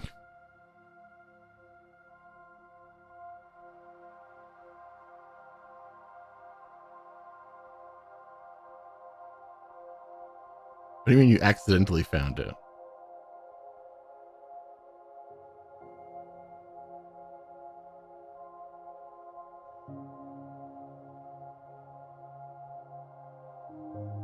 Yeah, that last bit was the most interesting. The control surfaces bit.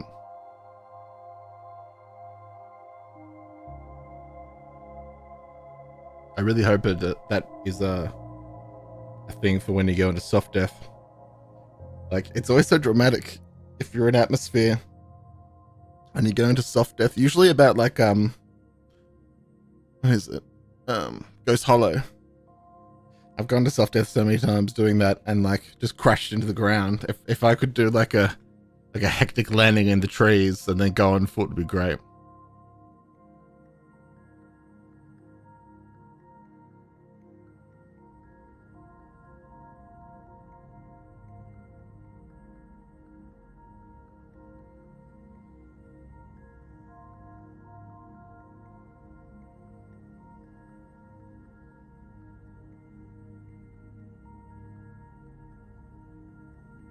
But it does seem like they're saving anything of use for the end of this.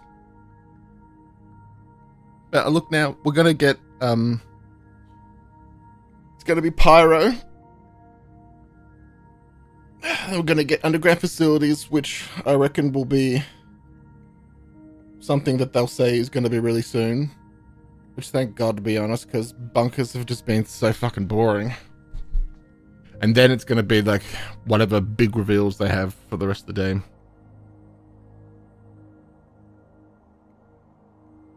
I'm scared to fly to Hollow.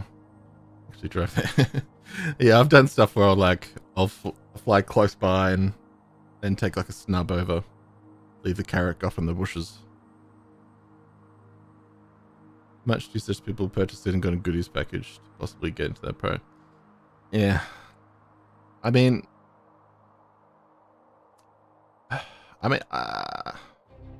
I probably wouldn't bother. Like $40, like the fact that it's like you have to spend new money if it's War Bond for that goodies pack, I fucking hate that. I don't have $40 to spare. I could use like a credit, but they don't let you.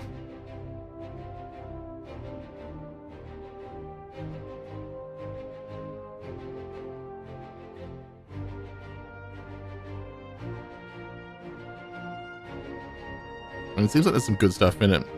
Seems like there's quite a good shotgun in it.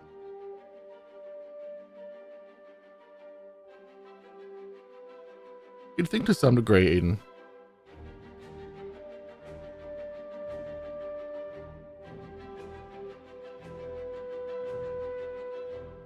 Yeah, I'm keen to see how that that aiming thing works. Like, can you do it if you've got fixed weapons? Or because a lot of it seemed like, you know, it was a locked off shot, but then the guns were doing the aiming to where you were painting.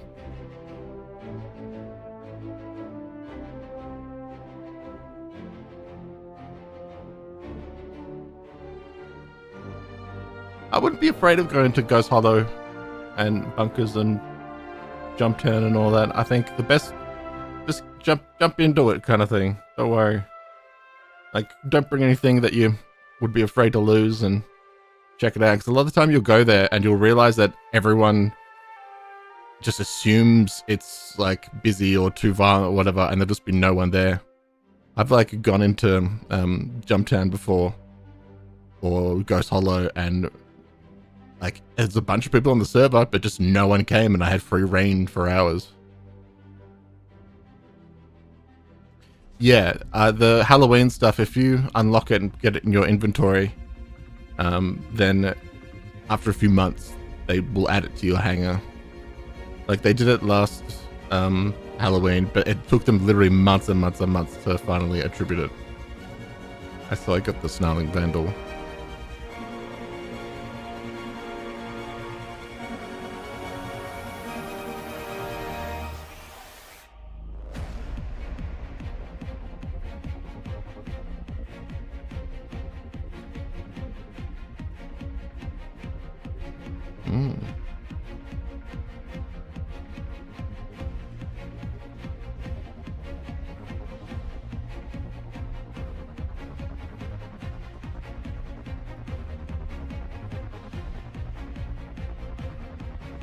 Unsure about if it was a turret only thing. It seemed like it was just a... I don't think it was a turret thing. I think it was just like a mode you can go into. Yeah. Yeah, it was partly controlled. Yeah, this is a large break.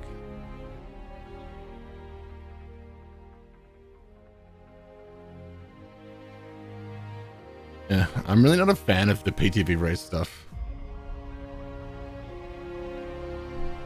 I was with a bunch of people once and they were going to do it, and I got in one and like started it, and I was just like halfway down the track. I'm like, this is fucking boring. Like, there's nothing fun about like racing people on this.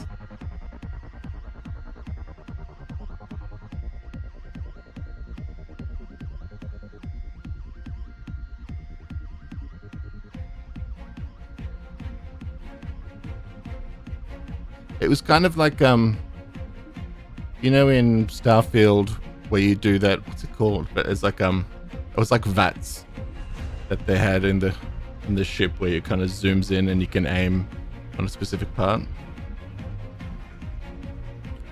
Alan's break just got home.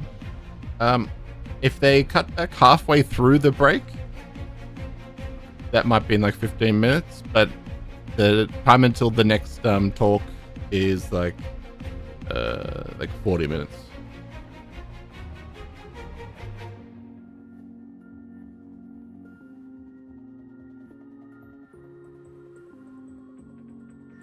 I mean, look, I hope after this, because they've been like keeping updates really quiet, hopefully after this, when they've announced things and that, we're going to get like proper weekly updates again, instead of them all sort of like holding it for CitizenCon. Why race cars with Cadbury ship? Yeah.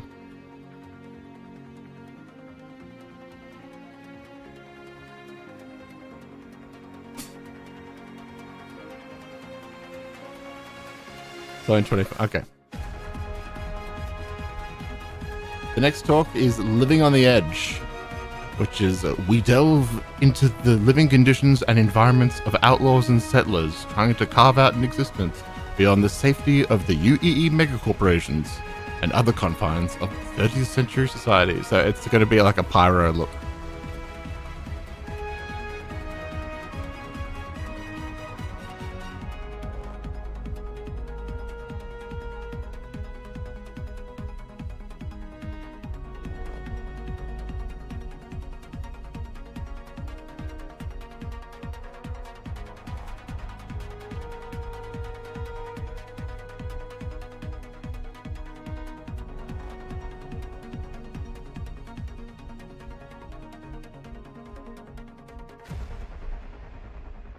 On the website.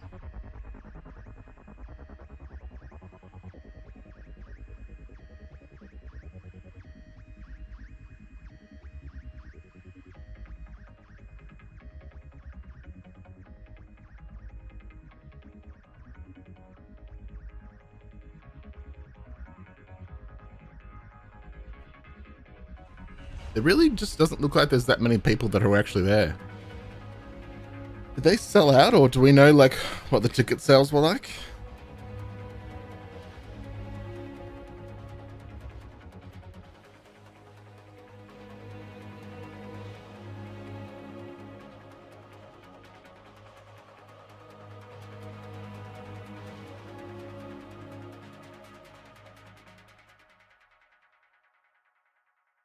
Yeah. Yeah, the updates have been really boring.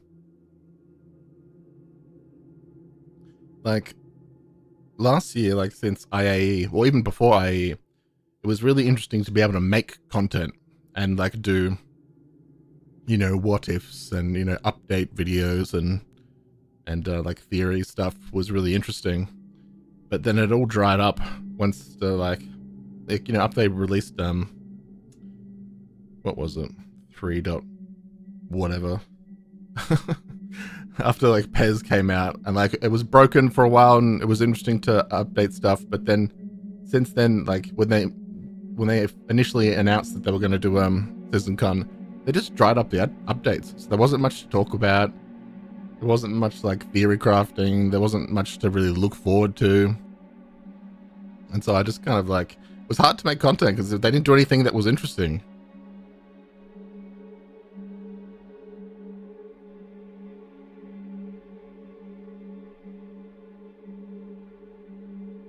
Yeah, it's what we're hearing too, Nick.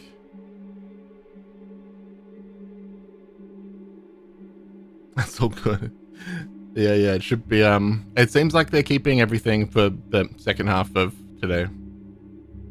They're gonna do like a Pyro look, and then the bunkers, and then all the like announcements for the day at the end, which should be like Squadron 42.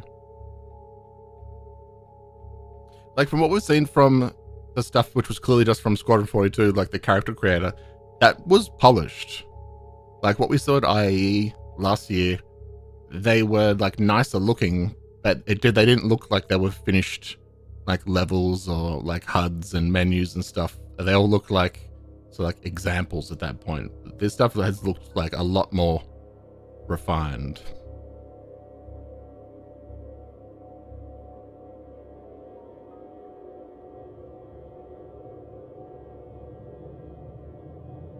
try not to get too hyped. Well, I mean, I've never been hyped for Squadron 42, like, especially because it always just seemed like could be like whenever, like who knows what's going to come out. It was like, I'm not going to get excited for a game that I have no idea when I'm going to be able to play it, you know?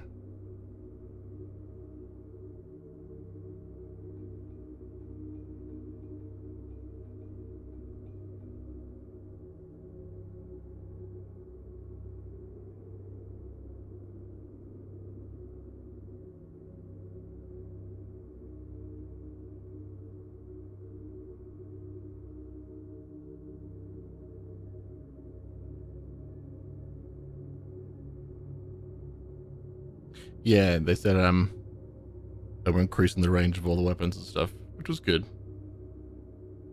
They'll be adding more like weapon spread. They won't be as accurate.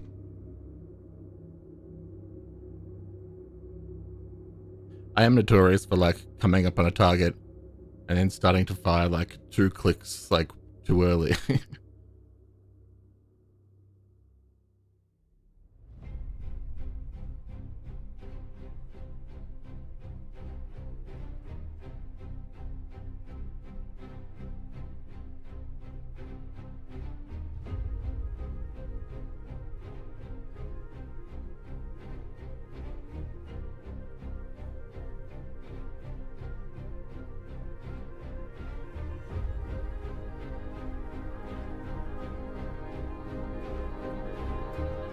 Well, yeah, you'll definitely be getting hyped then.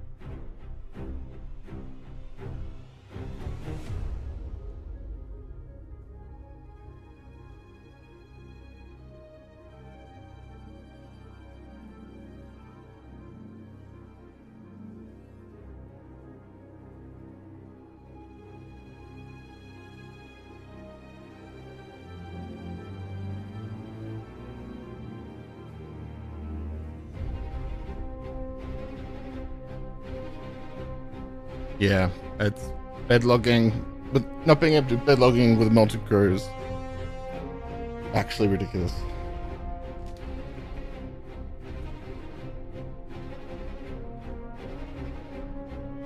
People limit on guns. Did they?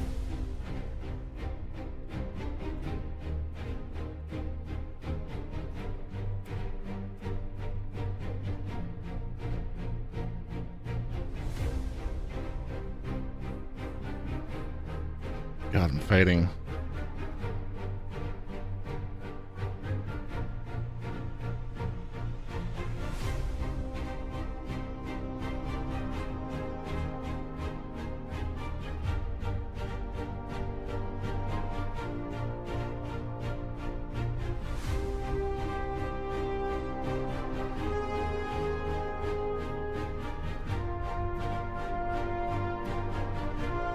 Oh. That's pretty huge.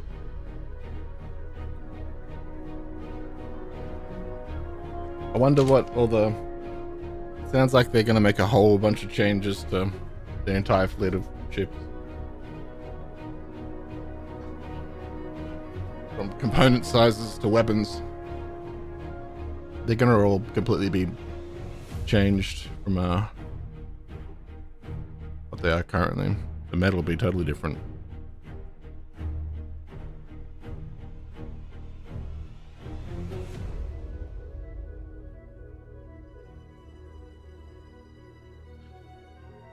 I mean, what was the repair info yesterday? Just like using the salvage laser for like mission canisters and stuff.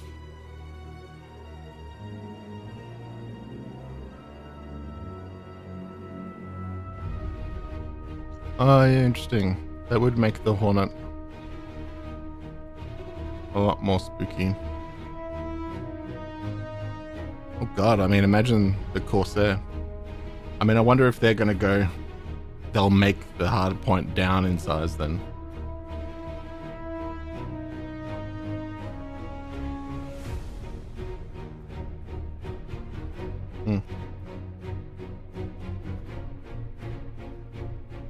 The rate of fire, gotcha.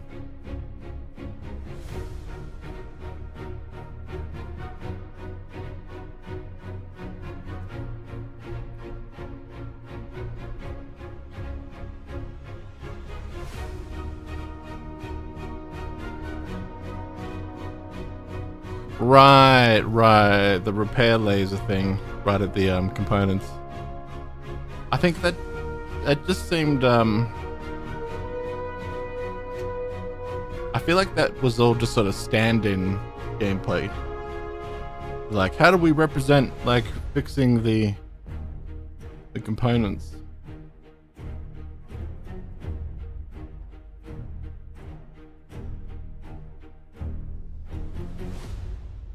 Yeah, well, I mean, lots of stuff they haven't been able to change. Well, they've been saying they haven't been changing because of like, we're not going to change it when we know it's not settled in like Squadron 42 yet. Like, they might need to make all these changes, and they're going to make a change to balance it in the PU. If they're going to have to make more balancing changes once Squadron 42 is sort of done with it. So it's like once it's done in Squadron 42, then they can do all the balances in the PU that we've been sort of put off for a long time.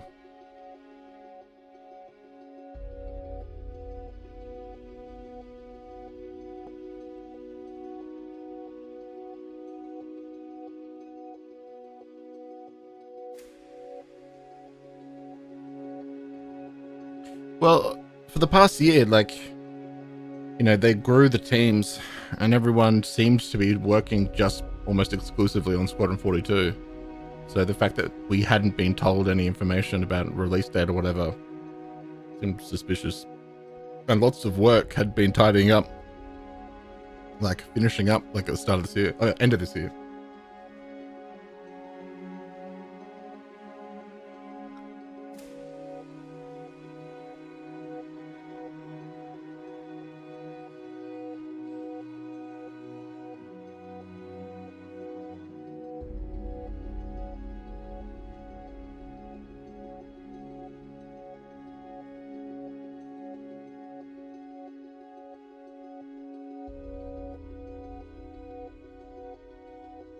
They don't technically need the drones, the repair ships, because they could just do what they do at the moment. Just make it as long as they land on it.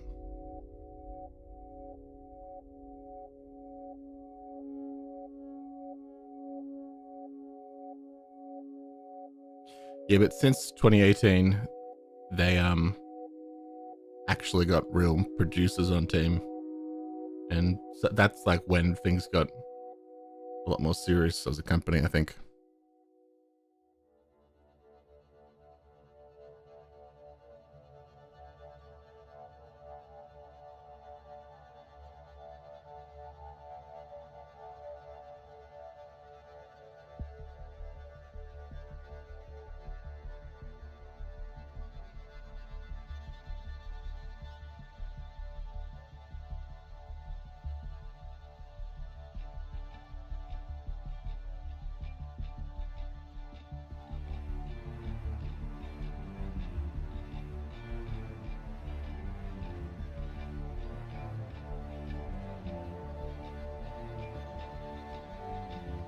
What dads there were up to now? As in, which ones have been hit?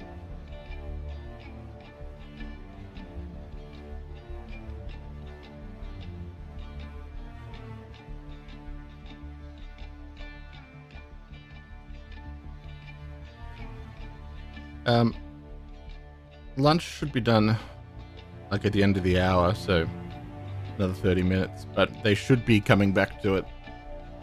Like, I'm sure they'll have a roaming camera on the show floor before them.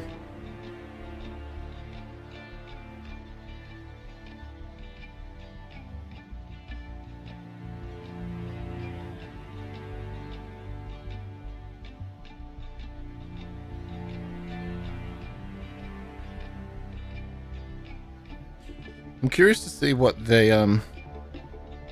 how they pitched the other cutter as being relevant.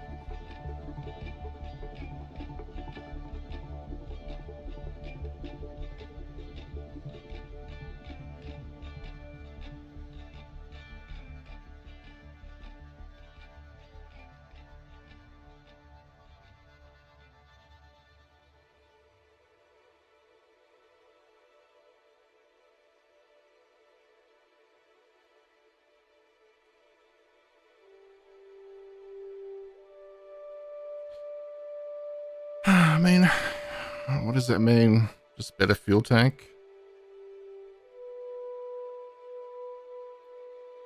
Because it's already got like a decent fuel tank.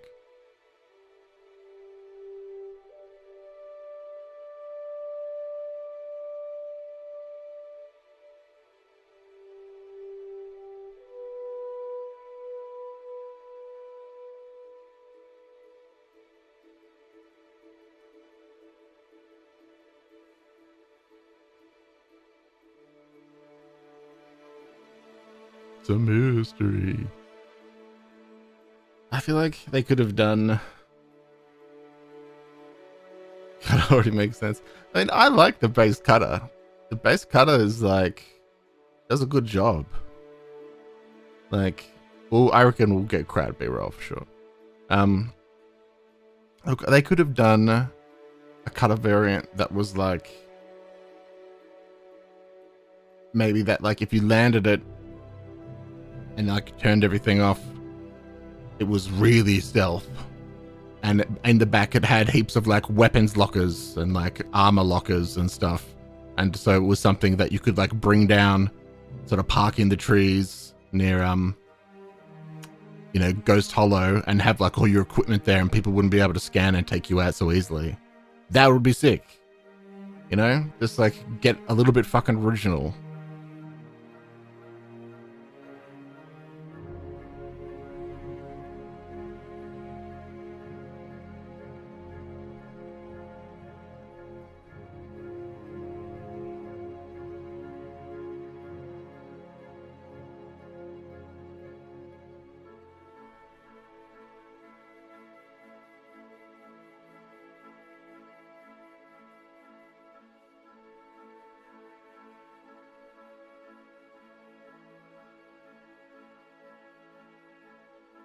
Or they could make it like a tiny dropship, but then just give it like, you know, less or no weapons, but then just like a crazy fucking shield, like a ridiculous amount of armor. Make it this tiny little tank that can just get into situations with a couple crew people.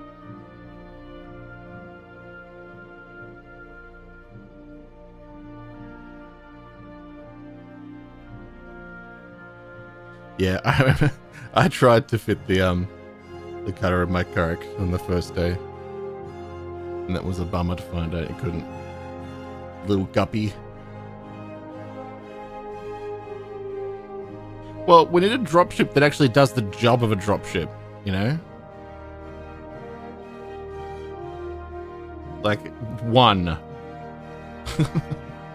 Because the Valkyrie, the Prowler, and the Steel just don't do the job. None of them do the job.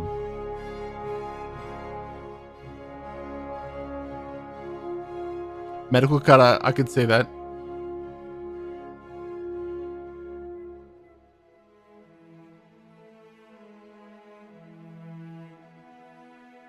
Uses a border, yeah.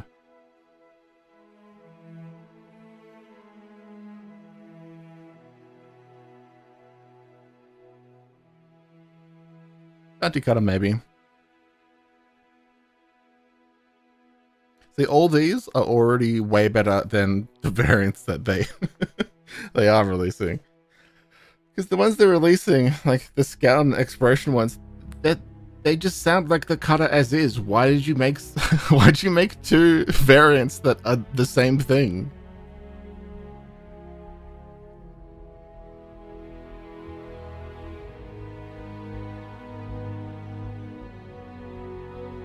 Yeah, it's an Explorer. Like it's been in the game files for ages.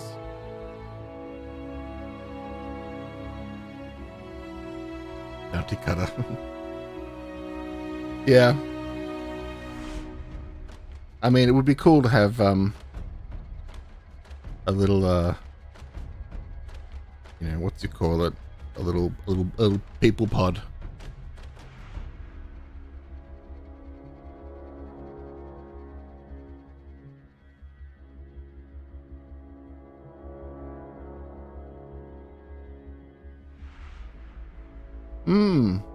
That's an interesting idea, Hook.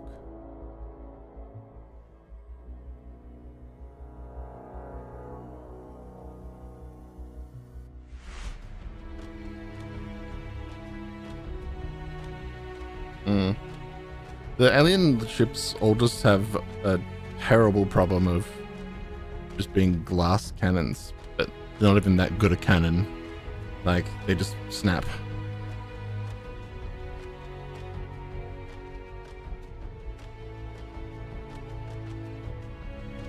Pisces is, like, low-key awesome.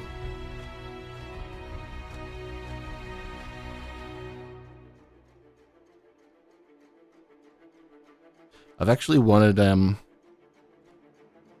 ground vehicle. Like, I want them to do like an RV. It has a bed. It'd be cool if they did like a cutter, because a cutter already looks like an RV. It'd be cool if they did it and like had wheels that came out.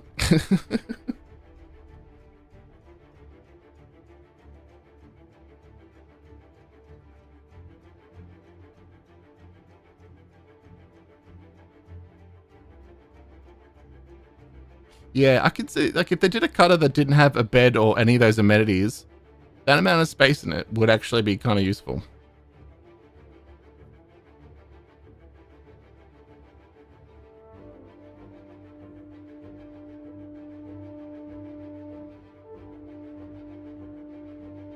Like, a cutter that didn't even have a door from, like, the pilot seat all the way to, like, the back ramp.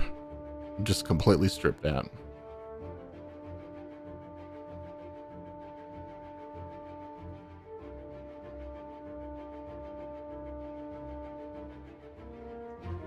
Out of the Explorer variant. Well, that's the one that is coming out. But from my understanding, I swear I have seen like a game file, like render of it, and it just looks exactly the same.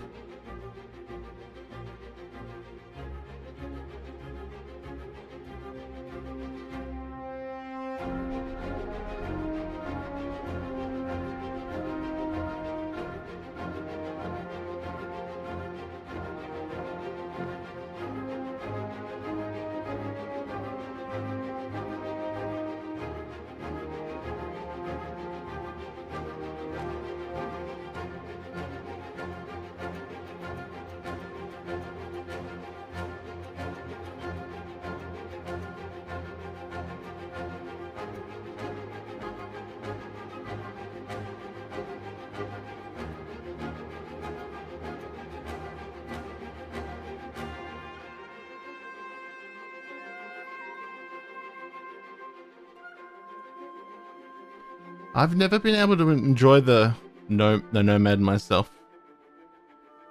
I feel like it doesn't kind of fit.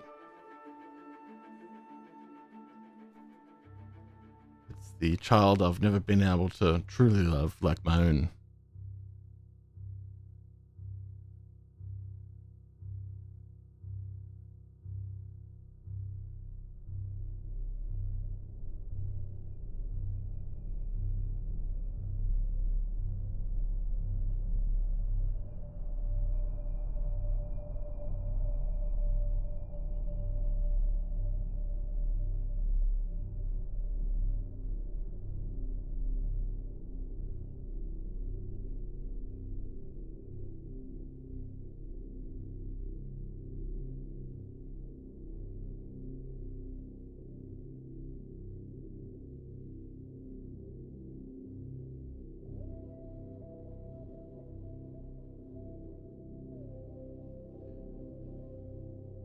What ships are my picks?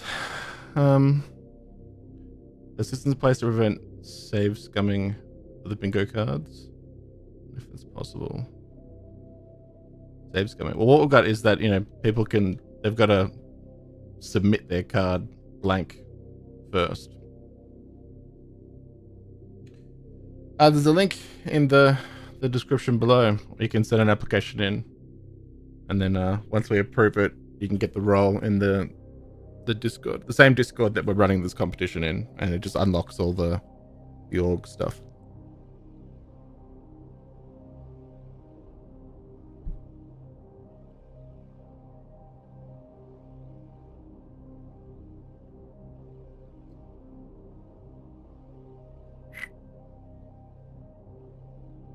I mean, okay, let me take a look at my hangar. Like, if I was starting with nothing in my hangar, and I was looking for, like, you know, a starter ship, probably the Pisces or the Cutter. But if I was going up a notch to, you know, like a medium ship, probably...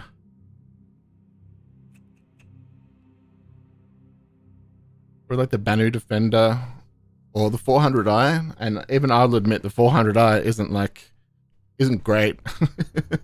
I just love it anyway. It's one of those things where it's design, and that puts it ahead for me. Like, it's got great shields, it's really fast, like you can get away from stuff, it's really pretty, it's unique, it can do a lot of like stuff, but you know, you're never going to be able to take anyone on with it.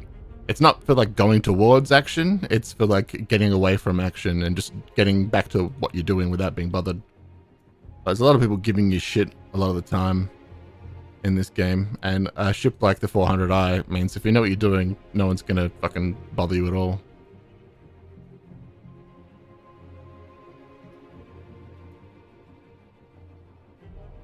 I've never been able to enjoy the Titans because they look too much like, yeah, I can't wait for the actual bike for the 400i. They look too much like a real ship. You know? It's, too much science, not enough fiction.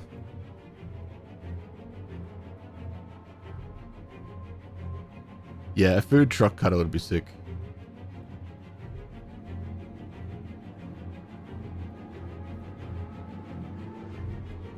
Yeah, I can see like the cutter being like a combi van.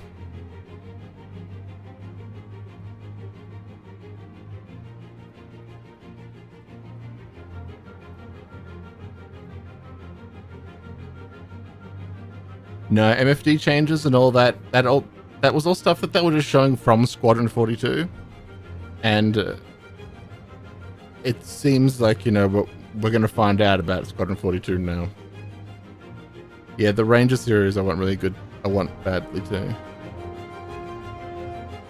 Yeah, the other cut is exploration. We're just we're playing around with ideas that are it would be better. Anything that would be better than a scout and exploration version, since that's already pretty much just what the base version is.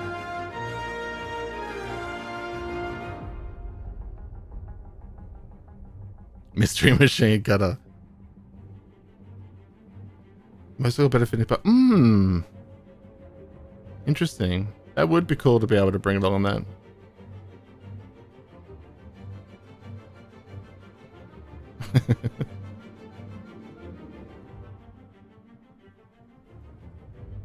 The Mercury needs an update for sure. Like, it's annoying that it's like such a beautiful layout. That and the Valkyrie. The Valkyrie really needs, like, they both need absolutely different components. It's actually ridiculous.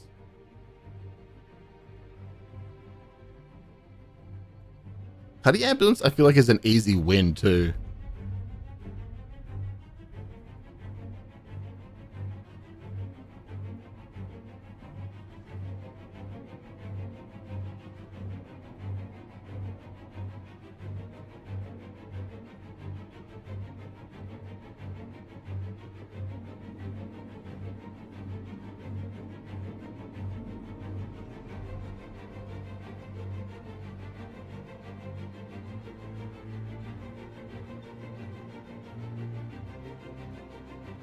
Gotta steal.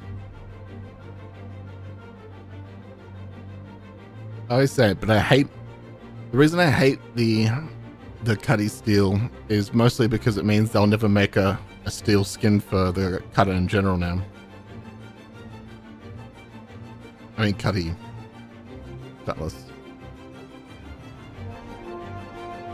Like, it looks so good, but all that wasted space for those jump seats is so stupid.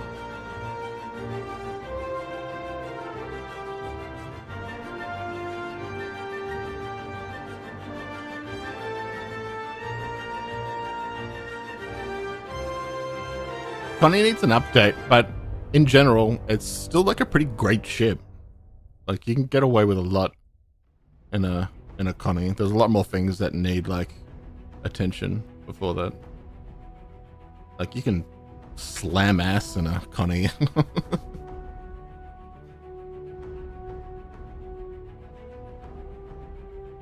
Yeah, RSI ships completely took a drastic change. Like, they're getting all Dorito-like.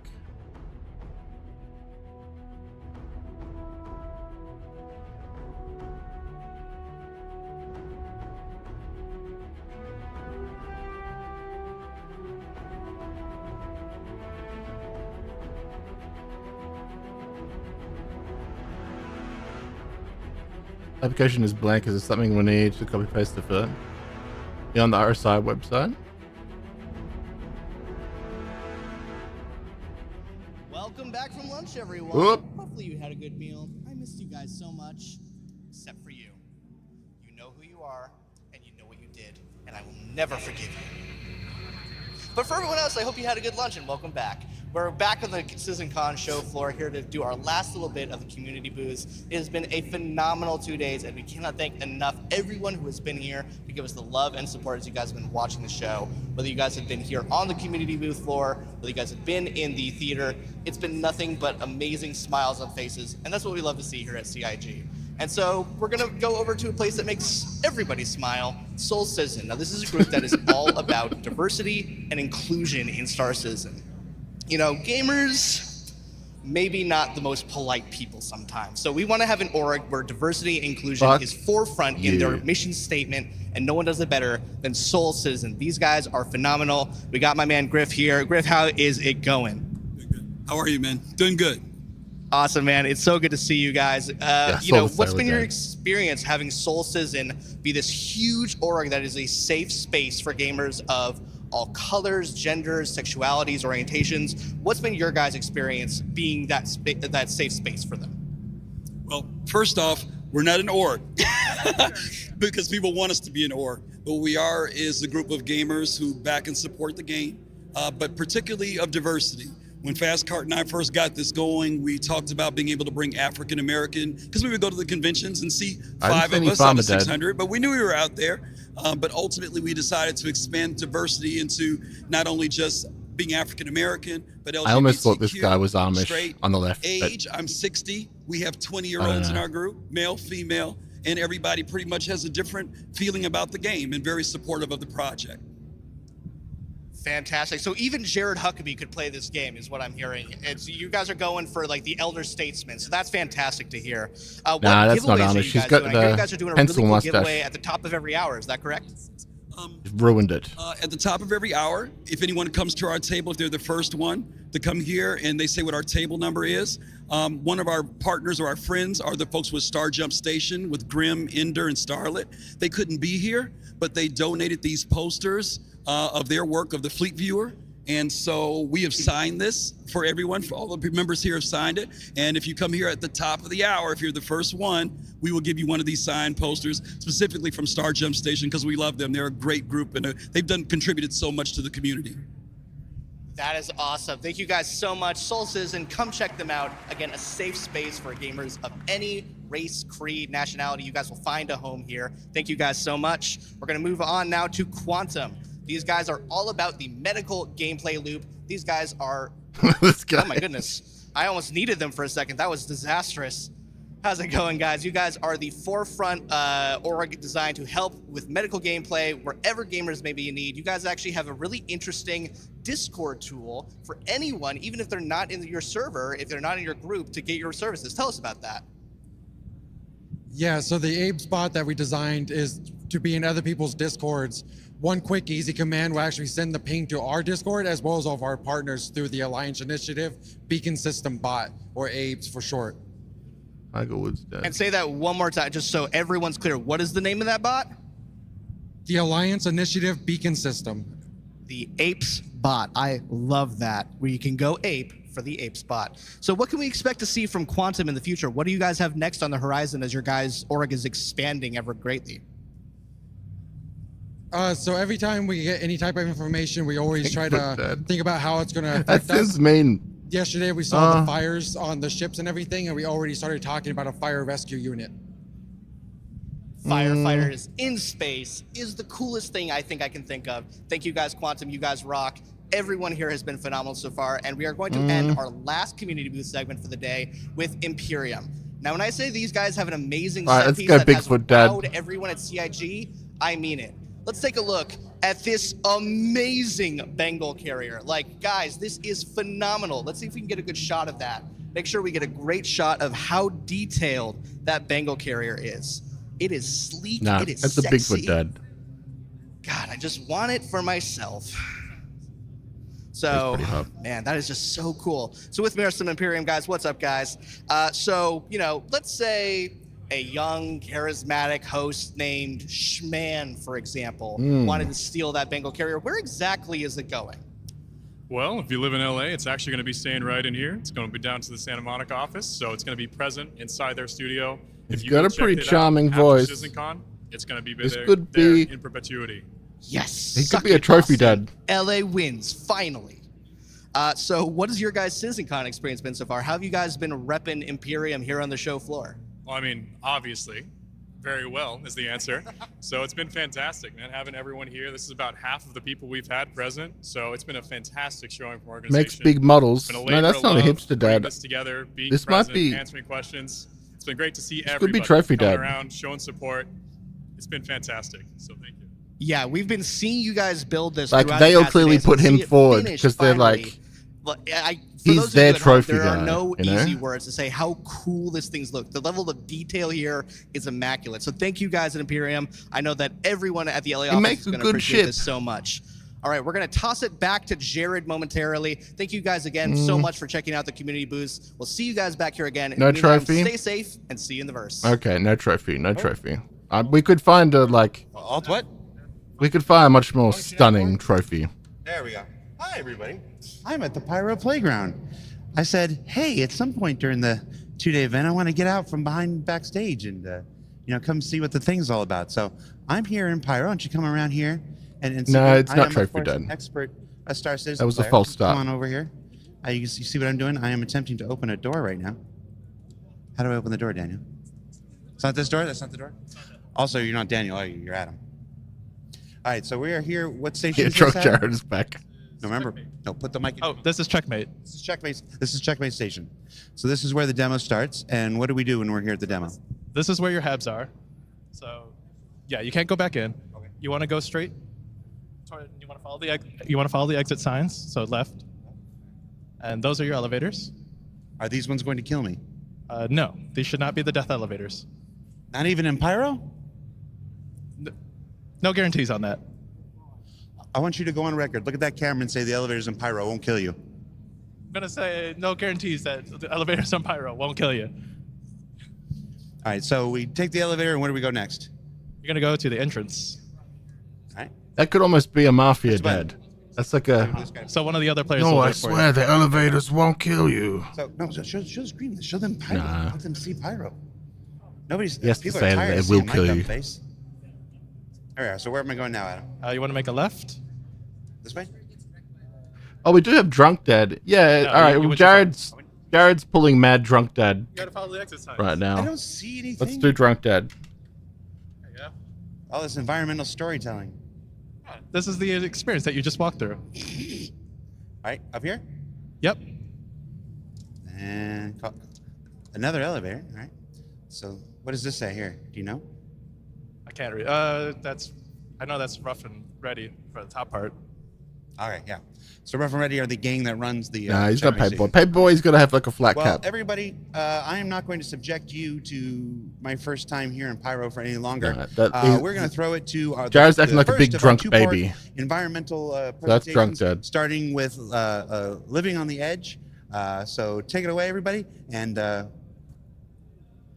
don't know, watch it. It's good. Especially him like walking in the background. All right, this is what we have at the moment.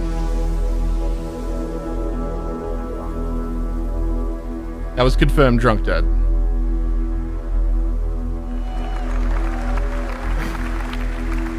Hi, everyone. My name is Khan Chuckett. I'm the lead level designer for the PU.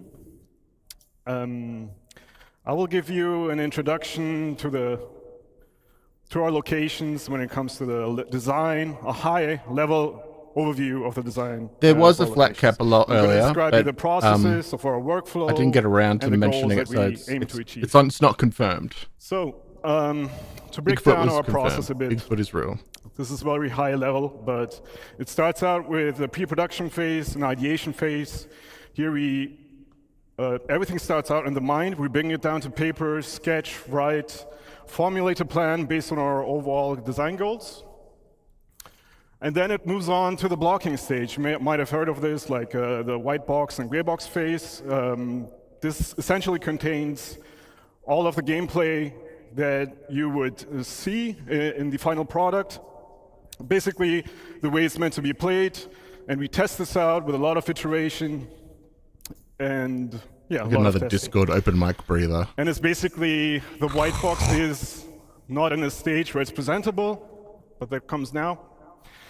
So on the right, as you see, the food court that Adam is going to be showing you later.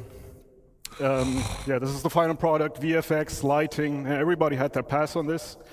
And level design or other designers still maintains the space and makes sure that the systems that get created are being retroactively implemented. All right, so one key aspect of game development in general is the balance of narrative, visuals, and gameplay. So all these interplay, they interconnect, and it's the foundation that runs through all game environments. So it's important to communicate context, and here in this draw-over, you see that narratively, we see sort of a dangerous environment. The spiky shapes here are sort of threatening. We see defensive structures. We can expect some enemy NPCs here, but it's also an old village. Maybe there's some exploration, some loot to be found. And then what's also important is communicating goals. So goals can be the pathways that you take, the gateways that bring you from one step to another, and so on. Hey, whoops. Yep, there we go. Okay, since we're a sandbox game, accommodating playstyles is pretty important. So playstyles meaning going guns and blazing, shooting at everything and everybody, going more of a stealthy, infiltration-y pathway if you wanted to, but also all the social aspects that you know from Stanton. And to do this, we established, so one of the core design philosophies is granting the player the freedom of choice to do what they want to do at any point throughout their experience. And we do this by establishing or defining multiple pathways or archetypes that we call primary, secondary, and tertiary pathing. So the first one is pretty straightforward. In a social setting, you have the goal right in front of you, and it's a single goal, such as here in the Habs. In a combat setting, this is very exposed, so it's dangerous to traverse this route. Where it gets more complex is when you have, such as with this outpost here, when you have multiple goals that can be equally important to the player at any given point. This is where we need to have a bit more design put into it with, for example, the landmarks that serve as orientation points. So to help you orientate yourself wherever you are in this location. And leading you to these locations by utilizing shape language and composition. The second path is, these are secondary pathways, so these are alternative routes. And these are options that are offered to you as you traverse the area on the primary path, for example. And so you may know this as a tourist when you go to a new city and you look around the corner and you see an alleyway that sort of looks nice and it evokes your curiosity and you want to investigate. In a combat setting, these are covered approaches or opportunities for you to flank the enemy to get to your goal, which could be this building on that sketch. Versus more open spaces, when you have, in a combat setting, in open spaces, you tend to be a bit more stationary because you want to feel more secure, unless you're in a vehicle. The third path is tertiary pathing. So these are more hidden infiltration routes, especially discoverable throughout the rundown stations that Anna will be presenting later on. And it's these weird are to mostly be showing discoverable like to identify. You can design explore at this these, point find of the loot, or different invention. routes to traverse through the station. Environment interactivity. You might have seen this in a previous presentation. It's very important to ground the player to their environment, offering them ways of interaction, being able to change the state of rooms, to toy with the AI, or just simply being able to unblock your pathway. Where it gets a bit more complex is when you talk about resource network systems, such as in day one when Torsten mentioned that we are planning to implement this as well in locations. And this will allow the player to engage with their environment in different ways. They will be able to power up or down entities such as turrets, gates, and doors, and also alter life support systems.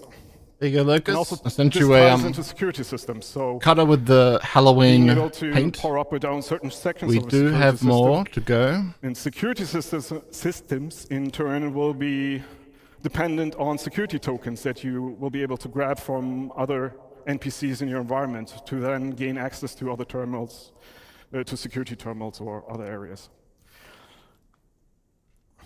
Reputation is a big topic for us, especially with Pyro. So reputation, what does it mean? It means that it's basically your standing, your relationship with factions, and factions are the UEE in Stanton, or outlaw gangs, especially now in Pyro. And this will define your play style within this environment. So it will define how you experience the location that you're in a more social context or in a more combative context. So we talk about reputation gates as well, especially in the later presentations. So in the case of the food court, in the rundown station, we have multiple floors. So the first floor is the gang floor, and that might require you to have a better relationship with the owner of this location, which then will give you unique mission givers that you can go to and accept a mission that are offering you missions themed after the faction or the owner. I think of this guy location, knows but also give you access to his talk is out of unique place gear, here a bit. Poor guy. collectibles, ship weapons. Probably and making him items. do it to fill You might have time. seen these locations in the demo if you've played it. So to close this all off and move on to the other presentations, the glue behind all of our locations is the content. It is the reason why you go to these locations in the first place, and our main goal right now is to not have that divide between social and gameplay as much as we do in Stanton, but mix it up a little and make that dependent on the reputation that you have with the factions or the owners of these locations. And yeah, we're looking into more content. As you've seen listed there, there's a bunch of new stuff coming as well. With the later presentations, for example, with the logistics hubs in the second portion, we're also looking into rates. But yeah, that's it for me. I will pass it over to Eddie now. We had one A1 Spirit, Hope you've enjoyed but that this. was the first Take one care. we gave away Bye. yesterday. Punch it. Hi, everybody. So, I'm Eddie. I'm an assistant art director on Star Citizen for locations. Before we start, I'd like to mention that all of the footage we're about to see comes from our current stable builds. So all of that beautiful tech, all of those features that we've seen in the last 2 days. You're going to post the blank one initially, all and those then if features are you going to make get their it way filled, to you, of course, you post the eventually. filled one. But that is the reason you're not going to see. But the blank some of one the needs to individuals be today. in Just like wanted to get long ahead before. of the comments a little bit there. So with that said, what am I going to be talking about? Well, I'm really excited to show you that the hard work that the Sandbox One team have been doing to expand our new outpost locations. I'm going to start by going over how we've expanded the library and what that means we can now achieve with the new locations, and then how we achieve that variety from the library by categorizing our locations into both archetypes and themes, and what that means for you as a player. So, I don't know if you remember this, but at CitizenCon in 2021, we showed this new style of outpost for the first time. Now, at this point, we had our art style locked in. We'd worked on our library of content to the point where we could make smaller locations like this one, but with a limited amount of variety between each one. And this is what that library of modules looked like at that point. We'd established our main building modules as well as some of our using it to milk and a some number of time. smaller secondary and dressing and standalone modules. But each outpost couldn't be too large without there being some obvious repetition between the modules used. So let's have a look at that library today. To a lot of people, though, especially geeks, they think everyone's a hipster. In order to achieve that like, greater visual and design delta between each outpost and have them not feel like exact clones of one another, we've massively expanded our module library in terms of breadth and depth. And what I mean that, we go broad by making more modules with different purposes, and we go deep by creating multiple thematic overlays for each of those modules as well. And I'll go into what that means a little bit in a minute. But the challenge of a sandbox location like this, as you can see, it's not about building a single unique location. That can be quite straightforward, to be fair. It's about giving our artists and designers the building blocks, the affordance to build multiple locations that all feel somewhat different, even if they do share that same basic DNA. So it's about creating both the ingredients at the same time as the recipes, and making sure all of those flavors work in harmony with one another for both visuals and gameplay. So every individual part has to take into consideration all of those design philosophies. So every single module has to take into consideration those design philosophies that Khan mentioned. But we also have to make sure that they work with those same principles when an artist or a designer combines them into any one of a number of different layouts. So the more ingredients we have to work with, the more recipes we can create. But with that complexity comes the challenge of keeping everything harmonious. So we like to think we've done a pretty good job with that. But that's me. Using this expanded library, we've been able to increase the individual location size because there's less of that obvious repetition between buildings within a single location. I can't be really very call dead. some of these large locations outposts anymore. They become something more like settlements and imply a larger and more If someone established brings up community. like the cows again on stage, Now, as a player, it will mean a count. lot more to explore and do at any single individual location with a localized and personal feeling mission types that might see you moving around a single settlement to complete objectives or doing short hop missions between clusters of settlements on a single planet. So you might head up to a ridge to repair some wind turbines. You could counter an outlaw attack from a neighboring outpost, or on the opposite side, you might be stealing or destroying vehicles for the criminal gang that you're working for. But in the art department, we always say, show, don't tell. So let's stop looking at slides and let's have a look at some of the locations in game.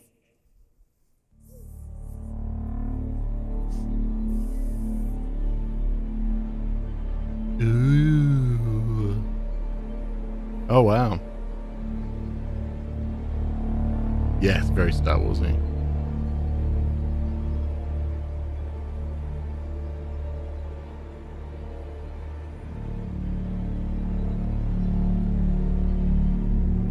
Very Star Wars-y.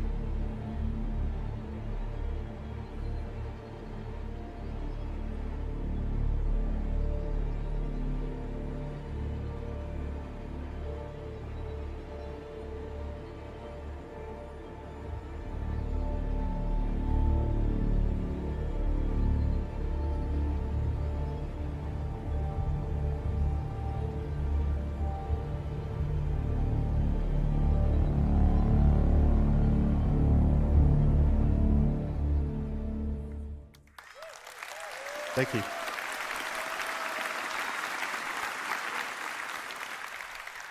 So, what flavors of Outpost did we just see there? Well, we categorize them in two different ways, as I said, and then we mix and match those categories together to provide that variation. Now, the first and primary category is the archetype, and they provide that core gameplay hook and define the main function of a settlement. So scrapyards have a landing pit module for repairs and refueling. Mining operations can have a refinery module and ore extractors for resource and commodity trading. And trading posts themselves allow a broader range of item purchases through the dedicated trade building module. And I mentioned earlier some more like general mission types that you might find that would be agnostic of archetype. And the archetypes themselves reflect that primary gameplay function of a settlement, but there's also a middle layer. Of course, we don't want these locations to just be a glorified shop or repair station. So there's to be more secondary activities to do locally to an outpost that are also defined by its archetype. So you may find scrapyards can offer salvage-related gameplay and missions. Trading posts can also offer delivery missions or hauling and cargo gameplay. And farms can offer crops and fauna as resources for gathering or trading. So with archetypes as our primary category, in addition, we mix in a secondary category, and these are the thematic overlays. Now, at the moment, we have two main themes. Internally, we call these independent and outlaw. So themes offer this guy additional seems variation stable. on top of the archetypes to inform the look and I reckon feel he of a gets. location. Not just I wish that was visually, my dad. but which people you'll interact with there, You know? how they'll respond to you based on your rep, what types of missions you'll have available to take on. So themes don't change the fundamental architecture of a space or the archetype of a location, but they do drastically alter the mood and feel, as well as altering the gameplay experience significantly. That was my dad. Did I end up putting that in? Our themes, our independent theme. Like you'd be a good dad, you know?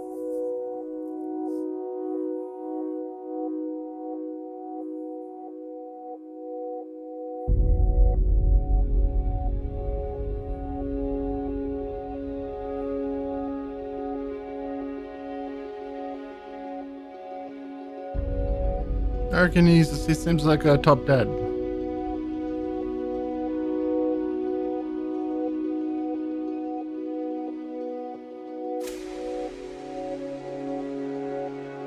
We have world #1 dad. I can't remember if I removed one because world's #1 dad was the same as that, but initially I did have one that was, I wish that was my dad. I don't know if I ended up removing that for world's #1 dad. I think that's world's #1 dad. Unless someone can confirm that there was, I wish that was my dad. I just feel like he'd be a solid dad, you know? It wouldn't be like a fancy dad. It'd just be like, he'd be there, you know? Experience.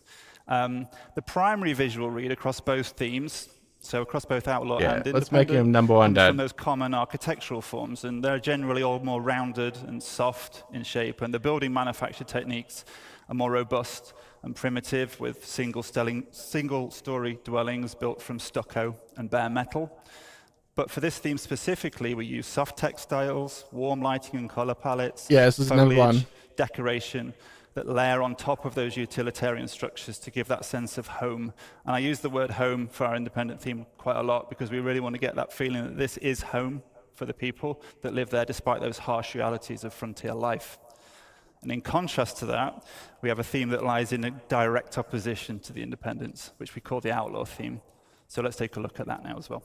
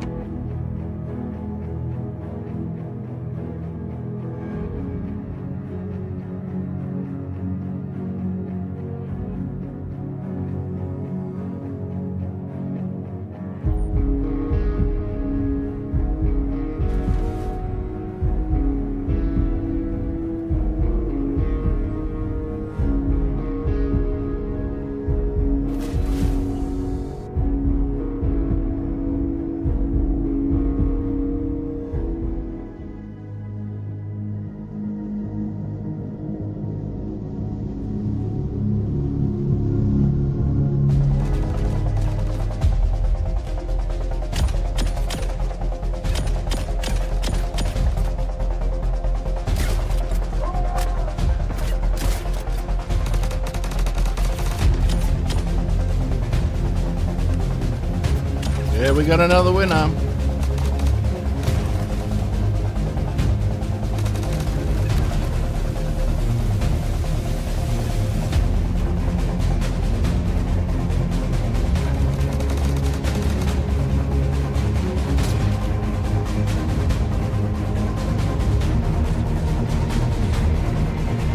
Oh wait, we got cookie as well.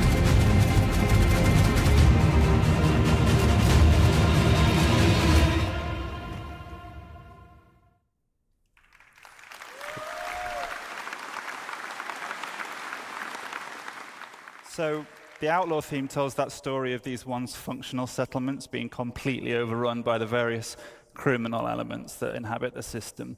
And visually, we have themes of a regressed and subverted civilization. So we layer on top of the architecture these spiked and aggressive forms, and we have evidence of a squalid living arrangements, and lighting comes from fires or poorly maintained fixtures. Some spaces are going to be recognizable as deformed versions of the independent theme, but some have been completely changed to more nefarious purposes. And while both themes employ all of the various alternative pathing and traversal considerations that Khan detailed just earlier, the Outlaw spaces are weighted more towards combat. But just because these spaces are more dangerous and the experience can be more combative, that doesn't mean that the archetype of the outpost is lost. So if you as a player choose to be a criminal working up your rep with a headhunter gang, you'd be welcome at the trading posts, and you'd be able to buy and sell items or take on missions. But you probably won't then be very welcome at the independent-themed locations, and that's where you'd get your combat experiences. So while the Outlaw theme looks very different, the functionality of those archetypes still remain. So I've talked about the kinds of outposts we've been hard at work on, and I hope you've enjoyed checking them out over the last 2 days in the Pyro demo. It's really made me very pleased to see people playing our content at last, so thank you for that. Let me look to see if I've got where are we heading from here? Well, anything else I can give away. I hope it should be obvious that we're going to get these out for the first Pyro release. We still have some final optimization and polish passes to do across the whole library. We're also going to be expanding the amount of these locations throughout Pyro and beyond, and our tools allow us to do that very quickly now. And we've got the library as well to do it. And the new outposts are not limited to the Pyro system. They're completely system agnostic, so you can expect to see these outposts in other systems as well. And of course, we're going to look to add more ingredients, more of those modules to the library as well, to further expand the variety and depth you'll be able to see at these new locations. We want to encourage more on-foot gameplay within a smaller ecosystem of a planet to give that more localized and personal feeling experience. Our goal with these locations, as with many of the others we're going to hear about today, is to continue to work on the gameplay so that every location offers a rich playground to explore. And I guess I'd like to finish just by thanking everyone for listening today. It's really great to see you all. And I'm going to pass you over to Nick, who's going to talk about some locations that are coming in the nearer future. Thank you. Bonjour tout le monde. Yoo! We are French Canadian on the here. Cool. All right, guys. My name is Nicolas Pinchot. I'm from Montreal. I'm assistant art director, and I'm here today to show you the next new Derelict settlement we did. But just before that, I just want to say thank you to everyone who worked on that mandate. You guys made it awesome work. I'm super happy and proud to be here today to show you that. Trophy, all of this you guys is trophy. So let's cut to the chase and let me present you the new Derelict settlement. So Wars will, I'm pretty sure I'll get one more to give you within the next couple hours. But we can keep playing in general.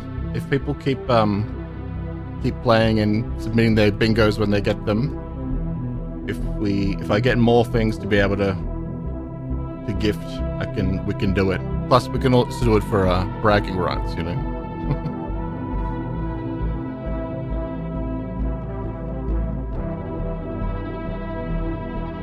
This one, that's I think this is Fancy Dad.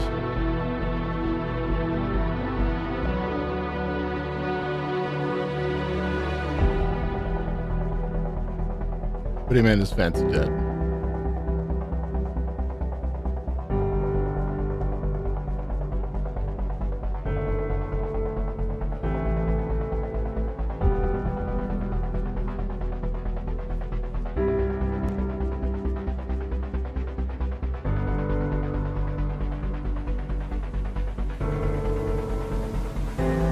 Yeah, I wish they gave me CitizenCon goodies packs for giveaways.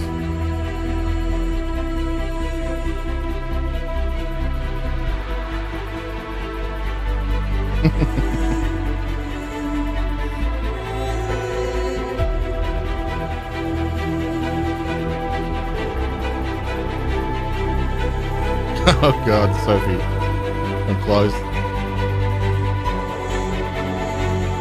Big announcement should be kind of like within the hour, I think. No, we never got to Trophy Dad.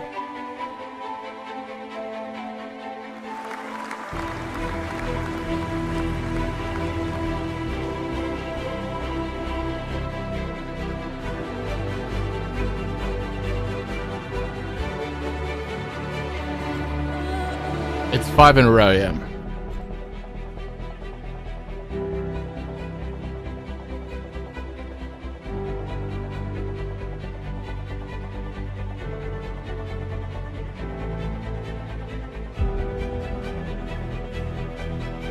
Well, Polaris, actually, it's like the majority of things I've been giving away have been stuff that CIG have been sending me over the past, like, 6 months or something. So I had like a pretty cool, guys, eh? A backup of stuff, and I've just been giving them all away over the weekend. Oh, by the way, we made more than 4. It's not just 4. We made more than that. So we split those settlements into categories, social and hostile. In the social one, we will have drop-off mission, shops, food, loots, and drinks. And hostile one, obviously, will be more focused combat. Let me show you what it looks like.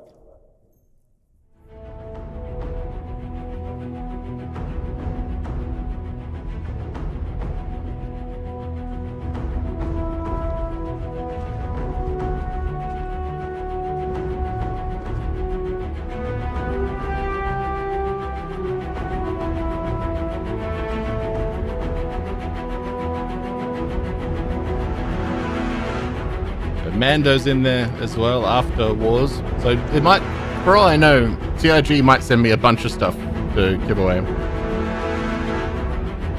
So we'll keep going.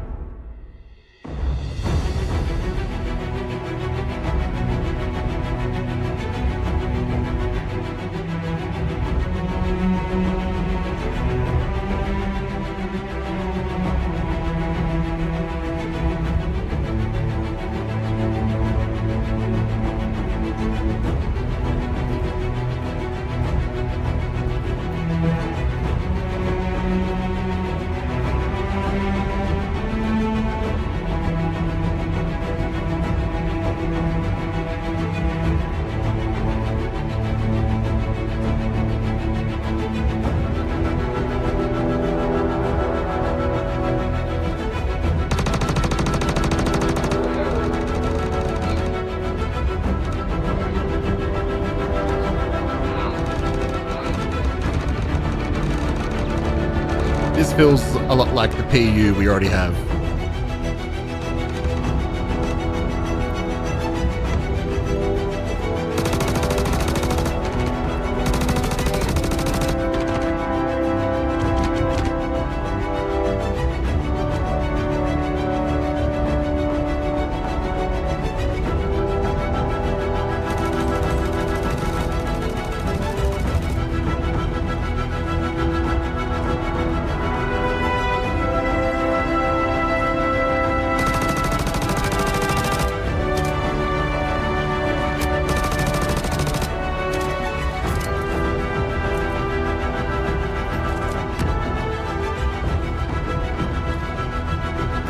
You can't really like tell what they were showing us, what that was just Squadron 42 the entire time, and when they're showing stuff that's like PU engine.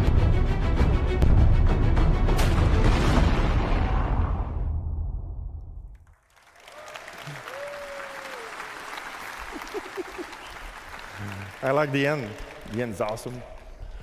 All right, in summary, guys, we're going to have a lot of new location on planets, links with nice mission and good gameplay.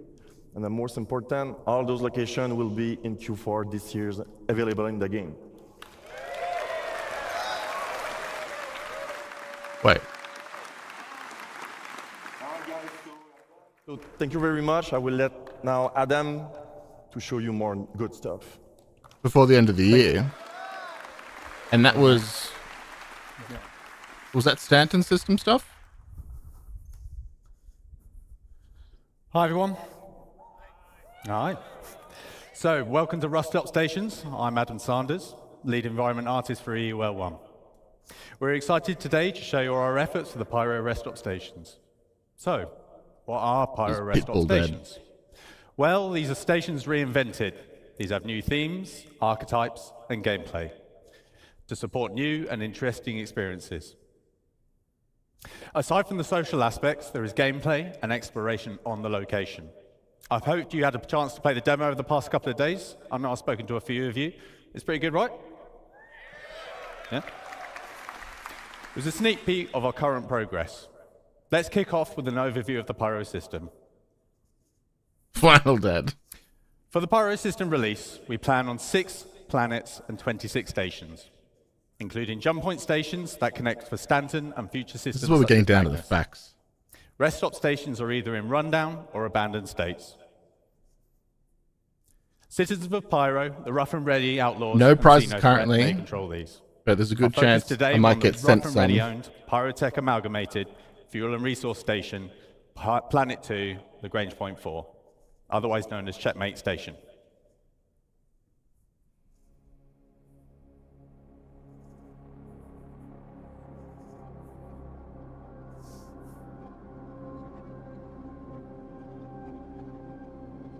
That does look good.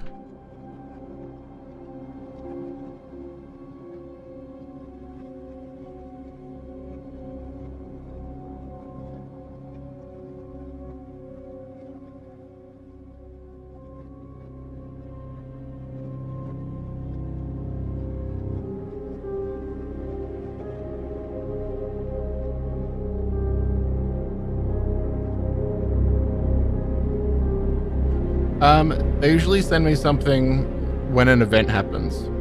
So I had stuff from Foundation Festival, like Pirate Week,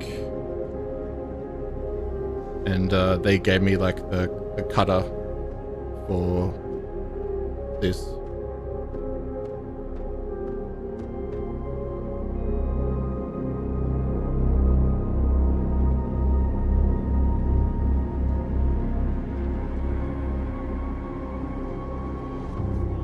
Well, I'm still tracking the winners that we get in their order, and if they send me more than, you know, however many, if they do, I'll send stuff. Thank you. So to create a richer experience from rundown stations, we have 3 key points. So increased reputation gives you access to new areas, unique gear, and mission givers. That's a hot shaft coming through the window. It also relates to basic functions such as the hub clinics, which need at least a neutral standing with their owners. Combat can take place anywhere, including social areas. Yeah, from this announcement, who knows? Like environment traversal and enhanced environmental interactions. We aim to include new substation areas such as the workers area, lower deck, and maintenance areas. These areas will offer unique content, more environment interactivity, and interconnection between areas. Our journey begins when the player arrives in the entry deck view room. The entry deck serves as the first barrier between the outside world and the interior of the station. Yeah, there's like Some 5 shafts in inhabitants there. are prevented from going inside and are stuck here with no means of getting out. Slums are formed beneath the bridge, smuggling routes established. Some shopkeepers will sell you water and food on your way into and out of the station. Let's have a look.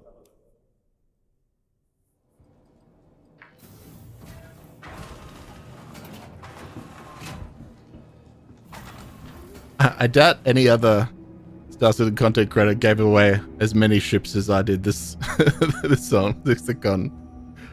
I think I did like 8 ships or something.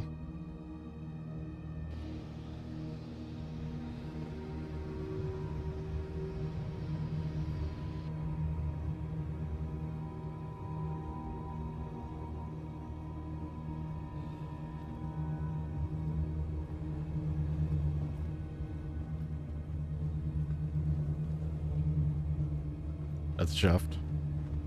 That's a shaft being lit by another shaft.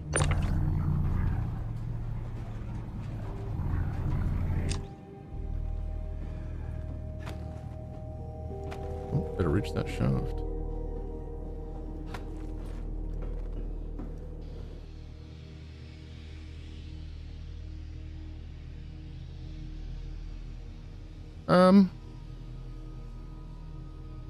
Let me see.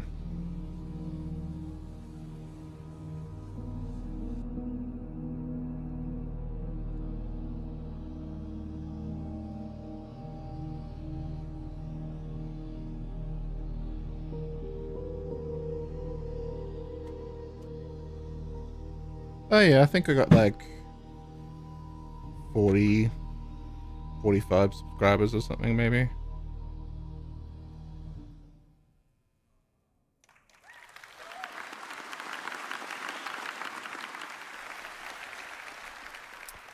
Can't No touch problem. on I just wanted to make it a reputation fun sitcom. Let's see how that is applied to the stations. So how Surprised does the I have reputation done. gate in the entry deck affect gameplay? What happens That if we we're have still good playing. reputation? So if you had good reputation, you could go straight through. This is no fuss, and it's the quickest way to maneuver through the station. However, you've got to put the time and the effort in to get to this point. What happens if you neutral reputation? So you might be waved through, maybe you have to pay a bribe, and you don't want to pay, so you're going to have to find an alternate pathing. Or you're going to have to build up your reputation. If you have bad reputation, and for all you naughty ones out there, I know some of you exist, this applies to you. In short, you're going to have a tough time, but you have options. So stealth via other pathways might be one of those options. You build your reputation up from scratch, or you could probably fight. Let's focus on those alternate pathways. The modules in the station are broken up into several traversal areas. As with the other location archetypes, we define these spaces as secondary or tertiary routes, as opposed to the more official primary paths. Most modules are interconnected with vents and maintenance shafts. Yeah, you're supposed to have your bingo cards up. Infiltration and exploration paths, as well as potential loot. So what alternative routes exist to access the station? We'll offer the opportunity to access the station through multiple EVA points on the exterior. It gives you the choice on how to tackle missions and reputation issues. These alternative entries allow the player to circumvent the ATC loop completely. Useful for when your reputation with the owners would normally prevent you from going through more official ways. These serve as spaces that provide content aligned or against the owners of the station. Yeah, but how much is this coming at launch? The maintenance hatch access Pyro, points though, are a new common sub-location to the stations. Now, we never confirmed a good cosplay dad. To house maintenance areas that increase the interconnection between all the different sub-areas of the station. They act as alternative pathways. I was looking for like from the entrance area to the Galleria, for example. Now let's have a look at our main social space. The market. A central location for the controlling faction, it houses all their nefarious activities.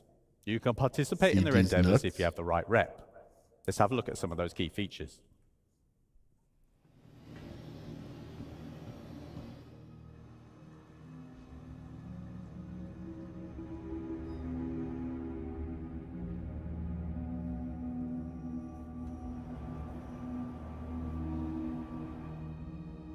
Premium equipment linked to reputation.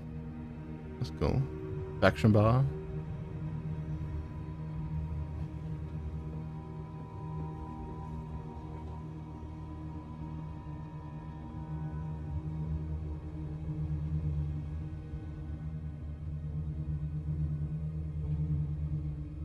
Eat. Little friend. Oh, that's what C-nuts are. Nice. Right, they added dick-eating gameplay. Didn't expect that. Didn't have that on a bingo card. The market is a social hub and a good example of mixing social and gameplay space, as mentioned by Khan earlier. Another reputation gate can be found in the market. The ground floor is open to the common public. The upper floor is reserved to rough and ready outlaws and their associates. If you have increased reputation, you can access the area. You can access this area, which gives you access to premium items, top-tier mission givers, and access to new areas. We plan to house mission givers in both tiers that will give you unique jobs to further your reputation and fame across Pyro. Now let's have a look at another theme. Abandoned is a new, non-social location theme. Let's have a quick look at the current abandoned area on Checkmate.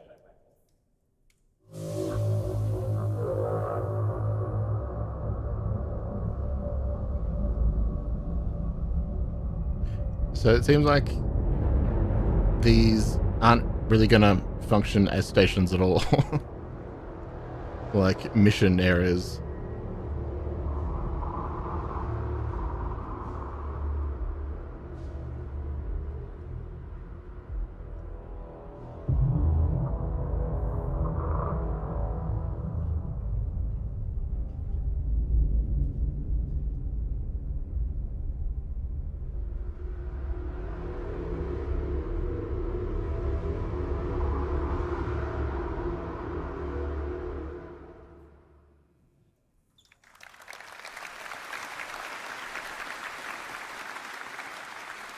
Thank you. So we have entire abandoned stations as separate locations. On top of that, there are abandoned areas within the rundown stations, much like the ones you probably see in the demo. There will be around 15 of these around the Pyro system. These are accessible through airlocks and breaches or other means. We aim to enhance all the space locations with a lot more gameplay content. Loot runs, exploration, creatures, missions of various types with PvE and PvP content, just to name a few. We're also laying a focus on environment interactivity with potential retrofitting of occupied stations. With the future addition of security systems and the resource network system, we will have the means to further improve the experience within these spaces and offer new challenges. With power, life support, and gravity playing a key role to give the player a unique experience, especially in abandoned stations. So, what do Pyro rest stop stations bring to the game? So lots more variety in space stations, with more gameplay opportunities within a station location. Opportunities for exploration, hidden areas, multiple options for access or traversal. These are faction-owned, and reputation will affect the location and gameplay. These feature lots of new mission opportunities within social space and multiplayer opportunities for combat on location. So I hope you have enjoyed this sample of what stations will offer and had a chance to have a go on the demo the past couple of days. That concludes the Living on Edge presentation. Thank you for your time. Who's nuts?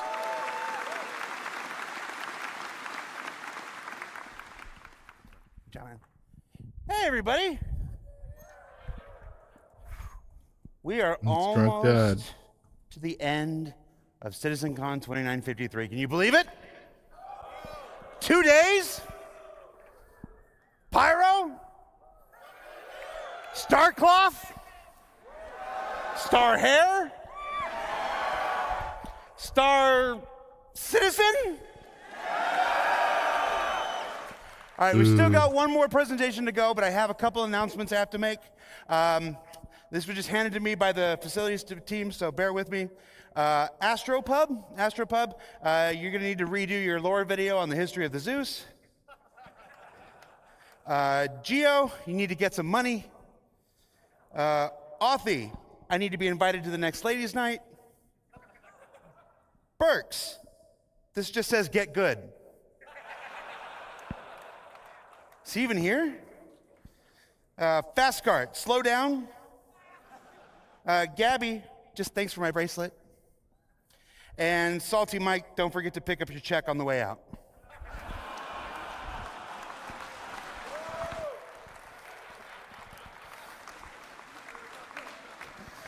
You know, that joke is so old, we would never, ever pay him. All right. So the only real announcement I have is that Hall B is closing at 4 o'clock. So that's approximately 15 minutes. So if you wanted to get merch or anything else, you wanted to peek at one last community booth, you've only got about 15 minutes left to do that before we close Hall B. In Hall B, the last 2 days, we've had our good friends at Atmo Esports. We're running their fight and flight competition. So I would like to invite 2 of the members of Atmo Esports, their founders, their creators, the big cheeses at the top, Crucian and Corsair. Come on up, man. Corsair is a ship, not a person. You got 90 seconds to tell people about who you are, what you're about, and how the event went. I'm Corsair, and this is Crucian, and we're from Atmo Esports. And we've just run Fight or Flight, the first live tournament experience here at CitizenCon 2953. We'd love to thank the staff and competitors. Who are the competitors? What are you doing? Yeah. Is that what that big group is? Yeah, these guys. Competitors. Yeah, just get them up. Yeah, come on up, guys. Come on up. Well, I just want to give a big thank you to the competitors who made this tournament happen. We have Lizzie B, Avenger 1, Verity, Cobra, Herbadiza. We got Sin, Astropub, G.I. Jew. We have Comet 15, Bognagus, Ms. Gabs, Schwang, Zero State, New Cabbage, Detox, and the Floor Mat.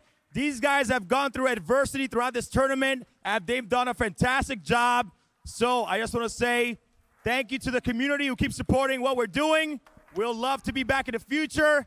And this community is the best community in the world. Thank you. Take a bow, players. Literally took a bow. And of course, if you were here watching this, you can check out the stream, the Hulk event, up on their Twitch channel, I presume. Yep. I should have checked beforehand. Thank you very much, everybody. Watch your step on the way down. Yo. Mustache with turtleneck. All right. I got that was the one hipster more dad. housekeeping thing.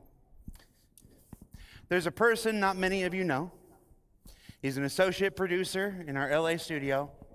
And when the workload for this event became as heavy and as detailed as it was, we turned to him to help with our broadcast this weekend. And he rose up and he excelled like a champion. So I would like to formally introduce you to Dan Howbrick. Is that who that was? Dan, get on up here, man.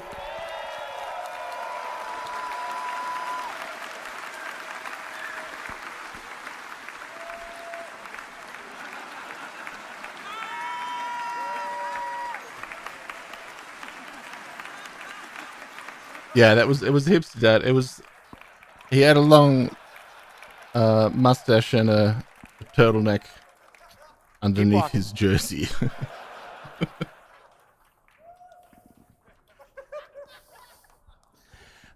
Now, we've got one more presentation. That's Destination Adventure. You're gonna see more about things underground, things up in space, and things I'm gonna let Todd Pappy tell you about.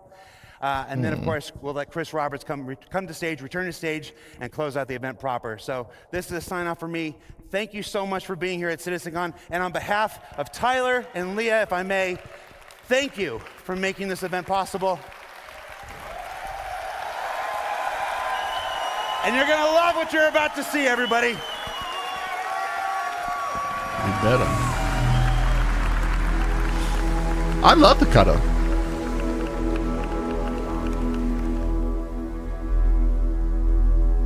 And I can do like a fucking ridiculous amount of stuff. My name is John Griffiths. I'm the lead environment artist for EU Sandbox 2, and I'm the product owner for the distribution centers. Before we delve into, I'll put my slide on for a start. Before we delve into it, everything that you're going to see is currently in gray box, so just keep that in mind. So, these distribution centers, what are they? Well, first off, they're the biggest location we have on the ground outside of landing zones. The reason why they're so big is intentional. We wanted them to accommodate as much world and mission-based gameplay as possible. Each location supports multiple landing pads and hangars, making them accessible to as many players as possible at any one time. There's even a road network to support transit from the planet's surface, into the main building and to any berth ships. Pretty cool. So every distribution center will be owned by a faction. Depending on the faction and where the distribution center is located on the planet will determine its specialism. Now, each specialism will lend itself to different missions and gameplay opportunities. So let's talk about some factions for a moment.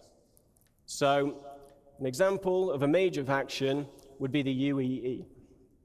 Now, at their distribution centers, they're likely to be more specialized towards military supply, research and development, or communications, depending on which branch of the UEE it is.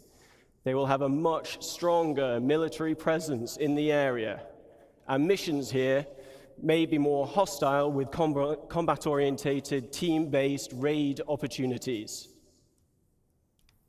Other examples of hostile gameplay that we're thinking of is hacking and stealing, searching for and destroying a specific item, tracking and eliminating any VIPs, and everyone's favorite, eliminate all. Grey Cat Industrial would be an example of a minor faction.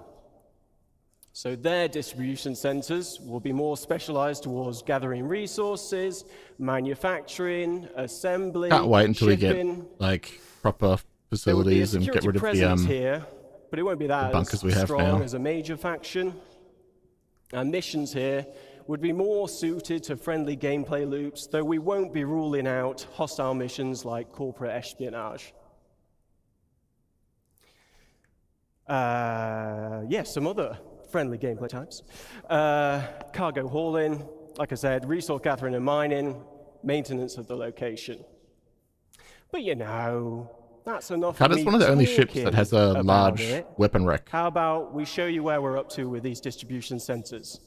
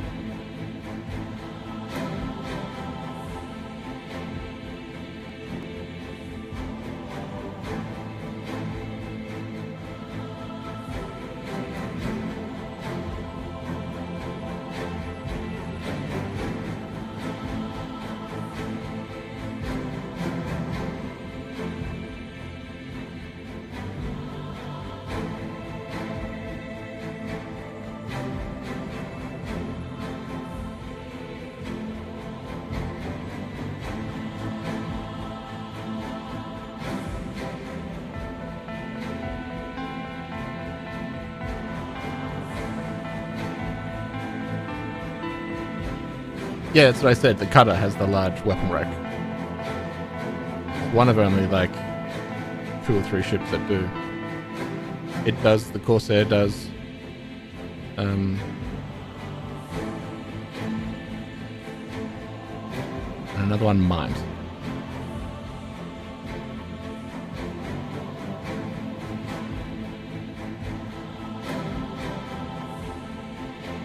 It's weird seeing roads, isn't it?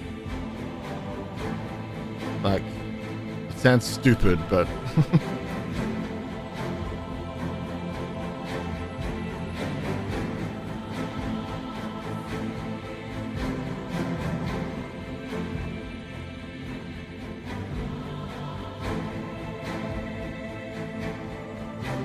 no.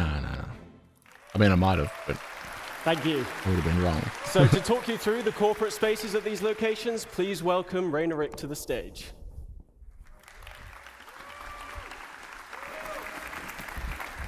Hello. So my name is Rainer Rick. I'm a lead environment artist at the Montreal studio, and we've been working with John's team on the distribution centers. So John just showed how massive these locations are. He also presented the industrial sections on the ground level, and I'm here to present the administrative area of these facilities that the Montreal team has been working on. So they're located above ground, just below the tower highlighted in the picture. Inside, you'll be able to explore the corporate office space and interact with the administrative personnel. Accessible via the lifts and the hangars, and also the industrial sections we saw earlier.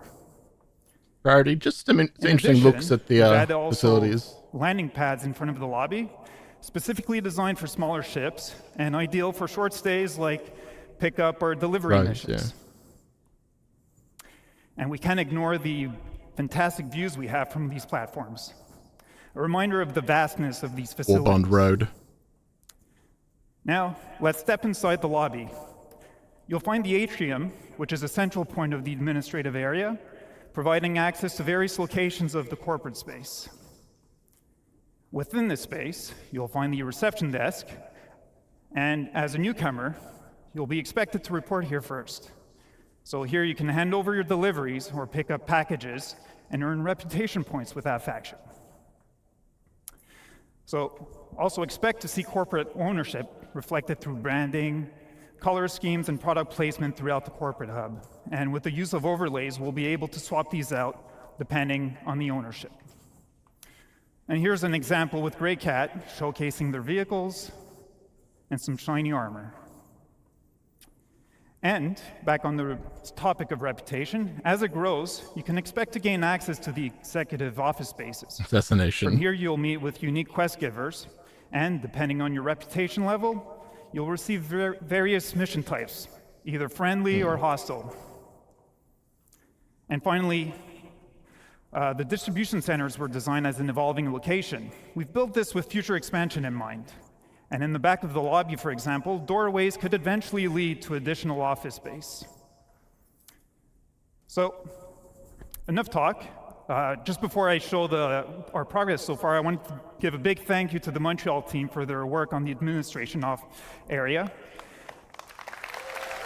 Thank you. And as John mentioned, we're still in gray box phase, so just keep that in mind. But let's take a look.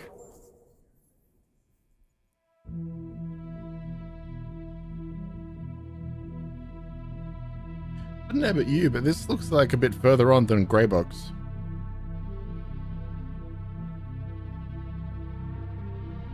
At this point, we're out of prizes, unless CIG send me more than it's expected.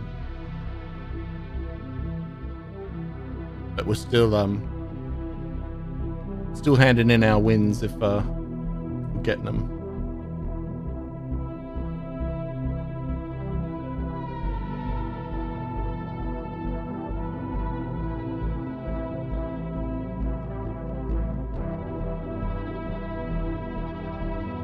Yeah, that's see how he went down the stairs just then? That's what they do at the moment on the PU, and it freaks me out. No, these are unique assets. Must be like in between Grey Box and on its way. It's probably like a lot of interconnecting halls and stuff that aren't done. But from what we've seen previously, this is pretty good.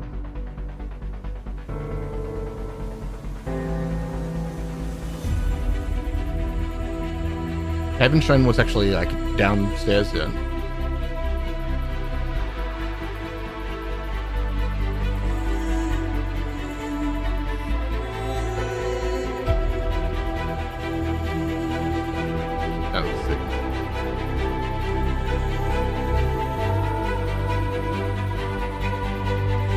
Yeah, there's still yet to happen with it. It's just nuked it.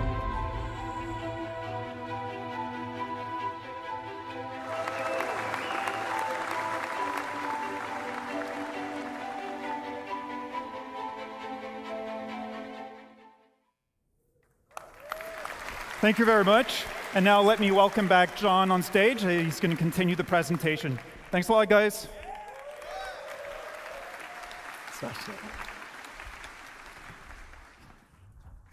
Team did a great job with that video. Okay, so something we've been working on that's unique to this location is raids. Click on. So raids are team-based missions with a focus on high-risk, high-reward operations. As Carl mentioned previously, you'll be able to choose how you gain entry to these locations. Coming prepared and geared up will make the difference between success and failure. Ultimately, you'll need to work together in order to succeed. So these raids will have you breaching the interior of the main structure, highlighted here. Now, each interior will comprise of rooms that reflect the location's specialism. For example, I mean, this could make shipping, focus, like box delivery missions will have rooms actually dedicated important. to If it means you need to do that to build up your rep. Looking and to the so you can do future, some like crazy we're stuff in planning these on having places. distribution centers with subterranean levels that will be accessed from this interior space. These will expand upon and increase the difficulty of these raids. Now let's take a look at one of these raid missions in action, but please note that this is early gameplay prototype of a raid.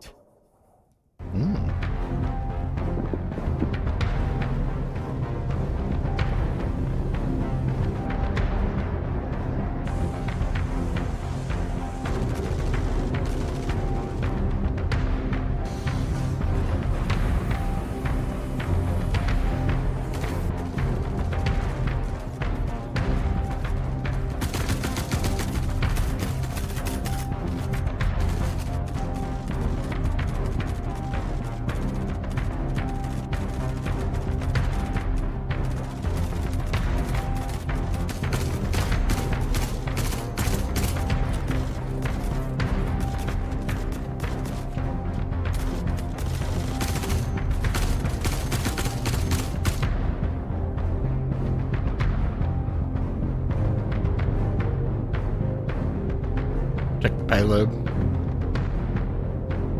Hello, that's new.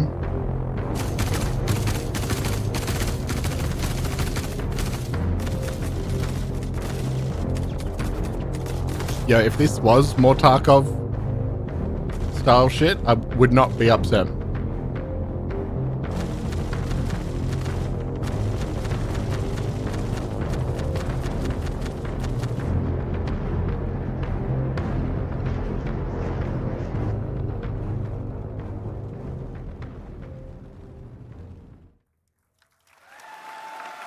Okay.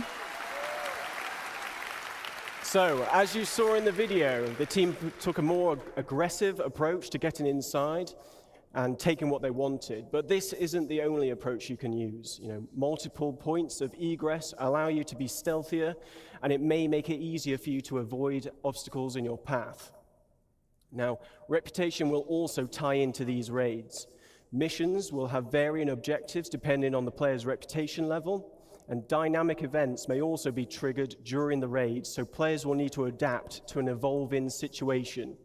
This could range from dealing with additional security personnel to other players arriving to defend the location against you. Something else we've been prototyping is how we can utilize the multi-tool to create gameplay puzzles. Physically interacting with the environment around you changes the puzzles for everybody. With multiple add-ons for the tool available, you may have to get creative when finding a solution to the problem in front of you. In this next video, we show you how using the tractor beam attachment can open up new paths to your objective, but it's up to you to decide what path you can create with what is available. Let's watch the video.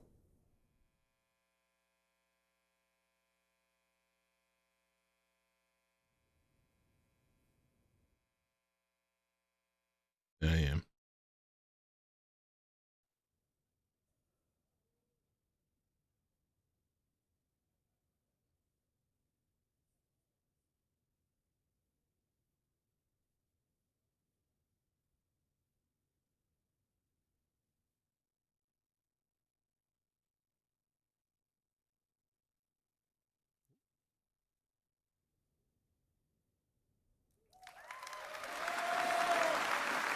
So, yes, thank you. Now, obviously, it was, this location would be possible with several people at CIG, so thanks go to Manuel, John, Jack, Martin, Farouk, Luke, Chris, Mustafa, Sam, Tom, and Rob. You've been excellent. Thank you to Rainer and his team in Montreal. None of this would be possible without their efforts.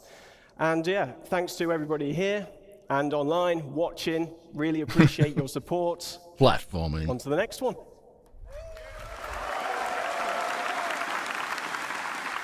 That did seem a little bit of like an afterthought. Hello. This guy's got to be a type of dad. This is a good segue from the distribution centers, as I'll be talking to you about Double different aspects ponytail. of cargo and freight on behalf of Art and Design. My name is Nick Etheridge, and I'm an Assistant Environment Art Director. So obviously, cargo isn't just about boxes. It's a big part of the game. Almost every aspect of the game has some kind of involvement with cargo. And I'm going to briefly go through some of them now. So let's start with missions. How will hauling contracts work in-game? We'll be introducing the Interstellar Transport Guild, as well as formalizing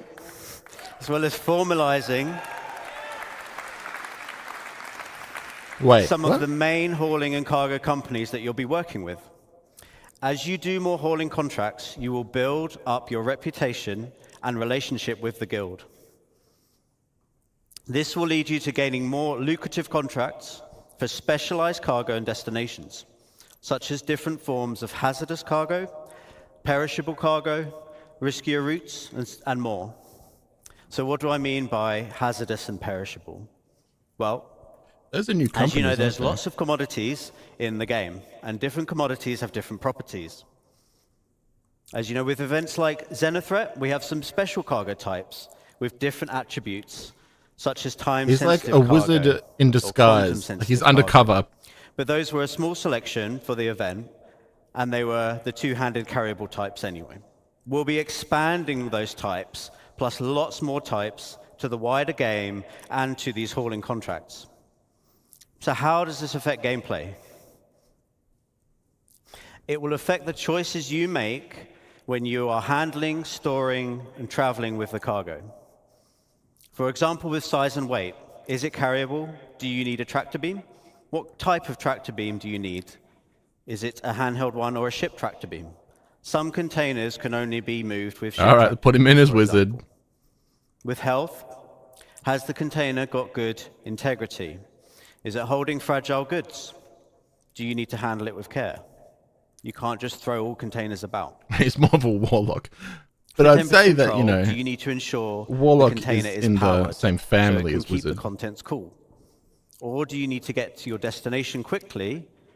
Otherwise, the contents may perish. For security, can the container be locked or hacked? Can the contents be scanned, or is the container tracked? Will there be pirates or law after you when you're holding this container? Hazard containment. Is it radioactive? You might need the right protection against it, as you may have seen in Jens's presentation earlier. Can it explode? You might not want to put these containers on a more exposed section of your ship. And many of these attributes are going to be visually distinctive. So conversely, if you want to steal, for example, some cargo on a whole sea, which does have very exposed cargo containers, you might want to avoid shooting blindly and accidentally blowing up your potential profits. So look out for those types of containers. Back to mission progression. We'll be introducing perks and rewards as part of fulfilling contracts and raising reputation with these companies. Branded ship and tool skins. Rewards, branded clothing. We'll have branded items. ship and tool skins, branded clothing. There will be collectibles to decorate your hab, hangar, or ship, or you can put them anywhere you want.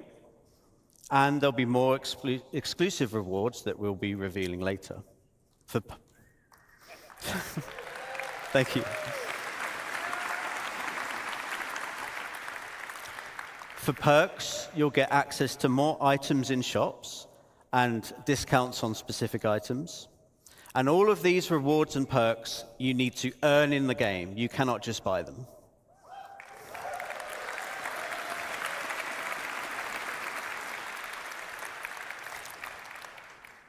Next, let's have a look at freight elevators and hangars.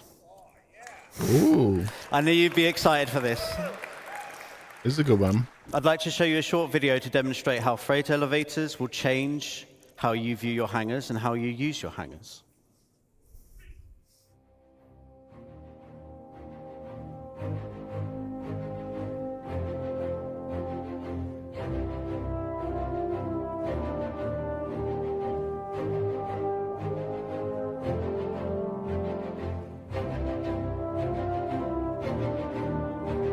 flat ass box.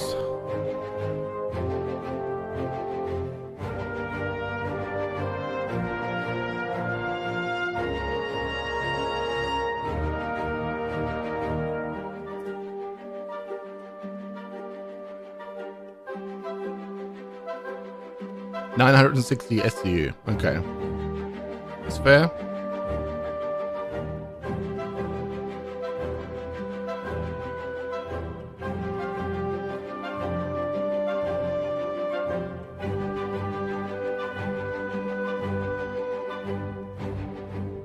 Are they really not going to show any, like, tractor beam? Oh, hello. Like, ship tractor beam. Oh, that's where you pull it from.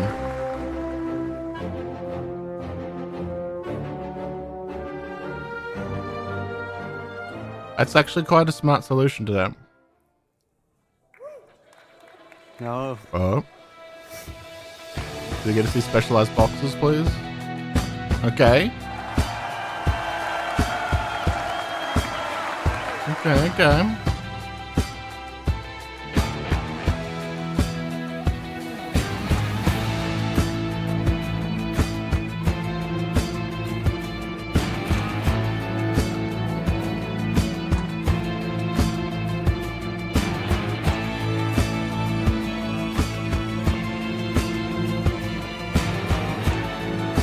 There you go, yeah, weapon boxes. Yeah, med boxes. Nice.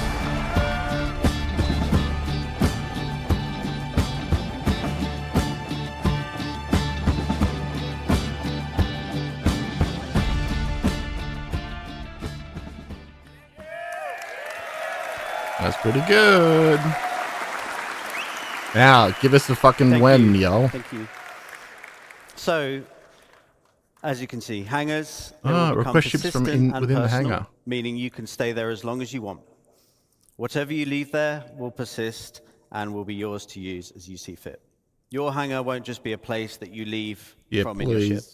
It will become a key base of operations to handle your inventory and storage needs, and you'll be able to request your ships from an ASOP terminal from within the hangar itself.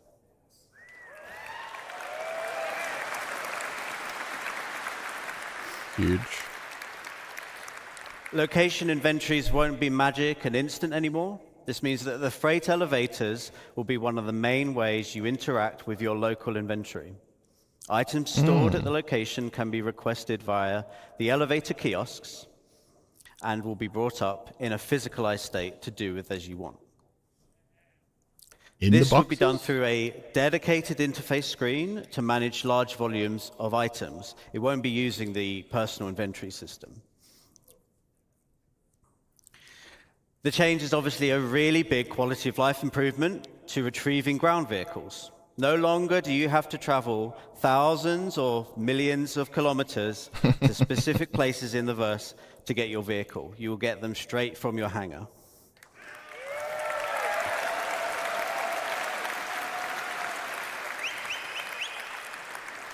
You'll also be able to bring up ship components. So your hangar is now more of a maintenance bay and outfitters where you can do repairs and swap around items and things like that.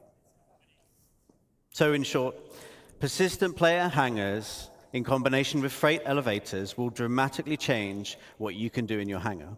It will be a home to do as you want, which has always been the dream. That concludes my presentation. Thank you very much for listening. Pretty good. And I will pass you over to Todd Pappy. Hey, Pappy. CitizenCon. Come on, I can't hear you. Yeah, I wonder if the claim is going to be able to fit. So, we'll be talking today about something special. It's an update on something that we talked about a little while ago, but we feel it's the future of Star Citizen, and it's the actual culmination of multiple different game systems coming together. So why don't you play the video? Theaters of War? Is this Theaters of War?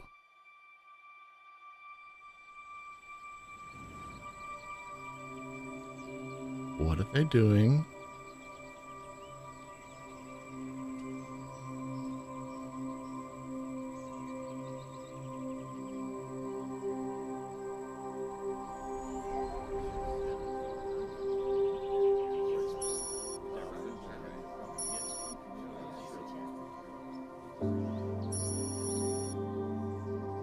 Land claim site.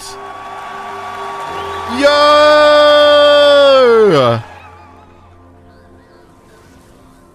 Get fucked. What? This might be the sandworm though. This is like, are they gonna say anything about when this is gonna happen?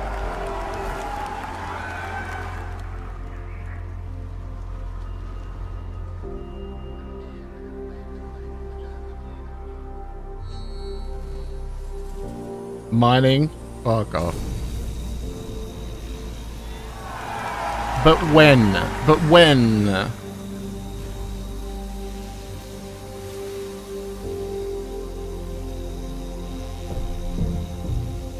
We have not seen how this is supposed to look like what their plans are for a very fucking long time. They did sell land claim plot.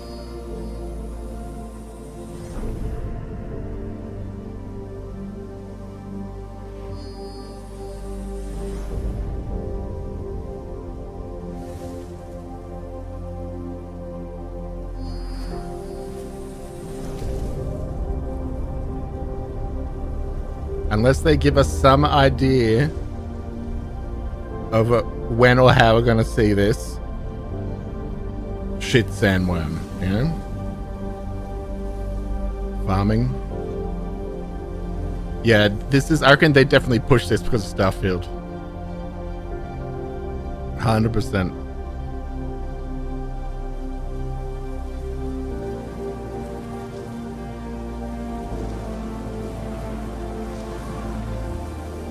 But Howard's cream went back into his pants. He sucked it back in, you know?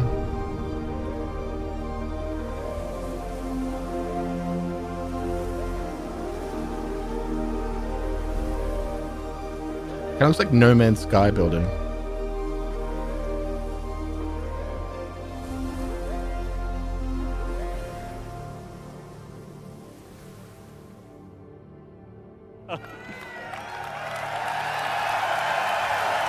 Yeah, come on. Give us some actual information. All right. So base building. All right, it breaks down into two really large gameplay sections, planning ahead and prepping, and then you've got the on-site where you're actually going to build. So with that, you need to figure out what your goal is. Is it to have a home with a nice view and relax? Is it to have a trading post where you want to create and sell items? Vehicle going into the ship? Is it to gather resources available and move on to the next area? Or is it to be off-grid and be completely self-sufficient? What the fuck is that? So with that, with your prep and everything like that, we've got blueprints. So the recipes. Everything in the game is fabricated from a blueprint.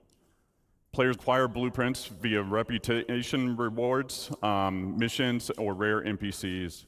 With any blueprint, you can actually do research on it and then create different variations. With materials, ranging from the common to ultra rare, you might find them at the local shop or have to travel around the universe to collect them. Unrefined, refined, simple materials, or even complex components will all go into the fabrication. With this, then you got location, location. First area is high security, so you must purchase the land. The base is actually invulnerable because of the planetary shield tech. A security will show up to protect it as well. You pay for the privilege, you're taxed. So at this point, you won't have the best resources available. You won't have access to the best resources available on the planet. If you don't pay your taxes, the shields will go away after a period of time, and the base will become derelict and will collapse. But this is low risk, low reward. Then you've got low security. So again, you must purchase the land. It's owned by an independent corp, gang, or faction. Again, you don't have access to all the best resources on the planet. The base is vulnerable, AI NPCs will show up and protect the base if it's attacked. The protection will escalate over time. Player can also build defenses to help mitigate this as well.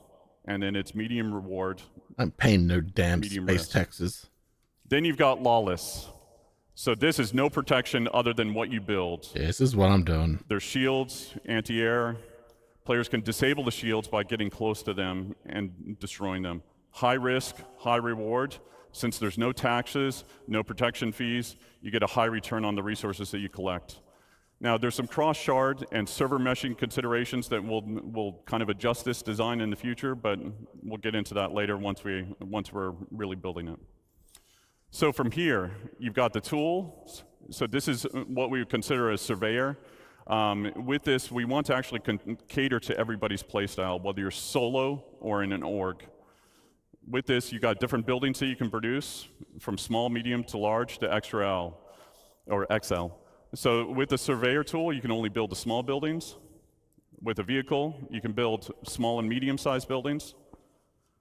With the Galaxy, surveyor tool, you can build small to large structures. Wait, and what? Then obviously with the Pioneer,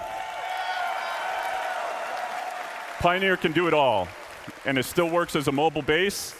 And we'll talk about some of the more expanded features that we're adding to it later on. So, and then it's also, we're exploring what can be done in space, not just on the planet. So from here, you set off on your journey. So with the land claim, you put your tool down where you want. We'll figure it out later. You launch the drone that is built into the machine, and then from there, this allows the player to access the base building and also land claim mode. With the land claim modes, the player can actually change the size and position of what area they want to claim, and it also shows you the cost and taxes associated with it. If it's in a taxable zone and you don't own the land, this interface will default to it. So if you own land or it's in a lawless area, it'll automatically go to base building mode. So with the overhead view of the land, you can actually place down buildings exactly where you want. You can see the resources beneath the surface, and then you can also place multiple buildings before you actually build. So you can see how it will all kind of come together. You'll see the resources that are needed for it, and then you can also switch back and forth between different modes, which are showing off the resource network and how you link basically power generators to consumers. And then the player can move or deconstruct existing buildings right now with no charge. Fabrication. So when you basically build these buildings, they don't come with any furnishings. If you didn't bring any with you, then you want to build a fabricator.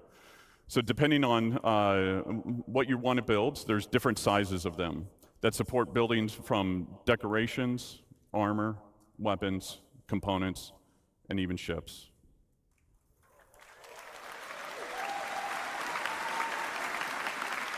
So like base building mode, you need blueprints, resources to craft what you want. Everything fabricated is produced from it produces this a is the finale physicalized because they've entity. still got Stats CR and to come quality out. will depend on the quality of the materials actually used. Once you've done that and you've built your decorations, now you can actually fill the room the way that you want to fill it. So furnishings can be purchased at different locations, or they can actually be fabricated. You can do that via first person or in a dedicated mode in the surveyor's tool. With that, you've got different types of buildings. So you've got utility style, which would be garages, freight elevators, landing pads, storefronts. And then you've got extractors. So with extractors, we want to make sure that nothing in regards to resource gathering is fully automated. A level of player engagement is always needed. So as Nick talked about before, there are different types of commodities, radioactive, perishable, et cetera. What you'll be doing is pulling out full containers. Then from there, it'll be repairing, or there's wear and tear associated with it, or even misfires like you saw in Thorsten's talk and Guillermo's talk yesterday. There's also upgrade paths for making them more efficient or resilient. Power generators. So with different types of power generators, there'll be some that are more cost-effective as well as effective in different areas. Solar panels will not always work in darkness. Fuel generators will need to be filled up every now and then batteries to store excess power. Then you've got producers. So things that will require the players to combine different resources to produce new items. Farmer Dad. And then you've got defense. So anti-air, Yeah. anti-personnel, Yeah. and then shield generators. And I then the guess big that's a one, Farmer Dad. we start development. Development starts Q1. Q1. Okay, yeah. So forever. That's me. Thank you all. Thank you for coming. It's wonderful to see you.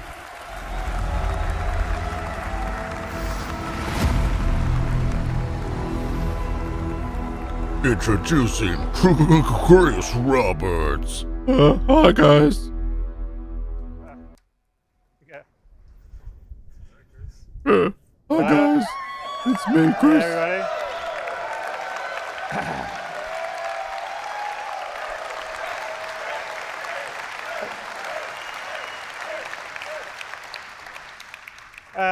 I hope you've enjoyed everything you've seen in these last 2 days. We were really excited to show you a lot of it. And I've sort of seen some online comments about, okay, well, that's very cool, but when are we going to get it in the game?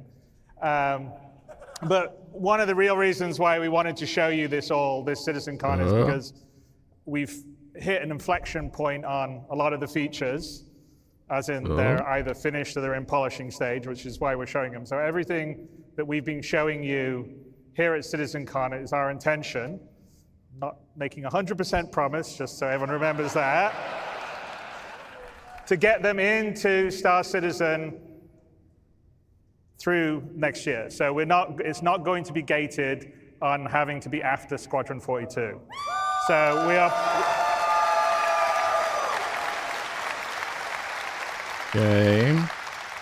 So we're planning over the Q1, Q2, Q3, Q4 of next year. Hopefully, everything that we've shown you, you will have in your hands playing inside Star Citizen. So.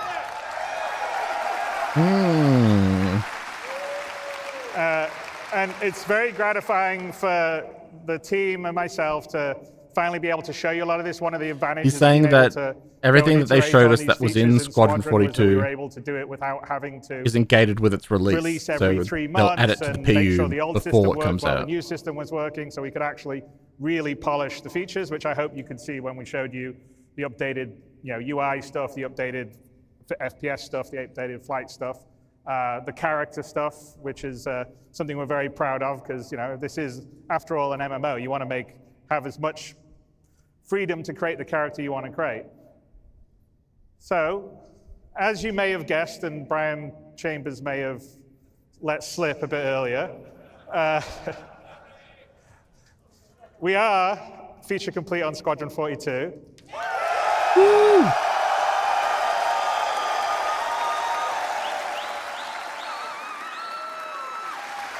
They're not doing land claims in here. I am not. You will not get a release date from They're talking about the gameplay stuff they today showed. Because, first of all, you always get very angry at me when I give dates.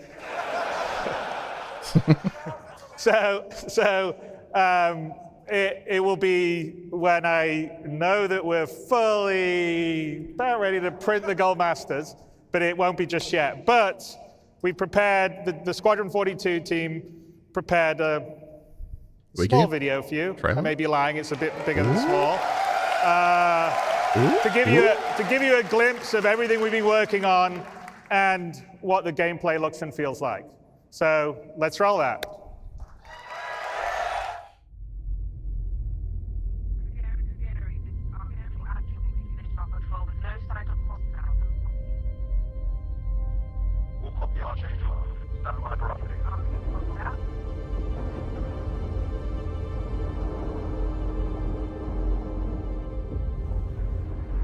Archangel 6, come in. Go for 6. I'm getting a faint contact on bearing 287. You picking that up? Yeah, got it. Scanning now. No release date, but feature complete, which means that things that were made for the PU that are in Squadron 42 can now be ported over. Copy that.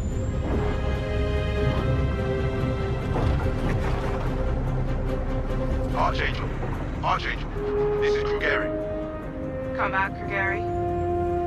Redirect to Sector 7 Bravo Echo for immediate tasking.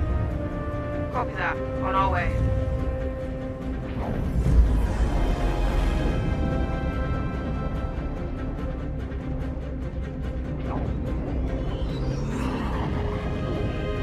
Yeah, exactly. Care because it's no longer being cockblocked by Squadron 42. 100%. That's why this is good.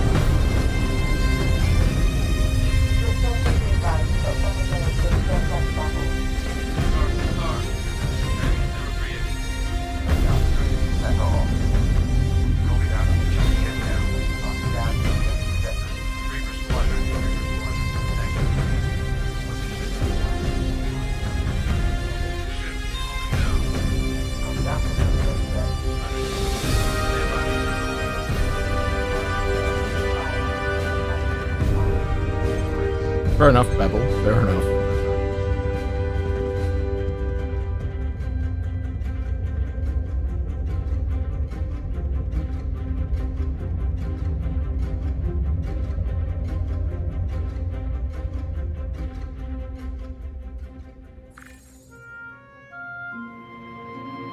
I know I just wrote you, but a couple of hours ago, proximity sensors on the other side of the jump got twigged. Word is it might be that clan we've been battling with. I guess that last fight didn't scare them off quite like we all hoped it would. Honestly, we've been out here so long, I don't know what to pull for anymore. I just wanted to let you know. I'll write as soon as I can. Stay safe. Your loving son.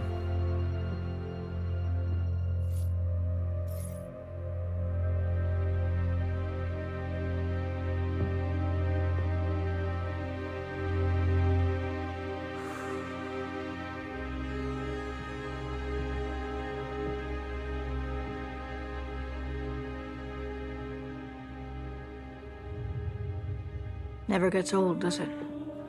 Sir. Eddies. I want to believe. I want to believe feature complete. First coming up. Post up to the flight deck whenever I could to watch the launches.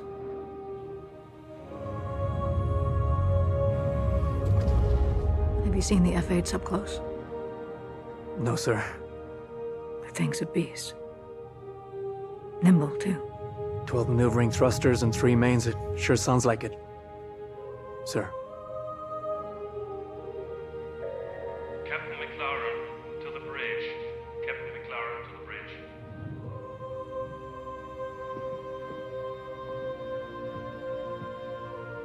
I saw you apply to the Flight Academy again.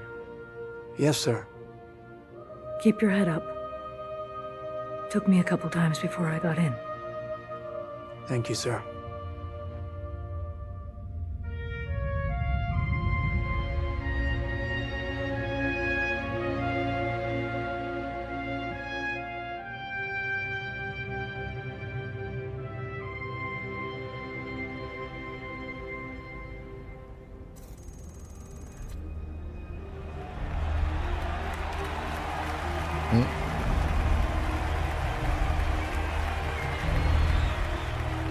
Welcome to Cloud Imperium Games Manchester Studio. I'm Chris Roberts, and I'm pleased to announce we have just passed a major milestone. Squadron 42 is now feature complete and has entered its polish phase. To celebrate this milestone, we've gathered some of our core leadership together to share what this means.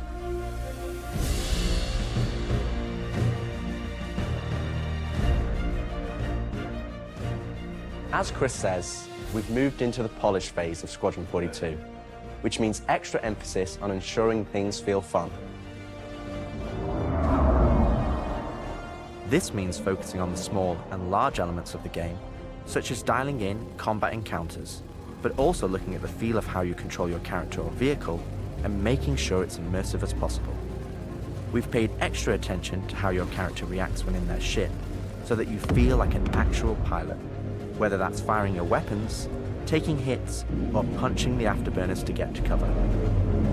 Ship AI has also seen huge improvements, with closer engagement distances and more varied behaviors. And with our new precision targeting mode, the action has never been as close.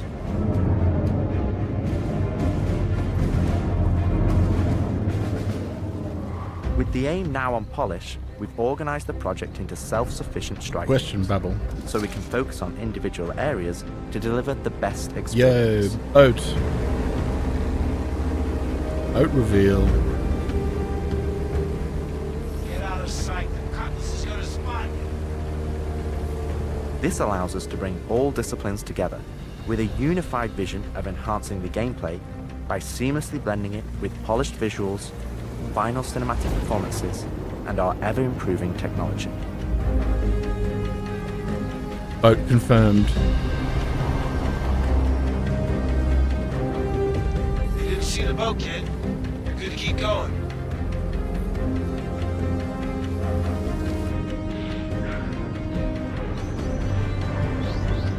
We're also dialing in gameplay features, such as the ship flight model for both atmosphere and space, which covers master modes, control surfaces, and our gold standard HUD and MFDs. Our Nice-ass interaction canyon. system for both the world and your character have also seen additional improvements, $200 allowing us to war hone bond. and craft $200 war environmental bond for puzzles boat. unique to each location, while allowing us to tell the story of the world around you.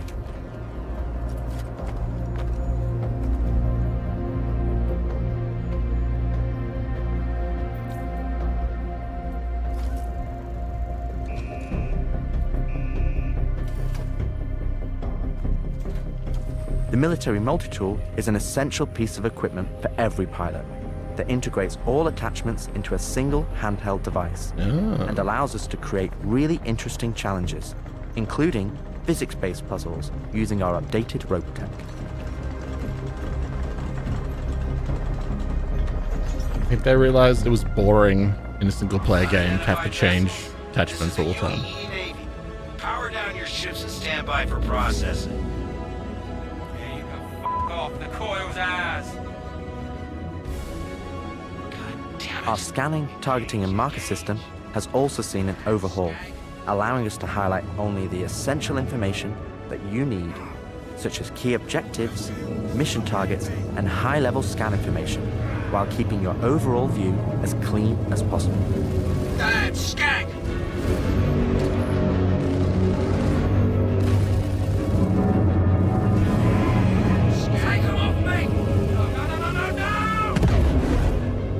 Tactical FPS combat and stealth, which has seen a suite of improvements, from improved looting, weapon feel and balance, realistic scopes, and smoother locomotion, alongside our new and improved FPS radar and scanner that provides you an overview of the battlefield, but at the cost of ramping up your own emissions. We've also seen the introduction of our Maelstrom-powered destructible environment, which adds a layer of dynamism to the experience alongside our improved AI that can now have hundreds of combinations of traits that allow us to create unique and challenging combat encounters that really push your tactical awareness and skill.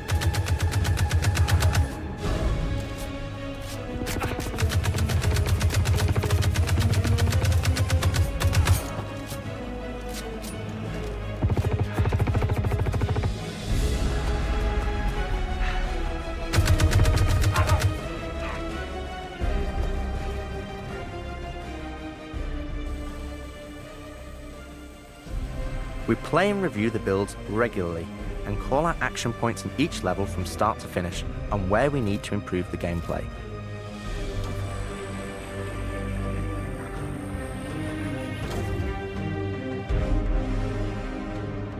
This is an incredibly rewarding stage of development for me and the team, as the ultimate vision of the game is realized, allowing us to craft an experience that we can be really proud of.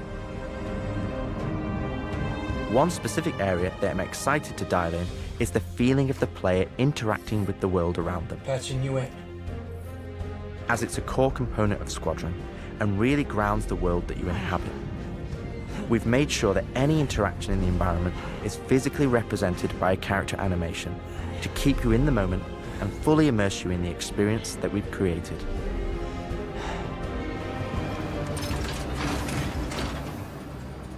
Ultimately, this is the final phase of gameplay iteration before we fully transition into optimization and stability on the road to release. Here's your Trejo. This is Colton. Come back.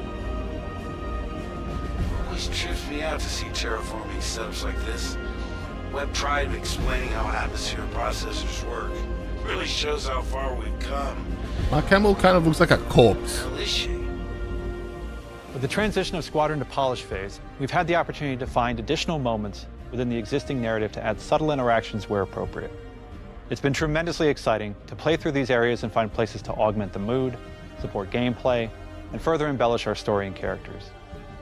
So yeah, man, I can't believe it. They said I've got to wait another 2 years before I can reapply. So that's why I figured I'd get a job trying in security, because that's, you know, I can get some hours flying in the cockpit and whatnot. Can't hurt, right? Exactly. We've also been capturing pickups for our lead female player character, as well as wildlines for our various enemies that you all will encounter throughout the game on both foot and in your cockpit. These consist of a range of responses and reactions that you as the player can trigger, which has been the culmination of efforts by the gameplay and AI teams. This means that you're going to have to tangle with some very smart and reactive bad guys to complete your mission. Ooh, give us that putty paint.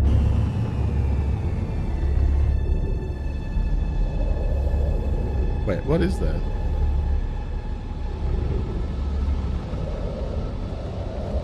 At the heart of this immersive adventure, you'll find cutting-edge cinematic storytelling, thoughtfully crafted to fully immerse you into your story. We fight today. So in 40 years from now, when you're surrounded by everything and everyone you hold dear, and they ask, what did you do in the Battle of Vega? You can look them in the eye and say, I held the line. Men and women of the Second Fleet, I am proud to stand with you today. Good luck. Bishop out. Nice speech. Not the M50, the other one. Any word from the recon team? Not yet. Well, let's get into position. I thought it was a Cutlass, the one that was graffitied, but then from another angle it looked really different.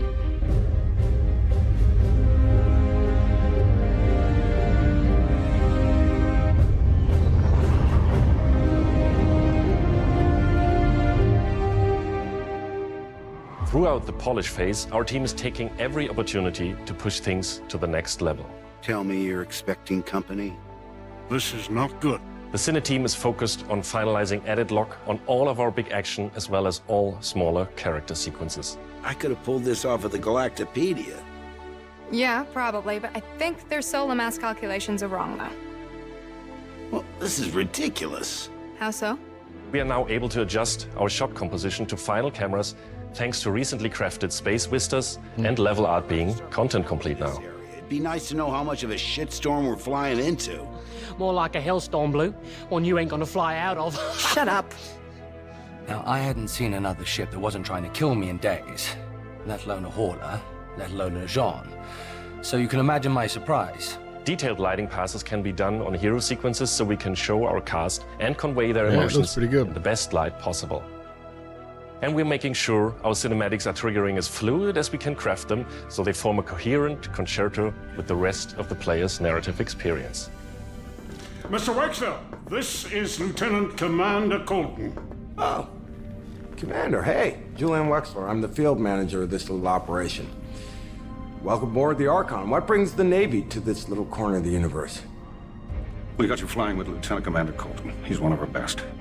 As others will share, this is the most rewarding chapter of development, which allows us to truly experience the visceral and oftentimes emotional moments that our narrative provides. How did you handle it after Vega? I'm not sure I handled anything. It helps to remember that stuff like this is supposed to hurt. I've never been good at dealing with problems I can't fix. Well, this is Dirt one that grub you don't have to do technology alone. really helps. Things smeared in crap. That's good to know. For the animation teams, polish phase means refining the social aspects of Squadron 42 that occur between the various missions and getting the behaviors implemented across all of its chapters. Here we're dialing in the hangar to make it as immersive and believable an experience as possible. Okay, all right. Go. Let's do this. I have to switch out some of the interchange on the hangar deck. We're getting a weird airflow. Turning out to be another Yeah, they captured all the actors shit so long ago. Anyway, I'm off. For example, we're launching off a space carrier, but we still ground the feel in real-world actions, refueling, repairing, and inspecting, and making sure that your next flight mission is a success. This means we're looking out for pops, hiccups, or awkward transitions, and ensuring that everything flows and looks like all the great mocap performances we've captured.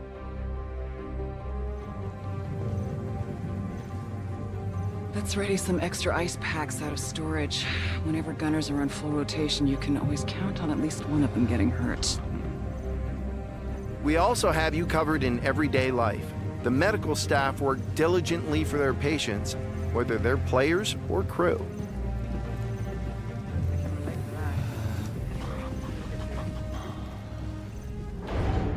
We really want you to feel part of an authentic crew, an important part of the Dave, that's UEE because they've been holding Navy, back an heaps of this enormous stuff from the universe of people PU going about their until it everyday was lives. completed in Squadron 42.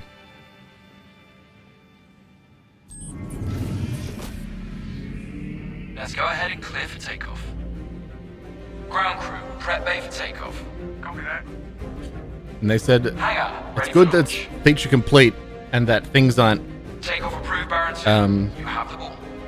gatekept by this is released. That means that they can start taking all this stuff that they made in Squadron first and porting it into the PU. So that's what next year is going to focus on, it seems like. Ready and hold on as you're launched off the deck of the carrier.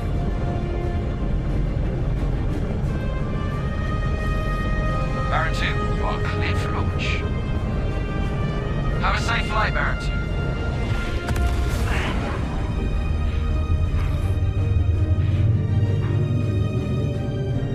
We want you to not only decide how you play the game, but to feel as if the people you interact with are in that world with you. I would have never thought a shotgun could be so pretty. Damn, this R97 is sleek as hell. Like a lot of other weapons in Gemini's arsenal, it has a higher rate of fire than most guns of its type.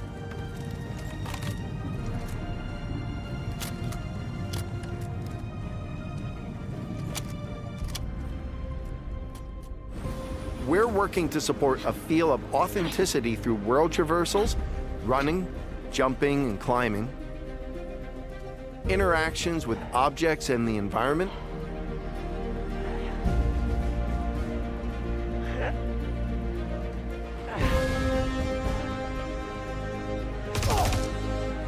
solid weapon gameplay and enemy reactions, as well as combat realities, such as weapon malfunctions.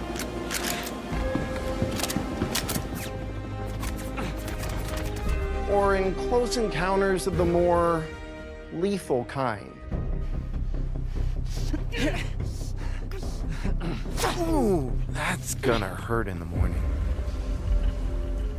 As we continue to focus on the quality experience, we've been working closely with our art teams, and it's been exciting to see their environments come to life alongside Still no us. aliens though. While animation and design have been populating the locations, Polish phase for my teams means making huge advancements in the quality of our characters and environments. We've established our standard with recognizable characters like Mark Hamill, Gillian Anderson, and Gary Oldman, and we're now applying this to the rest of the cast and identifying any remaining tech requirements that need to be closed down. The story of Squadron 42 takes you through a variety of diverse locations of varying scales and styles.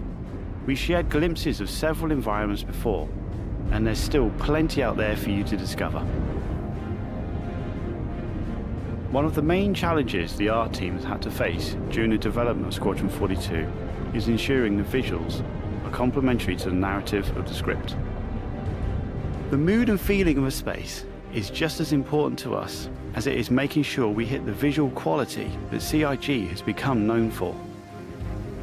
Oh good, we can't hack it from this side. Yeah, I mean, feature complete Got a locked door. means everything, like access. every mechanic and things that needs to be made for it has been done.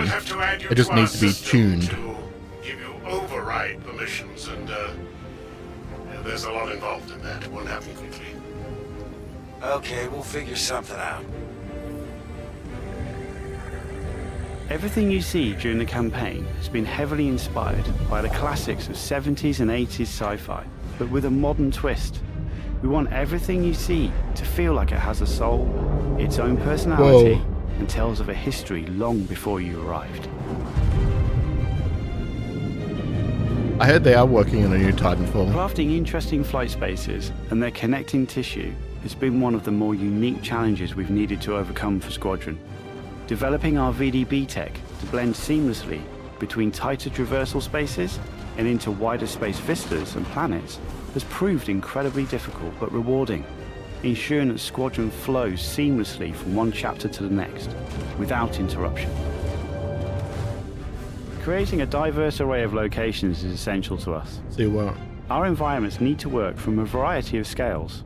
We need to pay close attention to detail, whether we're working in a dirty engineering vent or navigating the debris of a dying star, wondering what may be around that next corner, or even who may live there, how would they have survived, and what state of mind may they be in. They are working on mechs as well.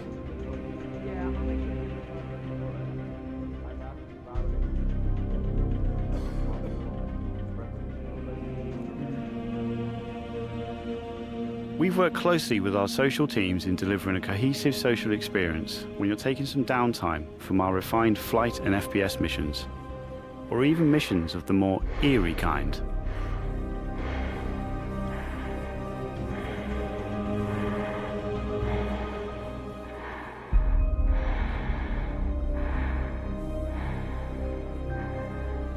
Yeah. We'll be introducing new space stations on a massive scale, all brought together and designed to be as tangible as possible. We've thought about their function, They're called their like age, Titan suit, and tried to Titan ensure suits or there's something? progression in artistic style with each station as you progress through the game.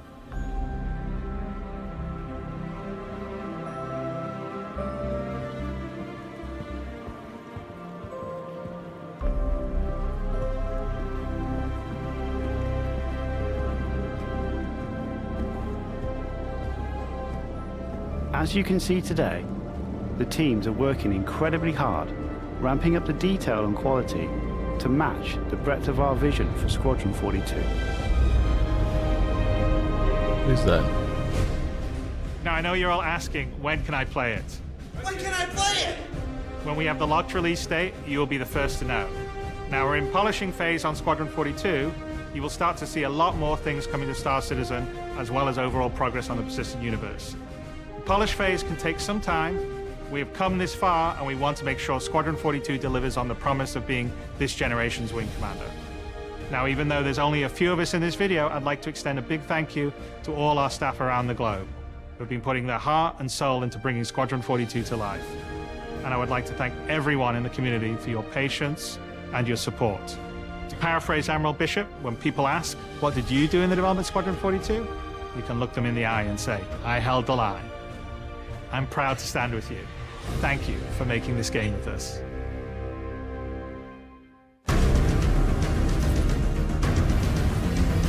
Oh! Aliens.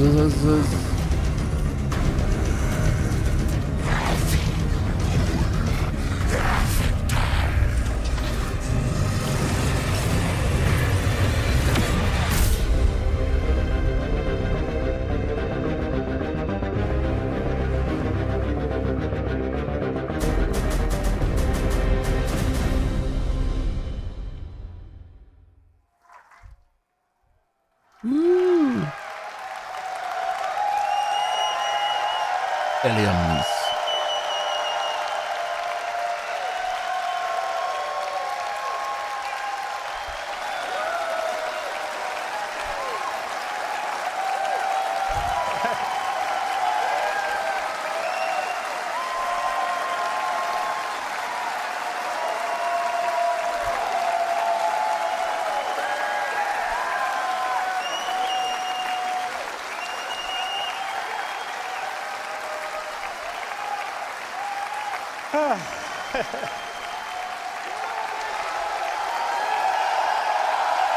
Ah, he's gonna cry. He's like, actually, it might have done something. You're making me very emotional now. Thank you so much. It's been definitely a long time coming. We're, as you can see on that video, that's Squadron 42 gameplay. So we are really dialing it in and polishing it, and we're really proud of what it is. I mean, anyway, I think it's going to be something I'm very, very proud of. So I can't wait for you guys to play it. Tomato, space tomato. I'm not going to say when, but anyway. And anyway, we kind of spent the time to craft something that's that beautiful with as much attention to detail and love without your guys' support, just like we couldn't be building the universe of Star Citizen without all your guys' support. So I am, on my side, so incredibly grateful, as is everybody at CIG, for your continued support, because we're building, I mean, a universe of dreams and stories of dreams, and it's a really that is a confirmed aloha, Dad. Wonderful thing to be able to do as a creative. So thank you, everyone here, and everyone watching, and everyone that supports Star Citizen and Squadron 42. So thank you guys very, very much.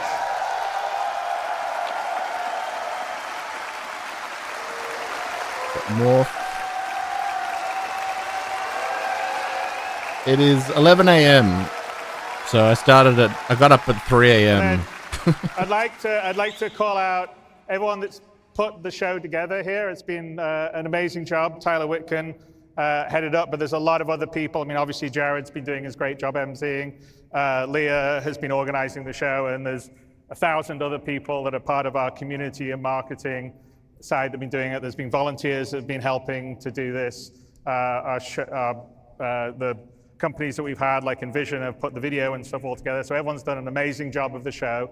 So thank you to everyone. And sorry if I didn't call everyone out by name, because there'd be a lot of names, so I had to call them out. But putting all that together, and thank you to all the devs that worked really hard to put the presentations together for you guys, because I think you could feel that they really love what they do, and they're very passionate about what they do. And they're really excited to get it into your guys' hands. Yeah, I don't know what's going on, but another So anyway, with that, I think I would say thank you, everyone. I'm really excited about what we've got upcoming in the future, because a lot of the foundational tech, the system, I can't say that he's server meshing.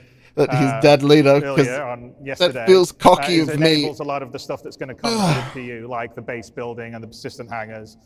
So I am incredibly excited by 24 and beyond. And anyway, thank you guys for supporting. I will see you in the verse. And thank you so much for coming out to share this with us. Bye. Really? Because there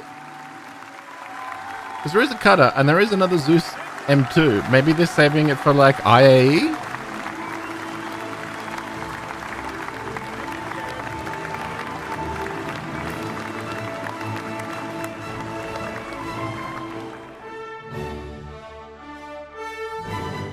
Oh, interesting.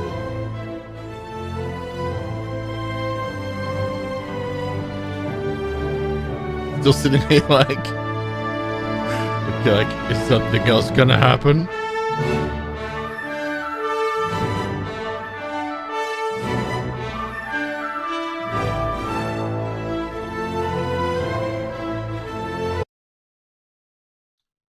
Oh yeah, they just ended it? Wow, all right. Well, there you go. Interesting. So what did we learn? Fucking... So for totally, the worm, the sandworm, was the base building, because they've got no idea. They've got no fucking idea when they're doing that. Like, starting in, you know, start of next year, that means a good old nothing, you know? That means absolutely nothing. Because like that's the same as, you know, they started Banner Merchant Man ages ago. They started fucking the 600i rework ages ago. Interesting. Do you reckon? I reckon they probably realized like these cutters aren't. They like realized they aren't that different from the base one in the first place, and like if we only do these two and they're exactly the same as the original one, it's going to be worse than if we didn't announce them. Man, so their unreleased straight to fiber was literally just one fucking variant of the cutter. That's way worse. That's bad, you guys. That's pretty bad. I mean, yeah, okay, the big thing from that was Squadron 42 shouldn't hold back development so much anymore, because the large excuse they had for a lot of things that we wanted fixed, they were like, look, we can't do that because we need to make sure it works with Squadron 42 first. So that's going to dictate a lot of how it's going to be designed. And then once that's sort of settled in and it all works with all their systems together, then we can work with bringing it over and putting it into the PU, because they're not going to just like fix or balance something that they know they're always going to just completely rechange out.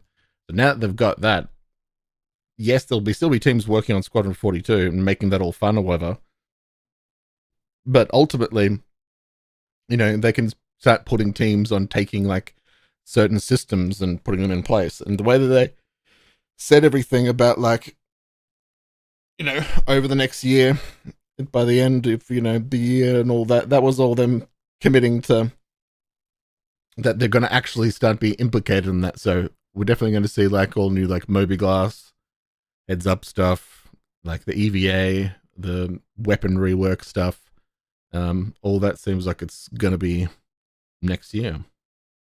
In the server meshing stuff, we really got no idea. We don't know how we're going to get into Pyro and all that. So that's all sort of up in the air, really.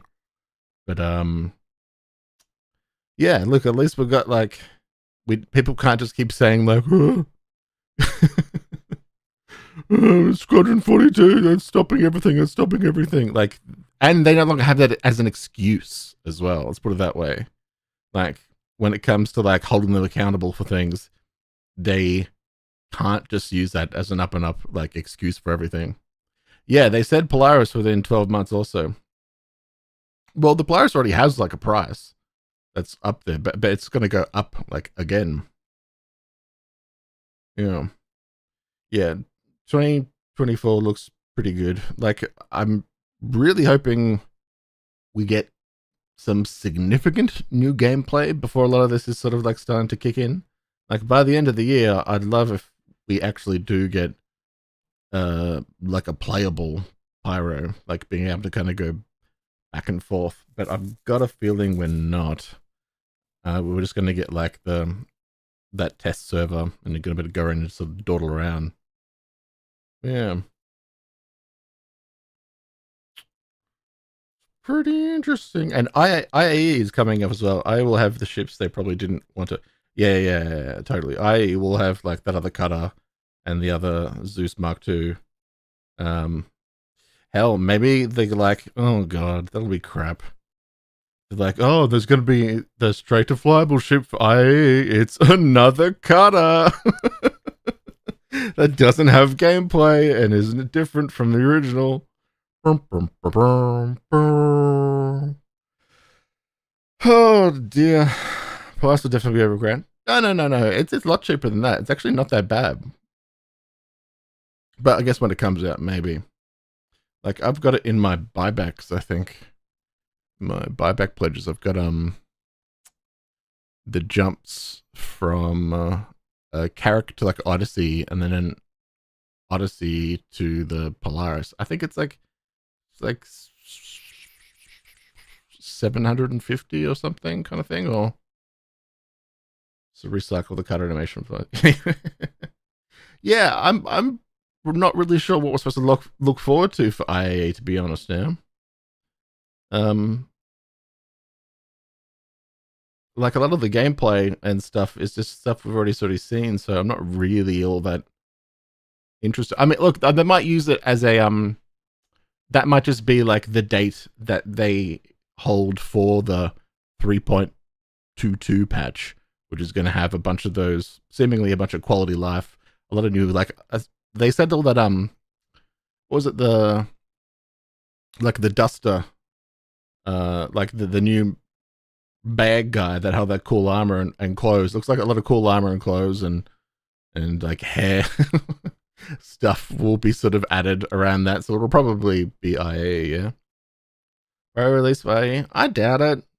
I would like it, you know. But yeah, no, thanks guys. Thanks for coming to spend the time here. It was a lot of fun. I hope you had a lot of fun. Thinking Invictus. No, I'm not thinking Invictus.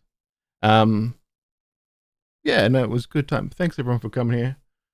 Sorry you didn't get, I thought we were gonna get that other fucking cutter thing to give out.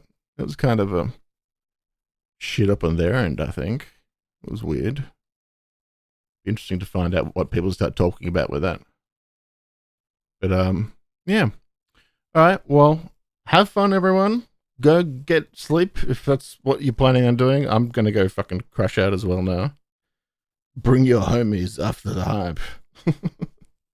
Yeah, all good. Thanks everyone. I'll catch you around. I'll probably try and edit a couple of videos or something out for this and maybe get them up in the coming week. But yeah. Thanks for coming. My name's Derelict, and I'll see you out there in the dad.